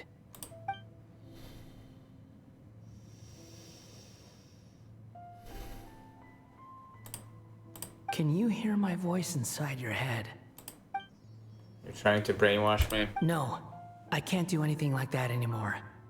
At most, all I can do is exchange a few words with you. So tell me, in this world, is it possible to change the past? Done. Huh? What the? What happened? Paimon only saw you hold hands for a second. Nothing. I was just thanking him for helping me. That was because I... So long. I suggest you get yourselves out of here quickly. Where are you going? Hey, wait up! Didn't you say not to go running off? Fast reaction time. But I don't think we'll be seeing each other again. From this day forth, the names Balladeer and Kabukimono will cease to exist. Those who died in Tatarasuna because of me deserve another chance at life. Hey, Balladeer! Don't do anything stupid! You know, I never did like insects. Hordes of the puny things swarming together can be a real nuisance. And I enjoy nothing more than to stamp them out like the pests they are.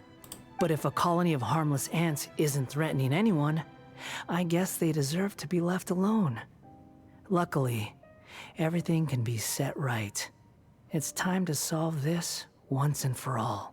Balladeer! Balladeer! Uh-oh, he disappeared. Come on, we gotta find him somehow.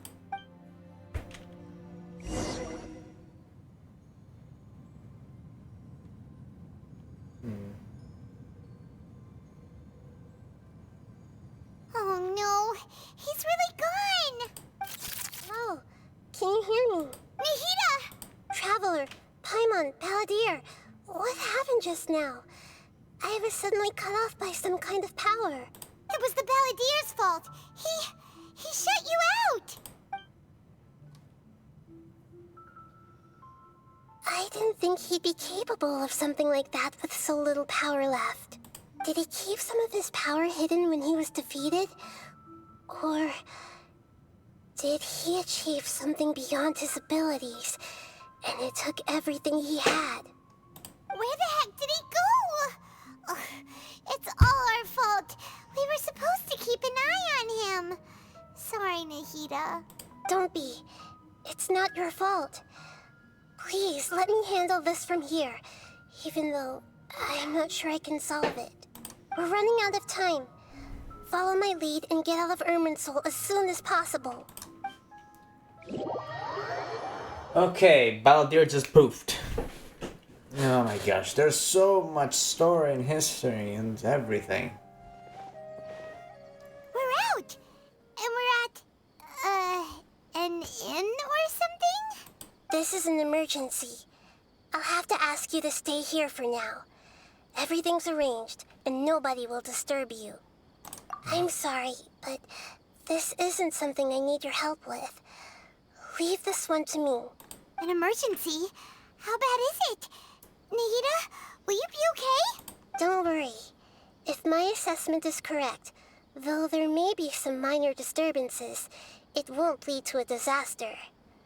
Please rest and recover your strength here until I say it's safe. Her voice has gone. Paimon can't shake the feeling that something really big has happened. What do you think the Balladeer meant? And why did he suddenly grab onto you before? One doesn't remember Great Lord Ukdavar, and the Balladeer's question was a strange one. It's hard to explain in full, and the truth might be very distressing for Paimon. Let's skip the part about this on the Balladeer. He wants to change the past? But surely that's impossible! Not easy, that's for sure. Right! You can't just rewrite history. All that stuff happened already in real life. It's like, imagine Paimon drank all the water in this inn. Even if no one was there to see it, Paimon would sure as heck remember drinking it. So, why does Paimon still have a bad feeling about this? Paimon can't help but feel scared about what he might do. Ooh, Paimon's so confused. He wants to erase himself from history. Huh? And Sorry, Paimon accidentally... It's the Balladeer's fault for causing Paimon all this mental stress. But erasing yourself from history? It's unthinkable. Is that really possible in Irminsul? But maybe. Uh-oh. Paimon's head is overheating from trying to understand what he's up to. And it's still not working.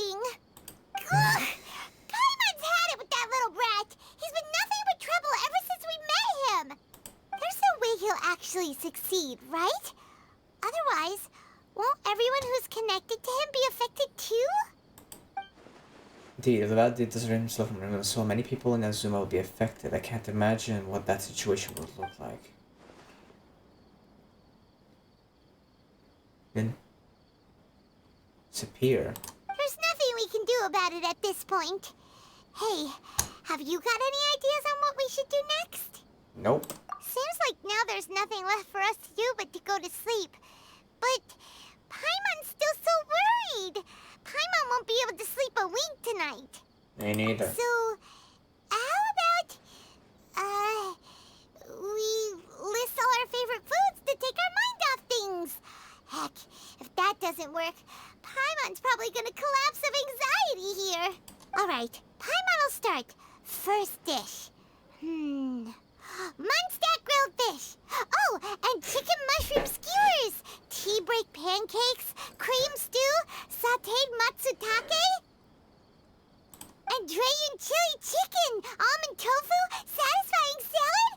Oh, also Adeptus Temptation. Golden shrimp balls. Triple layered consomme. Lotus seed and bird egg soup. And... What?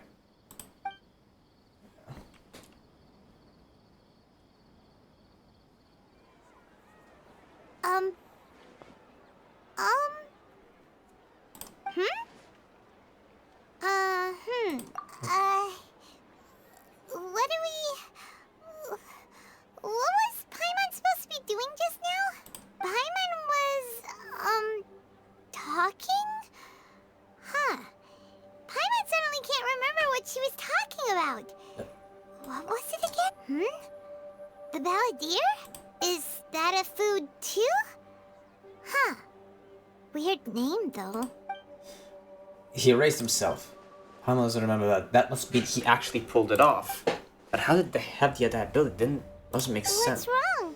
Your eyes are like saucers. Was it something Paimon said? No, it's nothing. So, the balladeer. Is that someone's name? 'Cause it sounds like a nickname or something. If this is really happening, I need to know what else has changed. Come with me. Okay, sure. Where are we going? I want to go back to Inazuma. Fine by Paimon, but is everything okay? You're acting like this is an emergency. Not the time to explain. Alright, uh-oh. What has he done? What have you done?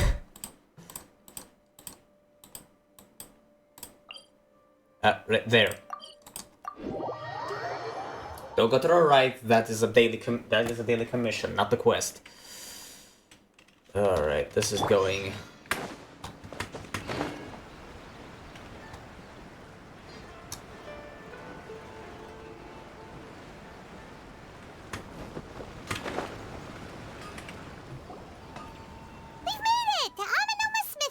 Ah, it's been a while.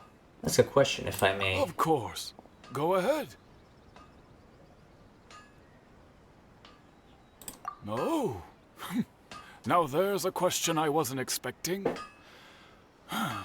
Very well. I'll tell you what I know once more. The once renowned Raiden Gokuden, comprised of 5 branches. Amenoma, Futsu, Ishin, Hyakume, and Senju. The art of forging practiced by these 5 clans was first taught to them personally by the almighty Shogun. Over time, the 5 branches diverged from one another as generations of bladesmiths honed and perfected their craft until they became 5 distinct traditions. Most of the great swordsmith clans of old have since fallen into decline, and for a long time, only the Amenoma branch kept its art alive. But fortunately, Kaedehara Kazuha recently returned to Inazuma and took up the mantle of the Ishin art. Now, 2 clans remain of the original Gokuden 5.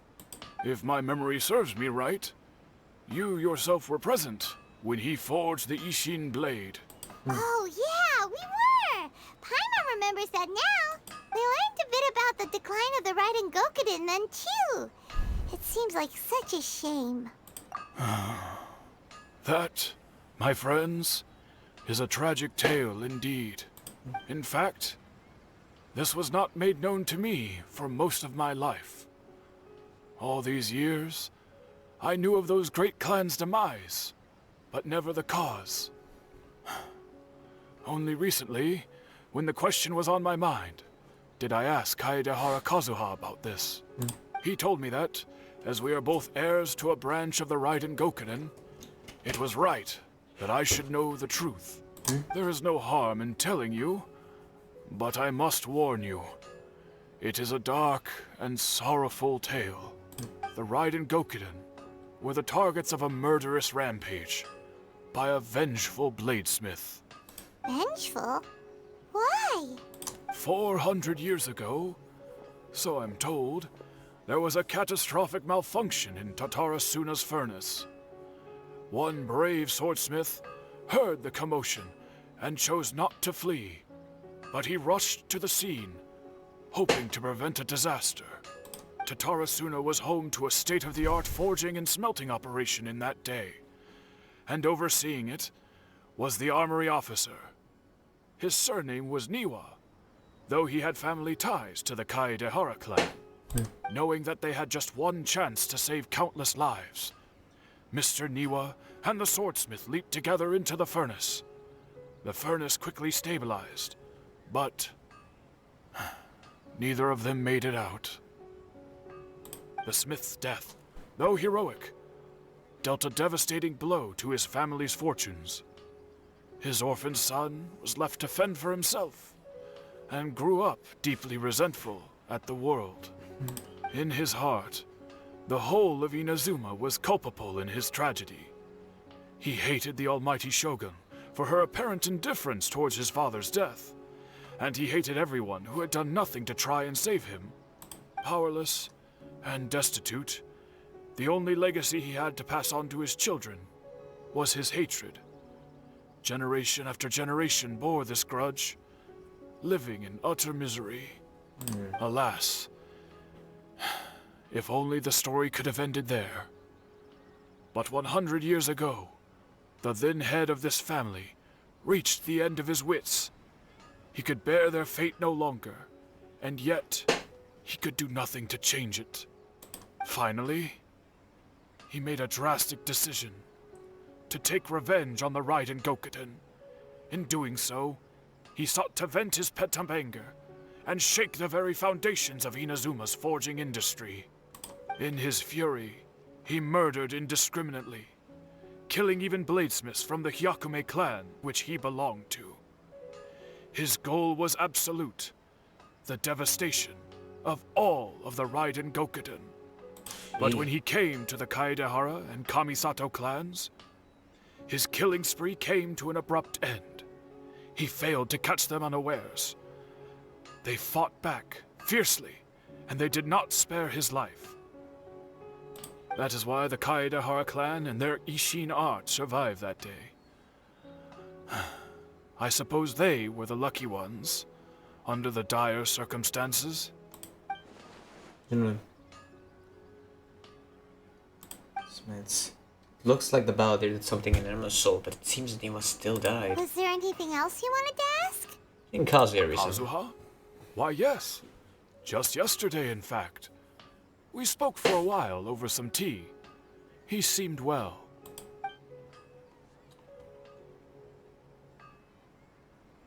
My pleasure. Don't tell Paimon. There are other places you want to visit too, right?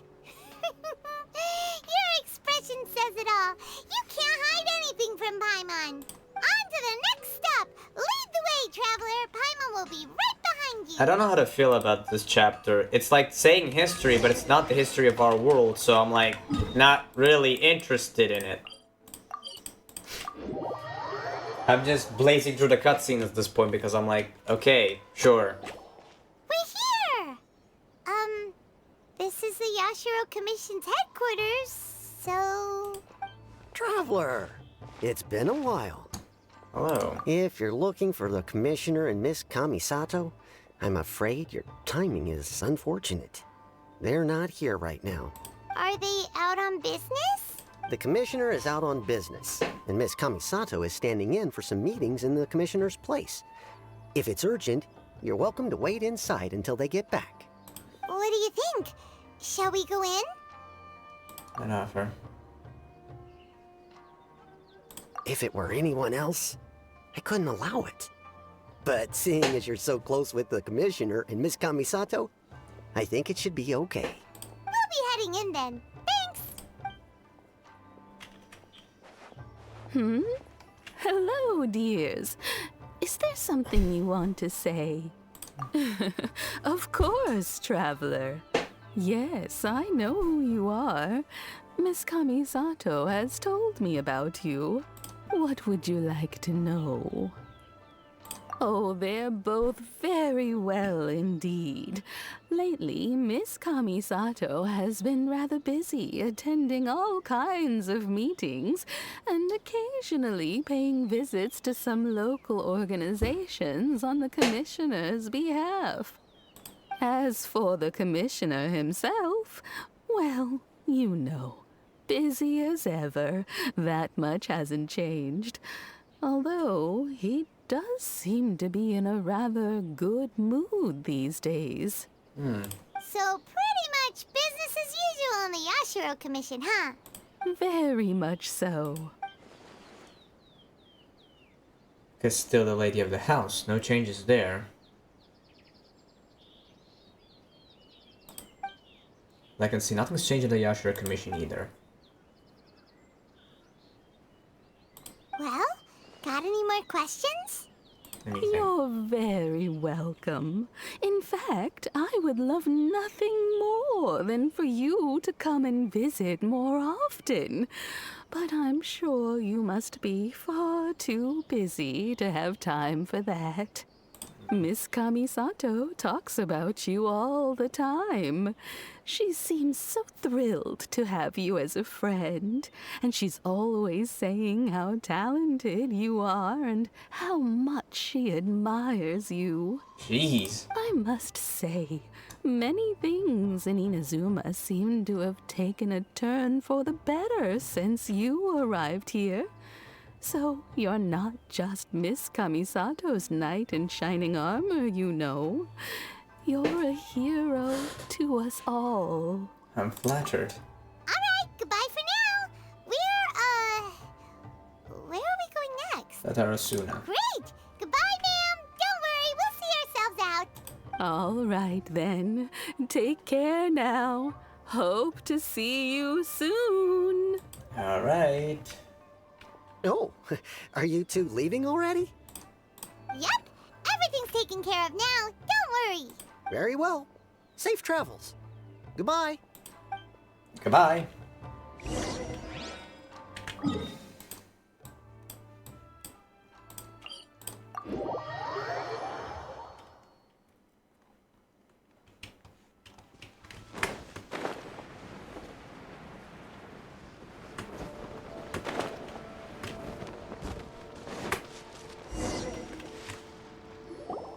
Well, here we are. But what are we looking for? Something or someone? Do my eyes deceive me, or is that the Traveler and Paimon? Oh, Xavier, has been a while. I've done Tatara Tales, so I know this guy. Xavier? What are you doing here? I wonder if you need to complete the world quest to actually be able to meet him. I was in the general area, and now I'm in this specific area. There, that's me. So what about you two? We have some questions and thought you might be able to help. Certainly do. I've researched the furnace here in some depth. If there's anything you want to know, just ask away. Through this area. Like the back of my hand. Make no mistake, I have been here a good many times before. Not only that, but I've met people in Inazuma whose families used to live in Tatarasuna years ago. They said it's all true, the history here. Well, I'm listening. Oh, well, it's a long story, don't you know? The tale of Tatarasuna starts a long time ago. I'm told that its history as one of the most foremost forging and smelting operations in the nation goes back around 1,000 years. Still, the furnace has had a couple of serious maintenance issues along the way. A couple? When exactly? One was just in the last few years, the other was several hundred years ago. A fun fact, I'm not the first Fontaine tech guy to come and work on it either. There was a guy back then too. They say he was a mechanic who consulted on a technology upgrade. It seems like the technological collaboration between our two nations goes back a long way. How about that? Kinda looks like the doctor still sabotaged the furnace, leading to all of the ensuing chaos. Weren't you gonna ask Xavier something about Tatara Suna? Come on, ask already. Yeah. Oh, I didn't realize you two were here for a history lesson. Me neither. Paimon doesn't know what's gotten into this one today. Feels like we've been preparing for a history exam or something. What brought this on? Did you just wake up today with a sudden burning desire for historical knowledge? Pretty much, so... Sure, go ahead. A kabuki mono? No, I can't say that I have. I do know the word, Inazuman for those eccentric types who always go around dressed to the nines. Just the sort of person that I'd like to meet, actually. But sadly, I've never had the pleasure, nor have I come across anything to do with a kabuki mono where Tatara Suna is concerned. So there's no more cat. He really managed to erase himself from history completely? Well, he must have wanted to change the world and revert everything back to the way it was, but so far it looks like the majority of changes have all affected himself. Thank you, Xavier. Of course! Don't mention it. Oh, we're leaving? Okay, bye, Xavier. Oh, you're most welcome. More than happy to help.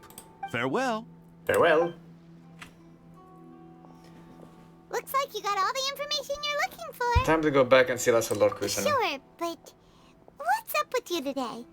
Whatever it is, it seems like it's really troubling you.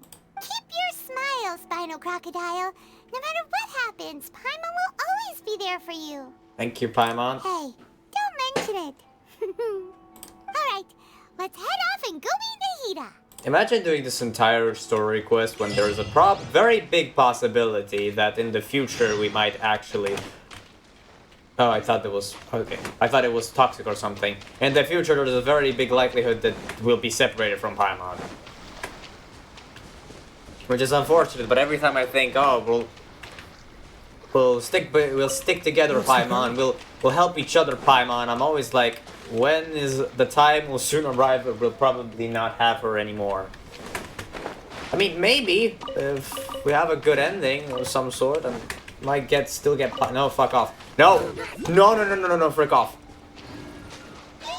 No, leave, fuck off. Fuck off, I don't want to deal with you. I want to get that mushroom, though. Okay, thankfully. Alright, perfect. Now, back to Sumeru to talk to Nahida. Alright, I have to spawn here. My gosh, this quest seems to never end. Almost like every other quest, unfortunately.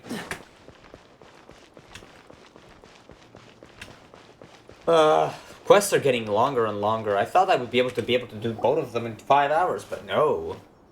Hey, it's them!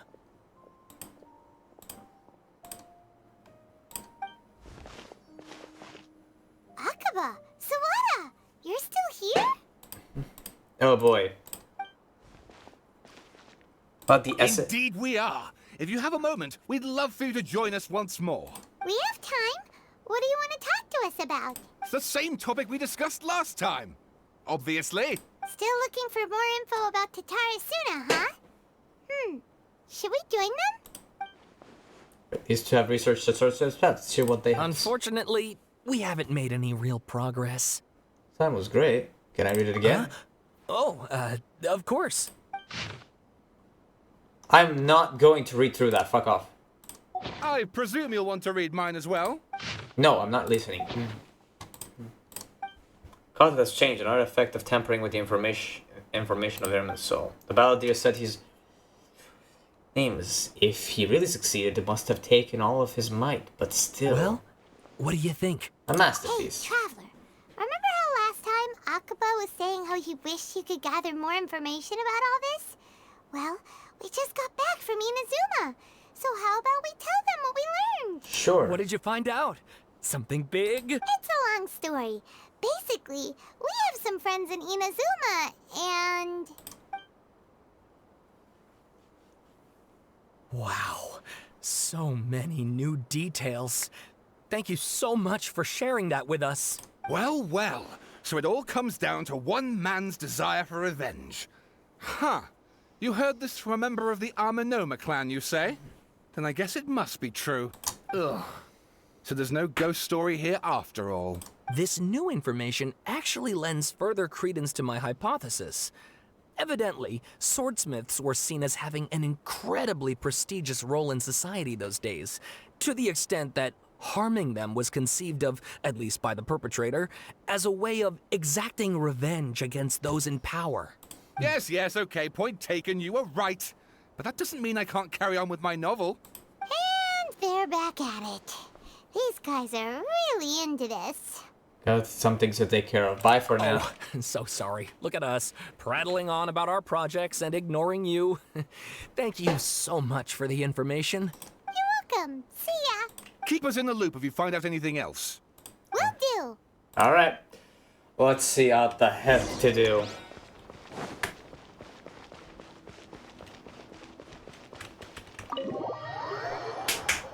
Let's see if Nahida knows about it. Something concerns me. Nahida, we're here! Traveler, Paimon, how have you been? Ugh, where to start? Paimon hasn't had a moment's rest this whole time. That night, we ended up chatting until suddenly the sun was up. And then he decided he wanted to go to Inazuma. The Balladeer? It sounds like some kind of code name. Nahida forgot too. Oh no. You look troubled. Is there something you need to tell me? Even Nahida doesn't remember. Just like last time, any changes to Irmin's will affect her as well. The Balladeer acted quickly. He finished erasing himself before Nahida could stop him. I'm the only one who still remembers the thing erased. Once again, I am the record keeper. Traveler?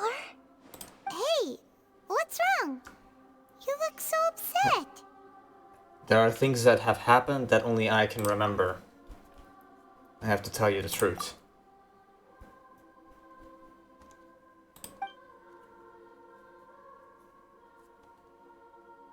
Amongst men. After a series of events, Fate left Inazuma to roam the world beyond. With no trust for humans and only loathing for the gods, he bore his grudge, grew in strength, then returned to Inazuma to take his revenge. He tried in vain to become a deity with a gnosis and ended up losing everything. Finally, he entered Irminsul and learned the truth behind his betrayal. Knowing now that his entire life was built on lies, he did the unthinkable in an attempt to reverse his tragic fate. That's quite a story. So, this puppet known as the Balladeer erased himself from Irminsul, hoping that he could change the past. But how was he even able to do that? As the Traveler said, he very nearly became Sumeru's deity. Admittedly, I remember it a little differently. I don't recall finding anyone inside the machine after we defeated it. Nevertheless, it does make sense. If someone were to successfully erase themselves from Irminsul, the world would change to reflect the new reality. So, you believe this person really existed, and we just don't remember him because... well, because he literally changed the world? Yes. Theoretically speaking, it is possible to do this. But I'm struggling to imagine the kind of person who would dare go through with it. The Traveler comes from a world beyond to that. That's why there's no information about him in Irminsul, and it also explains why any changes to Irminsul wouldn't affect him.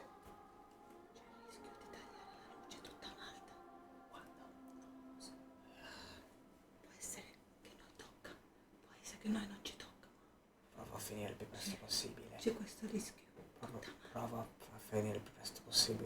So if there's anyone in the world capable of retaining memories from a past that has been rewritten, it's you. It's quite incredible when you think about it. So great, I have to hope that there's a very big possibility of a countrywide power cut. I have to finish this as quickly as possible. Paimon's having a hard time understanding this balladeer guy's motivations. Why did he do it? I can only make inferences based on the information we've been given. As for what kind of person he was, only you remember that.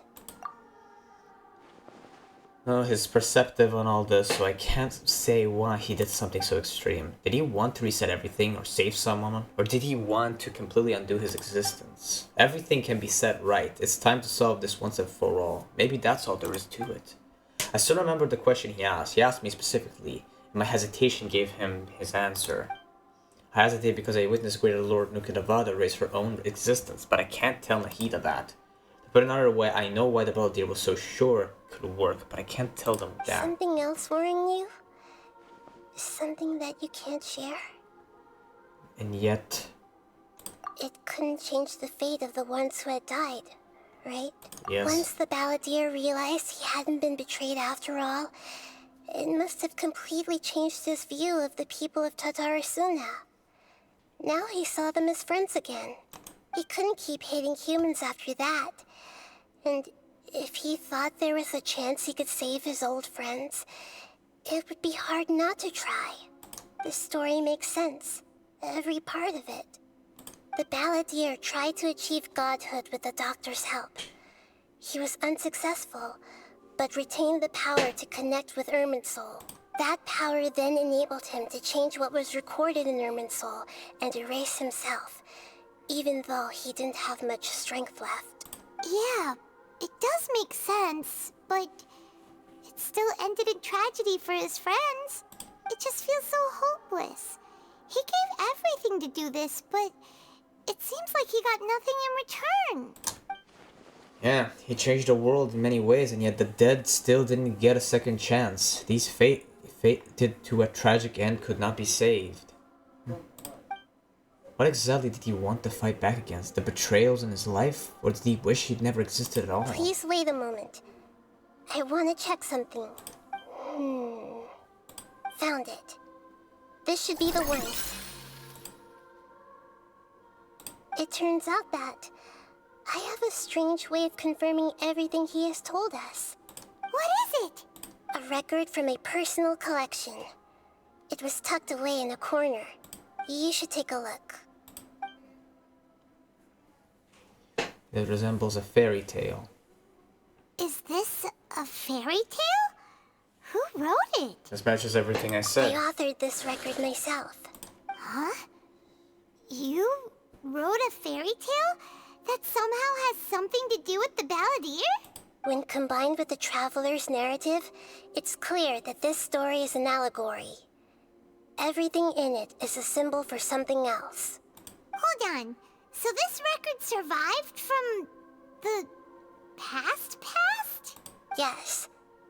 Any information about the Balladeer or the Kabuki Mono and other records will have been changed. But I wrote this story in a way that means it was left intact. Changing the information in Irminsul changes to that. But Irminsul can't change information that was well hidden in advance. I guess I must have written this story as a backup before the Balladeer entered Irminsul. That's incredible! What a great idea! And sending the Traveler into Irminsul with the Balladeer must have been a further precaution. I knew he'd remember everything. This story is abstract enough that it still resonates with the present information recorded in Irminsul. But if we connect all the different pieces together, the true story that emerges is the one he told us. The now erased life of the Balladeer. Huh. What now? There was once a lone monster draped in fox fur. The monster found a family of foxes, joined them, and they became friends. The monster lived with the family day and night, and everyone treated it as one of their own. Once in a while, The monster would take off its fox fur at night, and lament to itself as it gazed at its reflection in the water. I am a monstrosity, yet they are too foolish to see it. I pity them. But the monster soon found solace when another came to live among the foxes who was not their kin. A kitten, carved from the wood of a white tree, who had been abandoned by the humans. The kitten too wished to become a fox, but its tail was too slender, and it could not grow a coat of richly colored fur. Yet when the other foxes saw this, they spoke words of comfort to the kitten. Even without a tail and fur like ours, you are still one of us.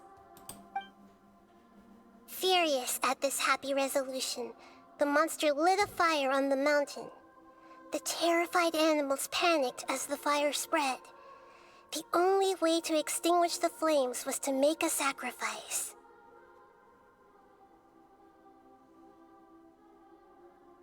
A gray fox stood up and addressed the monster. It said, "You are the cleverest among us. Surely you can help us find a way to solve this." The monster smiled, led the fox toward the fire, and murdered it. The gray fox's heart was turned into a beautiful drop of water, clear, spotless, and pure.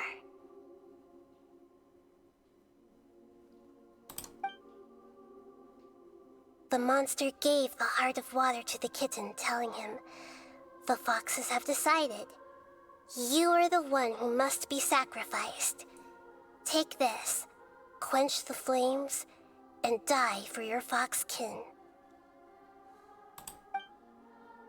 The fire was extinguished, but the kitten lived. It left that side of the mountain and found a little bird who had a broken wing. The two promised they would spend their whole lives together, but the little bird did not have long left to live. It passed away soon after. After burying the bird, the kitten left the mountain for good. Never again would it cherish a single creature, nor a single blade of grass that stood on that mountain. The kitten spent the nights wandering aimlessly, gnashing its teeth at the moon. How it wished to swallow the moon and devour the moonlight. If the world could only return to darkness, then it would finally be peaceful and content. I will become the new moon, the answer to everything. Then, no one will know that there were once birds, foxes, and cats in this world. And no one can know that they were different.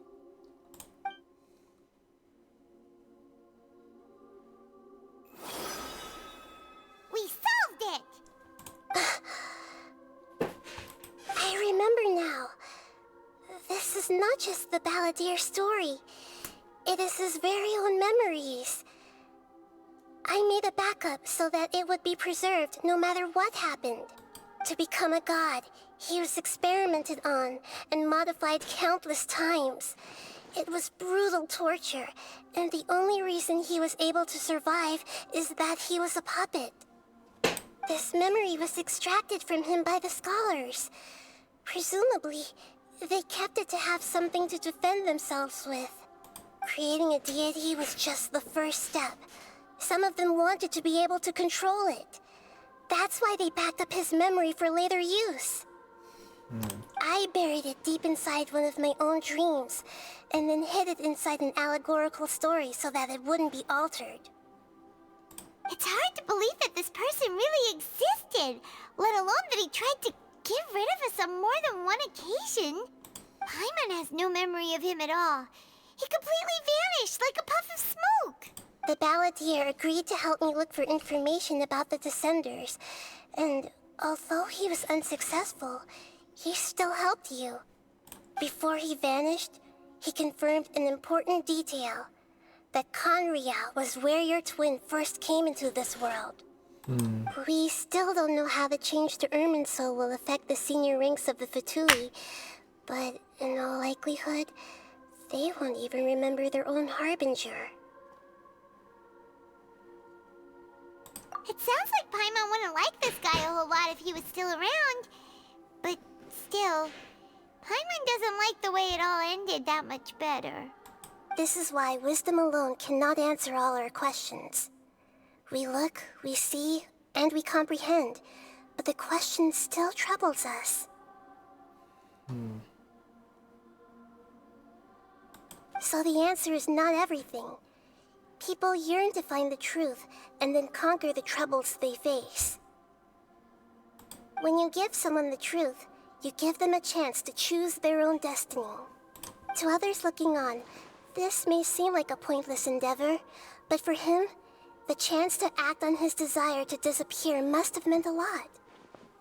Never forget that even when we walk beneath dark clouds along a road filled with suffering, the light of wisdom is always there, guiding us toward a better destination. And that is what you have been doing all along. Yeah, Nahida's right. Cheer up! How about we go get something to eat? We can pick up this heavy conversation again later. Good idea. Paimon, why don't you take him out for a walk to clear his head? You got it! Come on, Traveler! You need to get out of your head for a while. You'll feel much better after taking a walk. Alright. Let's go get a snack from one of the stalls in the Grand Bazaar! That'll be sure to lift our spirits. Yeah, right. It must be really tough being the only one who remembers all that. But Paimon's always here to help cheer you up. Oh gosh. Oh no. I'm so scared of a cut. The cut. I am so scared. What? Where is it? Hold up, where is it? It's pretty far. I'm gonna spawn here.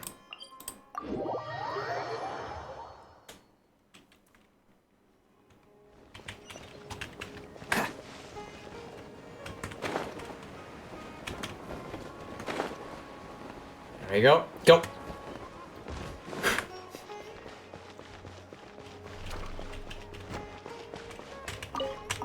Cabbage.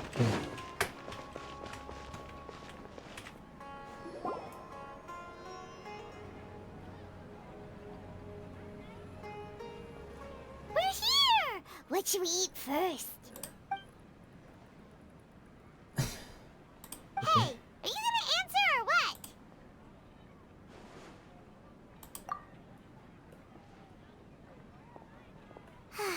Alright, whatever you want. Well, Paimon will be right here when you figured stuff out. Then we can get something to eat.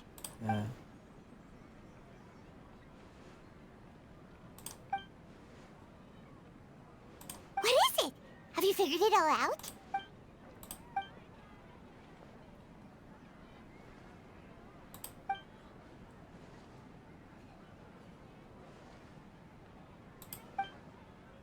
Why'd you jump up all of a sudden?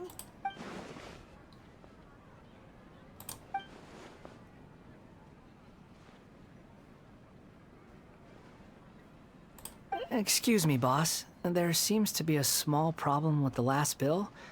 Look, here.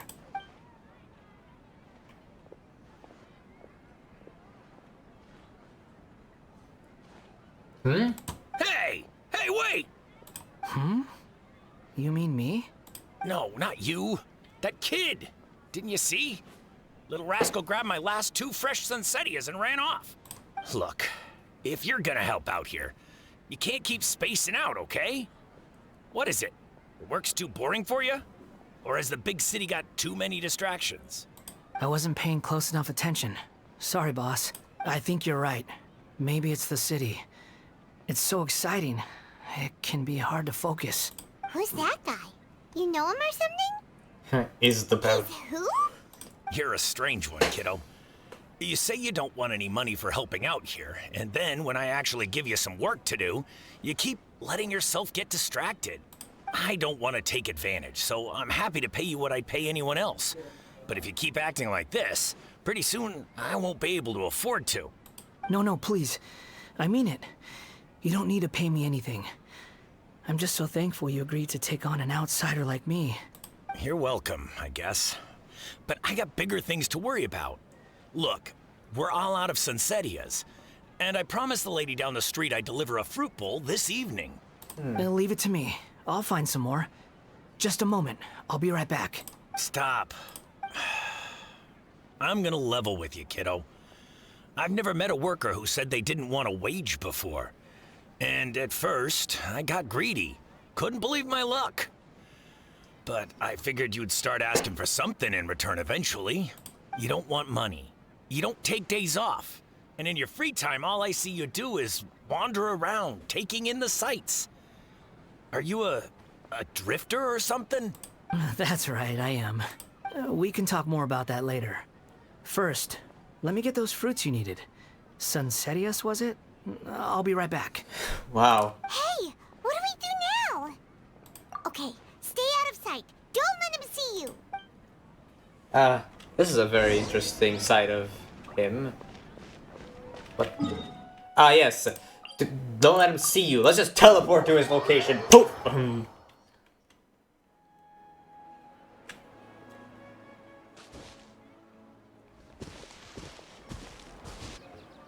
Yeah, this'll do. Even though you say he's the balladeer, what are we planning on doing? Stealing his Sunsetias? Isn't that a bit too cruel? Shush. Oh, alright. This should be enough. Guess I should wash them before I take them back. Damn, kind wanderer. Never thought I would see the day. Huh? You two over there. Is there something I can help you with? He spotted us! You've been following me all the way from the city. I'd have to be blind not to notice. Have we met before? No, we haven't met. But you know me? Yes. I have no recollection. I do know you. Are you absolutely sure? Sorry, but I just can't take your word for it. You'll prove it. You're a puppet. A puppet? What makes you think that? Huh? You were right! The look on his face! I guess you do know me after all. That is not something I share with a lot of people. Look, I'm just a wanderer. But seeing as you've gone through all this trouble to track me down, I'm sure whatever it is must be important. Where I want to take you. Okay, but please let me deliver these goods to my boss first. Are you really working for that guy? He said you don't want any more for it.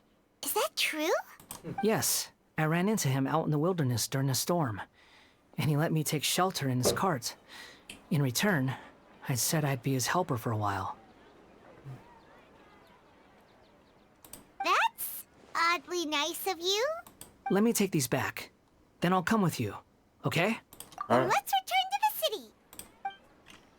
Alright. Nice balladeer. Oh, sorry, wanderer.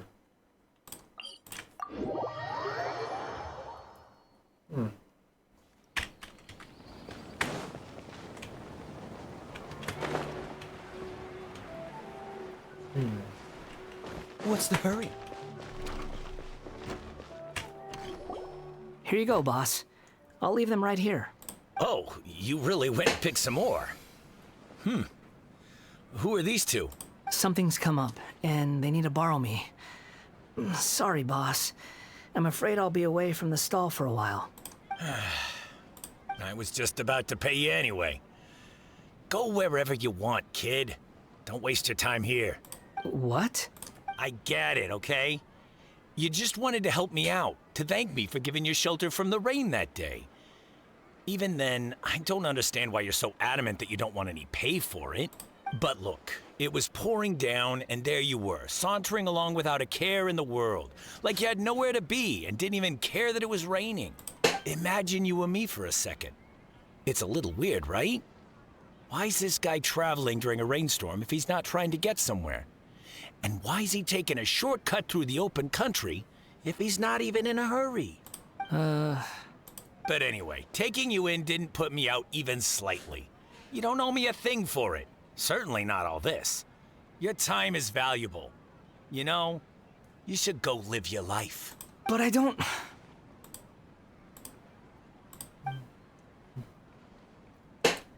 No, you're right.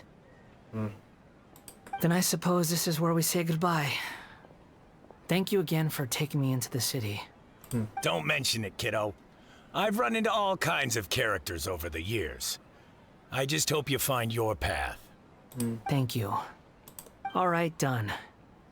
Thanks for waiting for me. We can go now. Alright, let's see how this goes.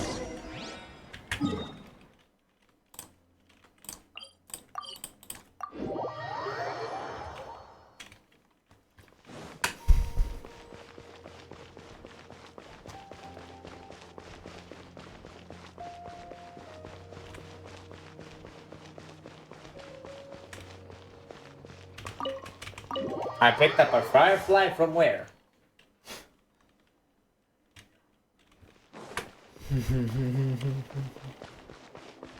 Nahida! What's wrong? Huh? Are you? Hello. I do apologize for the sudden intrusion. We found this guy in the street, but he doesn't seem to remember anything. So, yeah, quite an eventful walk.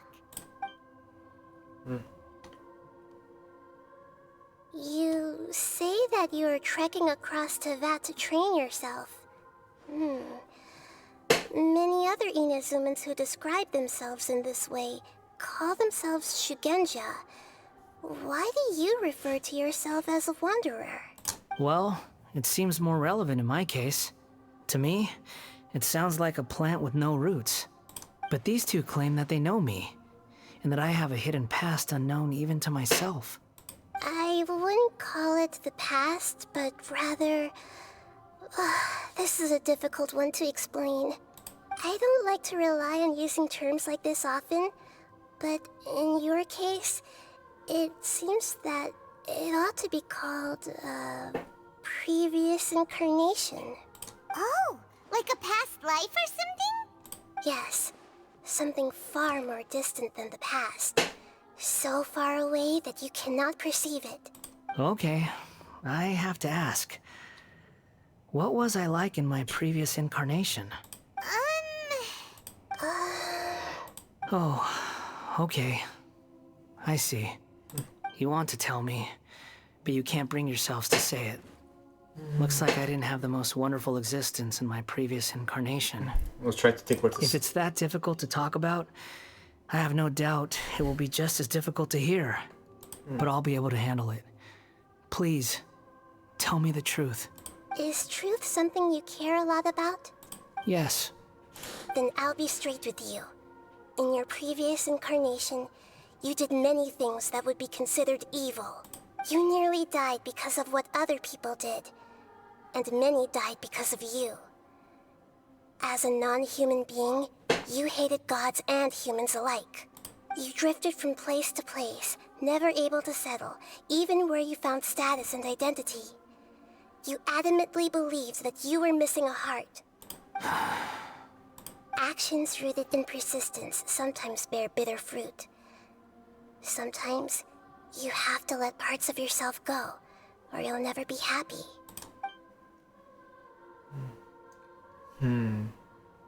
I gave everything I had, but it barely changed history at all.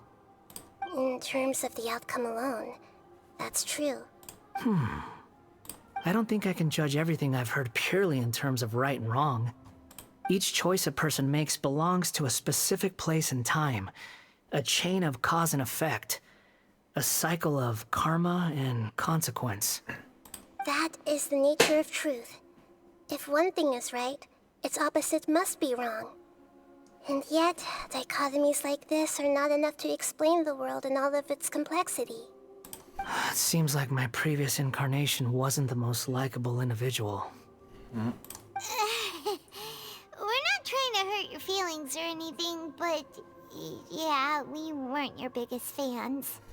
If we were enemies, why are you trying to help me find the truth? This is so frustrating! This guy's supposed to be our arch enemy, but now he's just some random stranger we met on the street!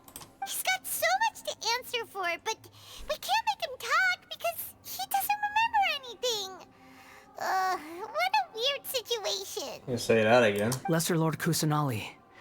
As the god of wisdom, I trust that everything you told me must be true. Yes, it's all true. I can even show you the memories themselves, if you're willing. Please, I want to see them for myself. I want to experience my own transgressions. Even though it will cause your present self great mental anguish? I'm just a puppet, with no heart and no name. There is nothing in this world for me to cling to fill the void within me. Except maybe these sins that can never be undone. Very well. As you wish. Wait, shouldn't we go with him? This one's kind of on us for bringing him here. Don't worry. Whatever danger I might face, it's my burden to bear. Traveler, could I ask you to supervise him on my behalf? Oh, good point. Given your, unique situation, we'd better keep an eye on you. This is weird. Understood. Thank you. Now, prepare yourselves, everyone. Is this story gonna repeat itself? Just saying. Drift. Alright, the memories of a certain puppet. He can be the balladeer, harbinger of the future, and he can also be the one-sided Tatarasuna. Alright, let's see what the heck happens here.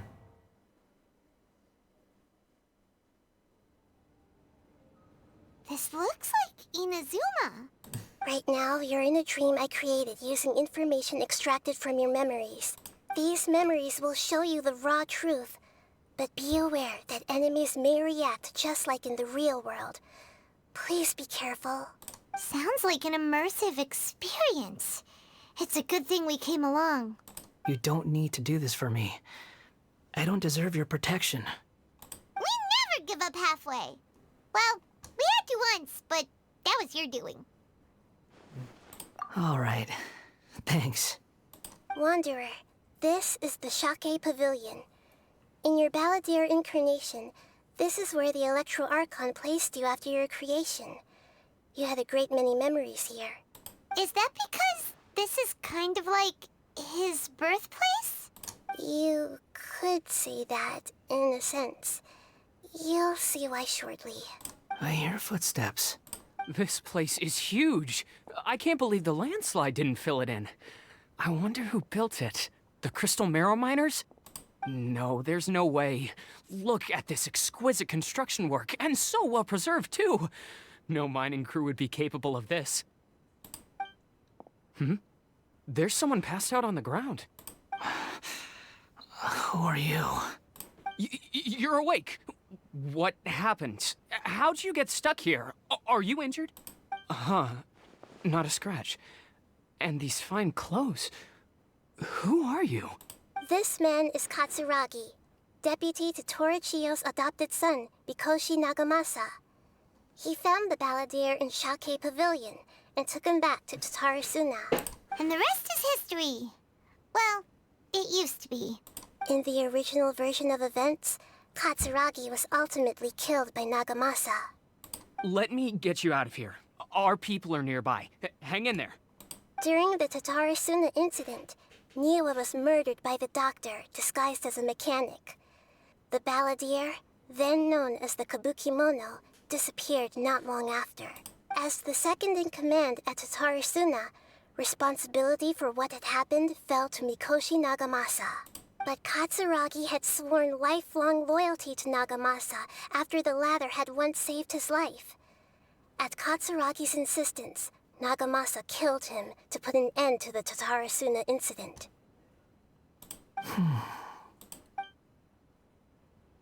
Katsuragi seems like he was a good guy. He looks like a warrior, but he has a kind face. Why couldn't he live a long and happy life?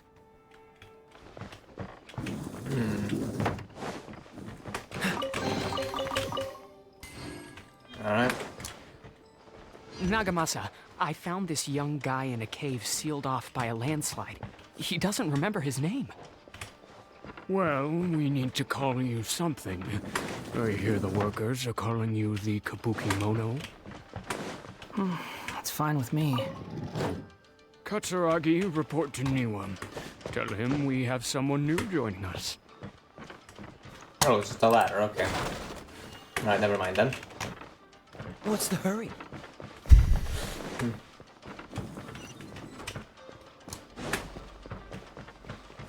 Alright.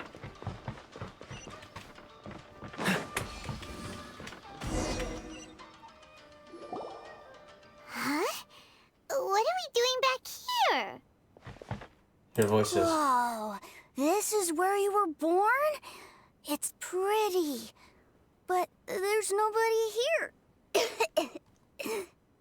I was abandoned, like you. I lived here for a while at first, but there's nothing for us here. We can't stay. Okay. I heard my mom and dad used to make swords, but the factory manager died, and then my dad got sick. He kept coughing all the time, just like me. Then Mom started coughing too. But you can't. You promised me. Yup, we're family now. We're gonna be together forever and ever. This child didn't have a name. Or rather, the balladeer didn't know what to call him. His father died before he could name him. After his mother died, the child stayed in their straw hut alone. Some of the neighbors helped to raise him. After leaving Tatarasuna, the balladeer ran into this child who didn't have a name, just like him. They made a promise to live together. What happened to the child then? He died from his illness while he was still very young. The balladeer came home one day and found that he had stopped breathing. Hey! What's wrong? Say something! You promised me we could be family! You're no different from Niwa and all the others. You betrayed me too.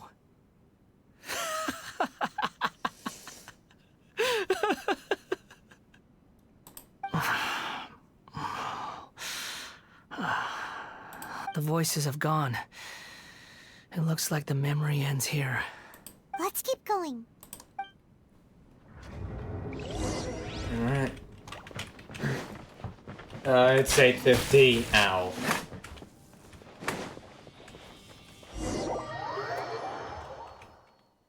You do realize you're blocking my path. I come not to obstruct you. I've been waiting. What you are truly is a weapon.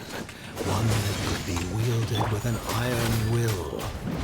Or you could continue to drift aimlessly. Are you trying to win me over? Long-fated rebellion has begun. Why not take your place at the banquet and join those who shall feast? This isn't good.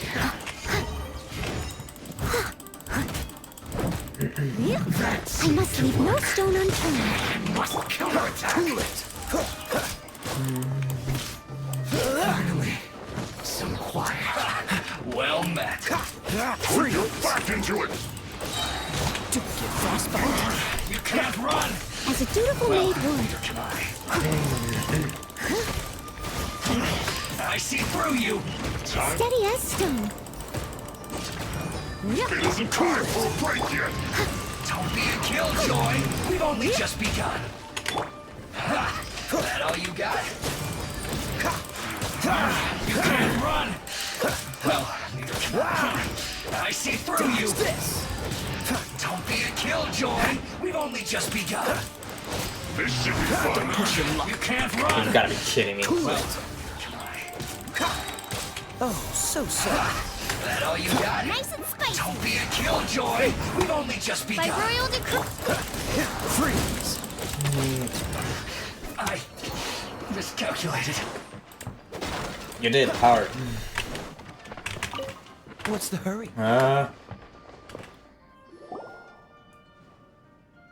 This place is dark. Paimon knows this place. It's the Delusion Factory in Inazuma. In the original version of events, the traveler once encountered the balladeer here. Such a creepy atmosphere. And so familiar. Remember this, it was an unsettling place. Hey, look over there! Well, well, my fair lady. Is this rundown factory and these incompetent fools all for me? Wow. You shouldn't have. Huh. What do you have to gain from belittling your subordinates? You might not want to admit it, but you are a part of this plan. Perhaps you find fighting in the Abyss to be a more meaningful use of your time? Oh, but of course, even this pales in comparison to being experimented on by the Doctor. What a sharp tongue you have. Funny how negotiating never seems to be your strong suit. For the task ahead, I suggest you keep your true feelings to yourself. Save your breath. I know what I have to do. I'm sure you think so, but I still think you need to hear it. Don't start thinking you're invincible, and don't let your emotions get in the way. Surely you're not worried about me. I just can't have you getting in my way. You and Child never fail to find ways to complicate things. I'm merely lighting a little fire in this chaotic nation. But you, being tossed out like trash, must make you want to destroy it completely. Do you remember the last time you were here? That was a lot of swordsmiths you killed. I'm sure the descendants of the Raiden Gokaden are still suffering the consequences now. Look at you. Oh, don't get so sentimental. Now, give that poor little tongue of yours a rest and stop pretending like you're above everyone else. Bye then. See you at the victory feast. Poor little tongue? She's playing with fire talking to me like that. Who does she think she is? Forget it. Someone might find me here any minute now. I should prepare to give them a warm welcome. The plot does not end here. There is more of this story to come. Wanderer, are you able to continue? Yes. Please don't worry about me. Why are you staring at me in silence? Can't you think of a nicer way to express yourself? I'm under no obligation to be nice to you. Besides, I thought nothing mattered to you except results in your own interests. Isn't that right, witch? Muddle-headed puppet. You're only number 6 because you can take more abuse than other humans. Do you really count that as an asset? You're about as much fun to be around as a raging inferno. But before we murder each other, it'd be best if we finish our duties.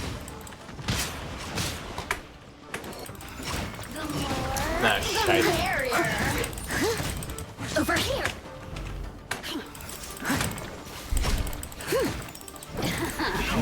Let me amuse myself. Steady as stone. I pressed the wrong button. I've become very quiet. I just want to finish this as quickly as possible, man. I need to get prepared that every campaign is 3 hours long, man. Are you little shit? I need to heal, Oh wait, I have not. I don't have them regenerated. Oz, reveal thyself. Over here. Shit. I don't have stamina, that's why. Leave it to me. Heal.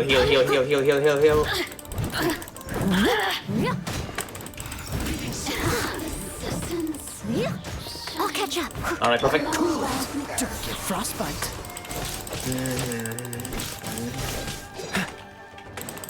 Freeze. Shadow Raven, let night fall.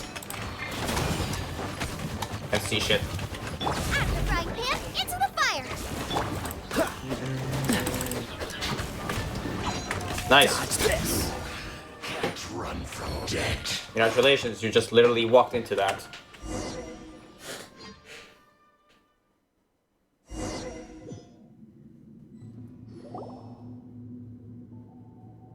Looks like we've have arrived in Sumeru. Is that? Considering that Amorta's sage, Nafis, refused to join this project, I'll take part in the experiment in his place. Welcome. I look forward to a fruitful collaboration. When do we start? You seem impatient. You should know that becoming a god is far from a trivial affair. The biological transformation is a lengthy process. As such, I too would recommend that we commence as soon as possible. In the event that a successful connection is established, his body will become permanently bound to the machine, and he will be unable to move independently of it. Nothing worse than what I've been through before then, Doctor. You were the most resilient test subject I ever came across. Thanks to you, I was able to garner a great deal of information. Alas, after that, you were under orders to remain in the Abyss. We barely saw each other, and it became difficult to further refine the knowledge I had gained. That was gracefully worded. Ever wonder what they'd think if they knew that nothing matters to you, apart from your crazy experiments? I suggest you speak to me in a more respectful tone, Scaramouche. The mere fact of your utility does not make you indestructible. The doctor again? That was uncomfortable to watch. That person gives off a very sinister energy. All of this. It's normal for him to give you the creeps. He scares the bejeebers out of Paimon. Let's move on.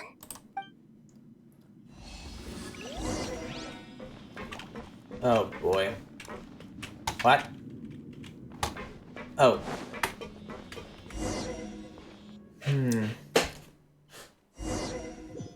Oh my gosh. Are we done yet? You're a god. Do you think I'm evil? If you accept that he is you, just as you are you, then yes, you are evil. In your eyes, are there any differences between humans and puppets? Do you think there are any differences between your present self and your previous and future incarnations? If not, then what are the differences between humans and puppets? Whoever has tasted the joys and sorrows of life in the human realm is human. Whoever has loved and lost, cried with grief, howled with rage at the tragedy of death that eclipses the miracle of life, they are human too. I've seen enough of my past. If possible, I'd like to reclaim the sins that are mine to bear. No matter the consequences, I won't run from blame or punishment. Whatever I am due, let it come to pass. Can you return my memories to me? Huh? But won't that mean you'll lose your current identity? I've always believed that human lives follow a set of rules, with each person being a collection of past experiences. As a puppet living in a human world, my life is subject to the same rules. Regaining your memories means reverting completely to your previous incarnation. All the emotions that you discarded will return to you. Are you sure you want to do this? I've lived with the void in my chest my whole life. My creator didn't need me.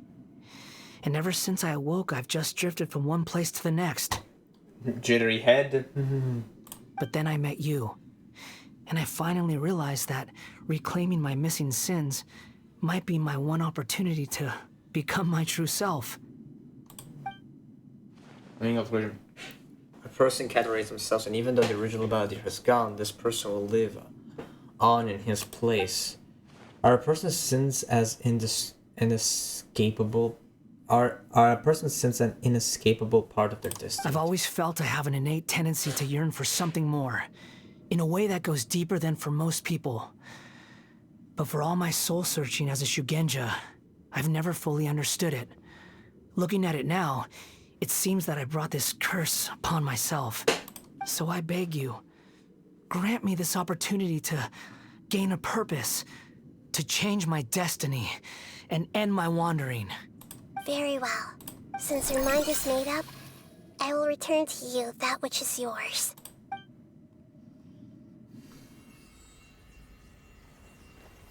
You have made your decision. Now, take this.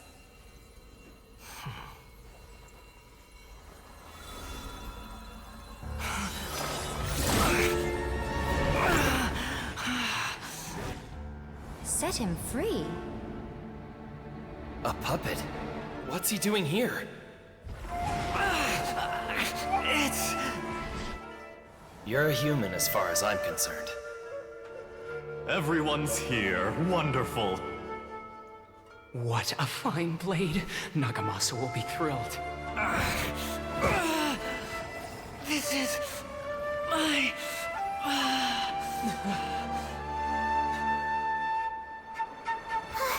Is he alright? No way!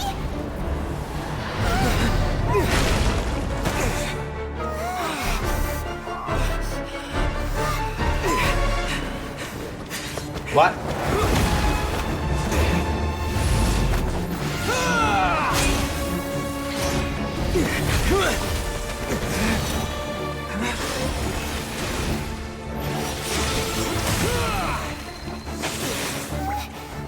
Hey! Are you done yet?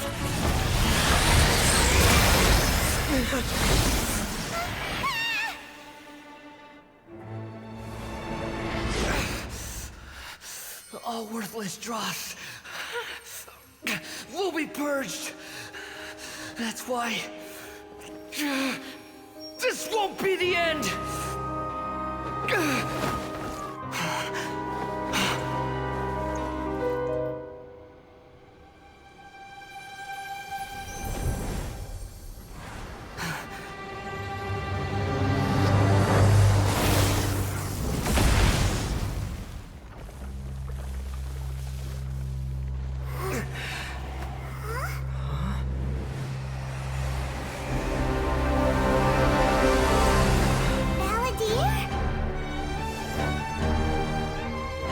A vision?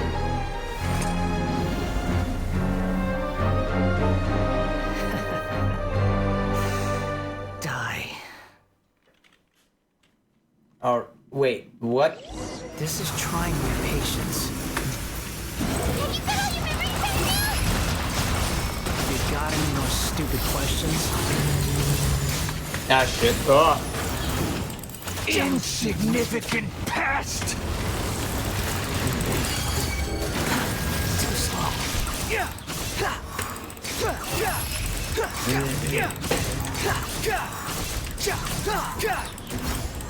Feeble human!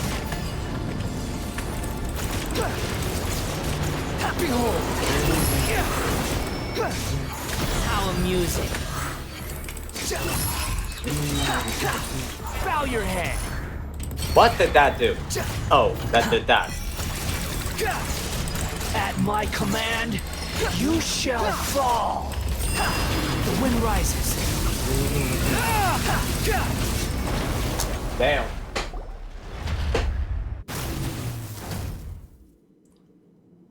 Imbecile! Get out of my sight. It disappeared. Did we win? What did you expect? I'd never lose to that. There's the tone of voice again. You're definitely back to your old self. Wait, but it was you inside that thing too. What have you got to be smug about? Sorry. I'm harsh on myself and everyone else. Just the way I am. Is the past will catch up with you? You sound like you're concerned about me. But don't worry. Thanks to you, even if I didn't change a thing, at least I now know the truth. The memory recovery seems to have been a success. This dream has served its purpose.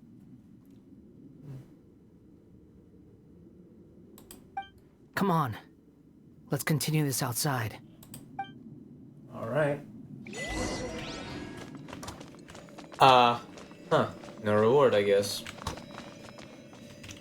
Maybe the reward is outside. Alright.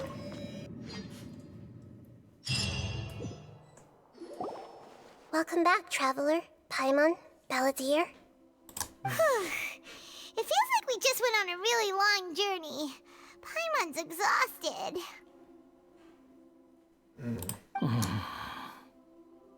You don't like being addressed by that name? It's fine. But I was just thinking, I should probably change it.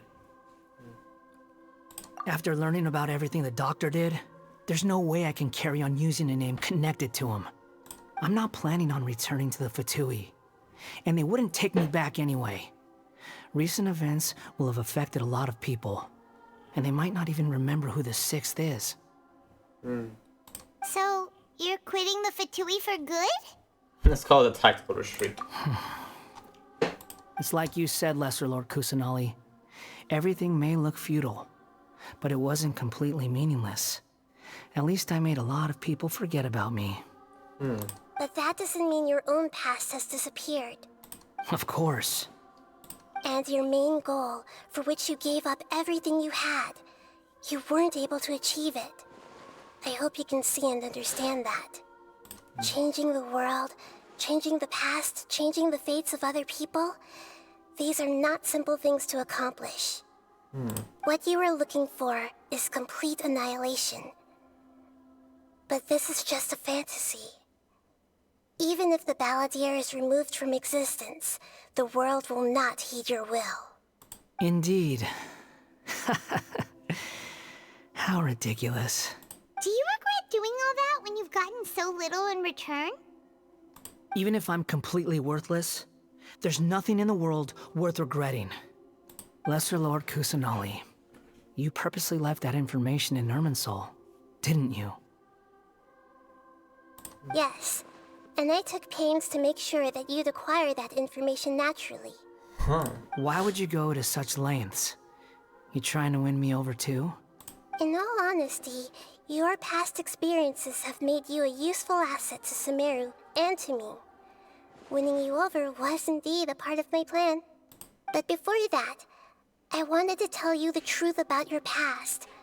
If all I wanted to do was use you, then I'd be no different from the doctor. Very clever. I guess you could say that's one of my virtues. Utility to others is what gives me worth. So if embracing my sins is what it takes to make me useful again, so be it. Oh right, I almost forgot. You're the good guys. You're into justice and all that. Sorry if I have a slightly different perspective on things, but I don't feel like I've been duped. The wisest leaders are fated to end up with the best helpers. I can live with that. I'm glad you're able to think of it in that way. Traveler, in the future, I'll continue to search Irminsul more deeply and see what secrets can be uncovered, including the beginning of your twins' journey recorded in Irminsul. What exactly happened before and after that point? I want to know as well. I will try. Traveler. After I dove into the information torrent in Irminsul, why did you go to Inazuma? So that's how you found out whose fate had changed. And how? Well, whatever your reasons, you did me a favor. And I'll do everything I can to pay it back.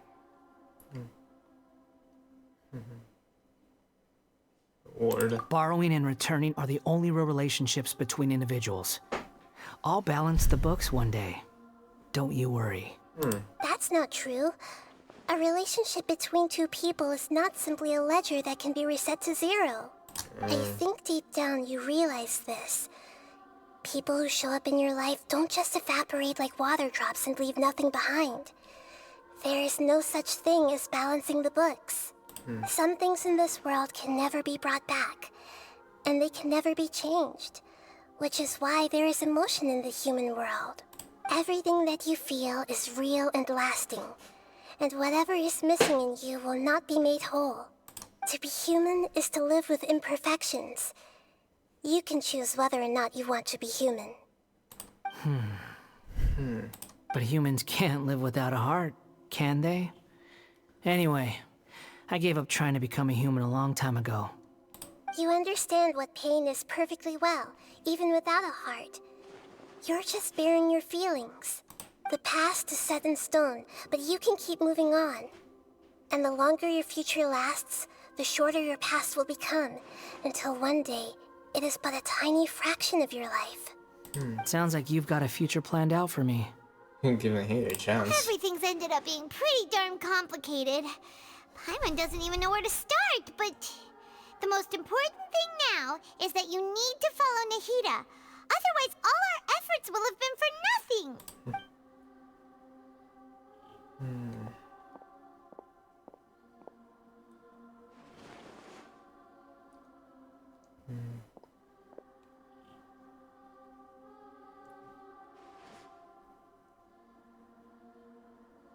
Then I guess I'll be helping you from behind the scenes from now on. I'm glad that you've accepted our proposal. Why don't you choose a new name to celebrate? Ooh! Paimon wants to pick an ugly nickname for you, too. Why? Because Paimon still doesn't like you that much. Then I hope we don't see much of each other in the future. A name is life's first gift. You didn't say it out loud, but I know that's what you're thinking. The Traveler and Paimon have helped you a lot. If you can't decide on a new name, maybe you can ask them for ideas. No, Paimon only does nicknames. If it's a serious name you're after, it's all yours. What the frick can I name him? Have you got anything? You can rename this character, so... Okay. You can obtain the item and a plot from the Archon quest through the way.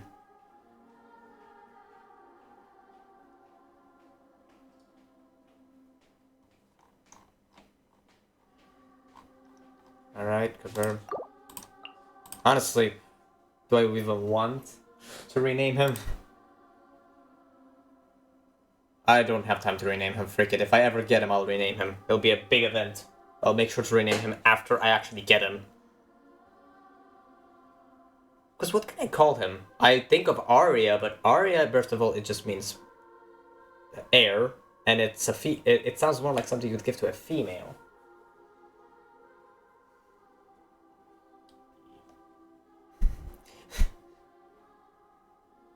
Hard guy, but that's a nickname. I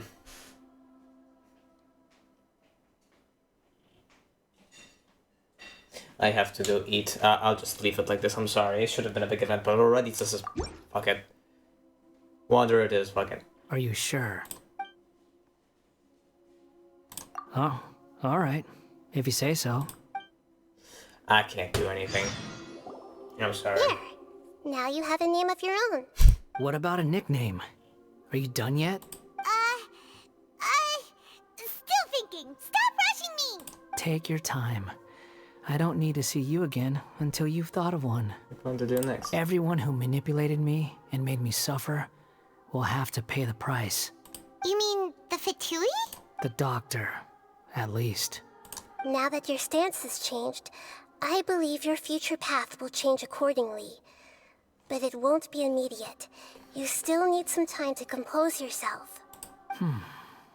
One more thing. There are still some descendants of the Raiden Gokuden living in Inazuma. Some of them know. Well, they ought to know about the connection between Raiden Gokuden and myself. I don't plan to leave Sumeru for the time being. If you see them in Inazuma, please tell them that I was the one responsible for the Raiden Gokuden's downfall. Even though the events have been erased from the world, they still deserve to know the truth. I see. That is up to you. Huh? But if we do that, then... It's fine. Let them stab their blades into my chest if they so desire. Maybe that's how it always should have been. What's that look for? Don't make that face. I know what I'm doing. That day will come. All right. We're done here. Goodbye, wise deity. And you too.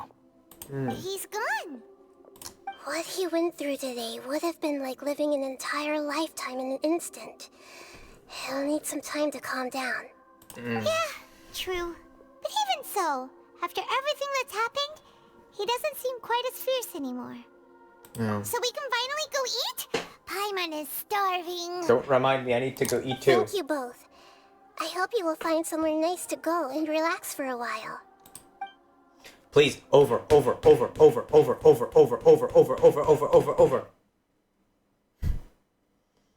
We're finally done. I've got it!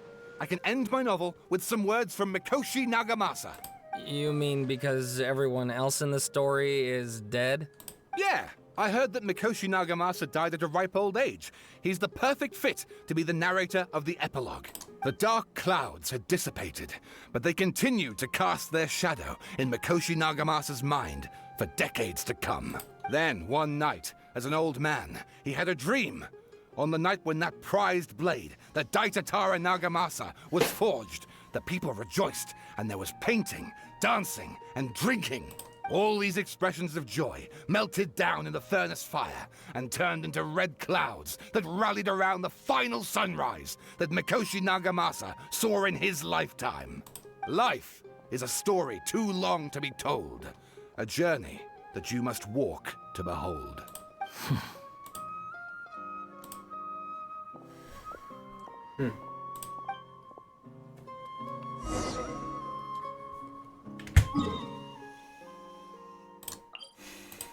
I'm gonna lose my effing mind. What's the hurry?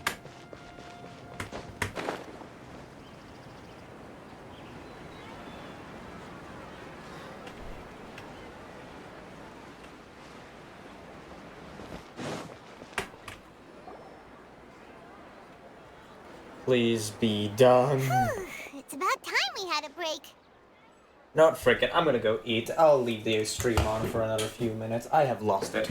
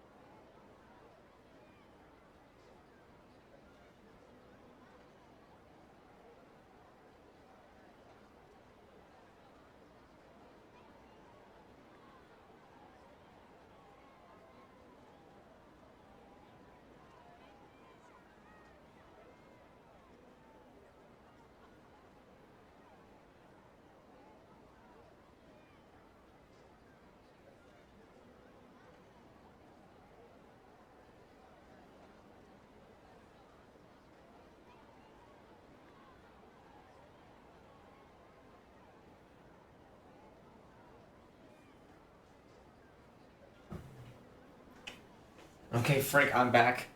I am not happy that I'm gonna have to eat here. I have to finish the freaking quest, and especially with the power cut on the line. Pun intended. Not really. I have to hurry. As soon as you stop, all the tiredness and hunger comes rushing back. I'm gonna put my plate right about here. It's a mess. Wow, great! Huh? Look at the vase.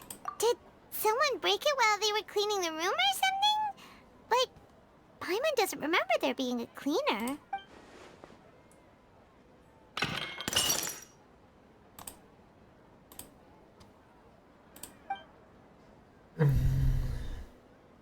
You sound lost and confused. I know why you are troubled. Any who knew of this would find their mind overwhelmed. Huh? Is there someone here talking to us? Unfortunately, the fate of Tevat cannot easily be changed. Perhaps a god may have a slim chance. But for anyone else, who can say? When a small animal runs into a tree trunk, though the tree may sway, it is not displaced. The same is true of fate. Like a vase that falls to the ground. Whether it is broken by a cat or by a bird, the result is still a broken vase, is it not? Who are you? How do you know about all this? History does not change easily, but human hearts can. Believe your own eyes. Only that which you see is true. What is unseen is but an illusion. The voice has disappeared. And who the heck was that? And what were they doing coming out of nowhere and saying all that scary stuff? My gosh, this is cold. Anyway, that face is still lying there broken on the ground. Should Paimon go get someone to clean it up? It feels wrong just leaving it there. Just a moment. Paimon will be right back.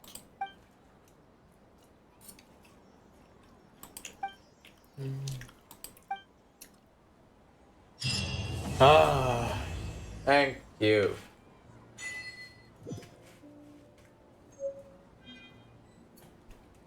Shit.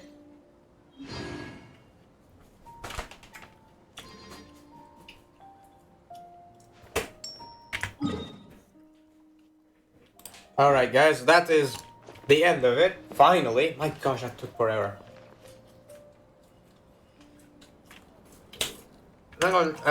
Again, the power cuts can be possible, so I need to turn everything off. I'm sorry for this hasty and very silent stream. I'm not gonna Come lie, on, I started... let's get moving. We're not frozen in place after all.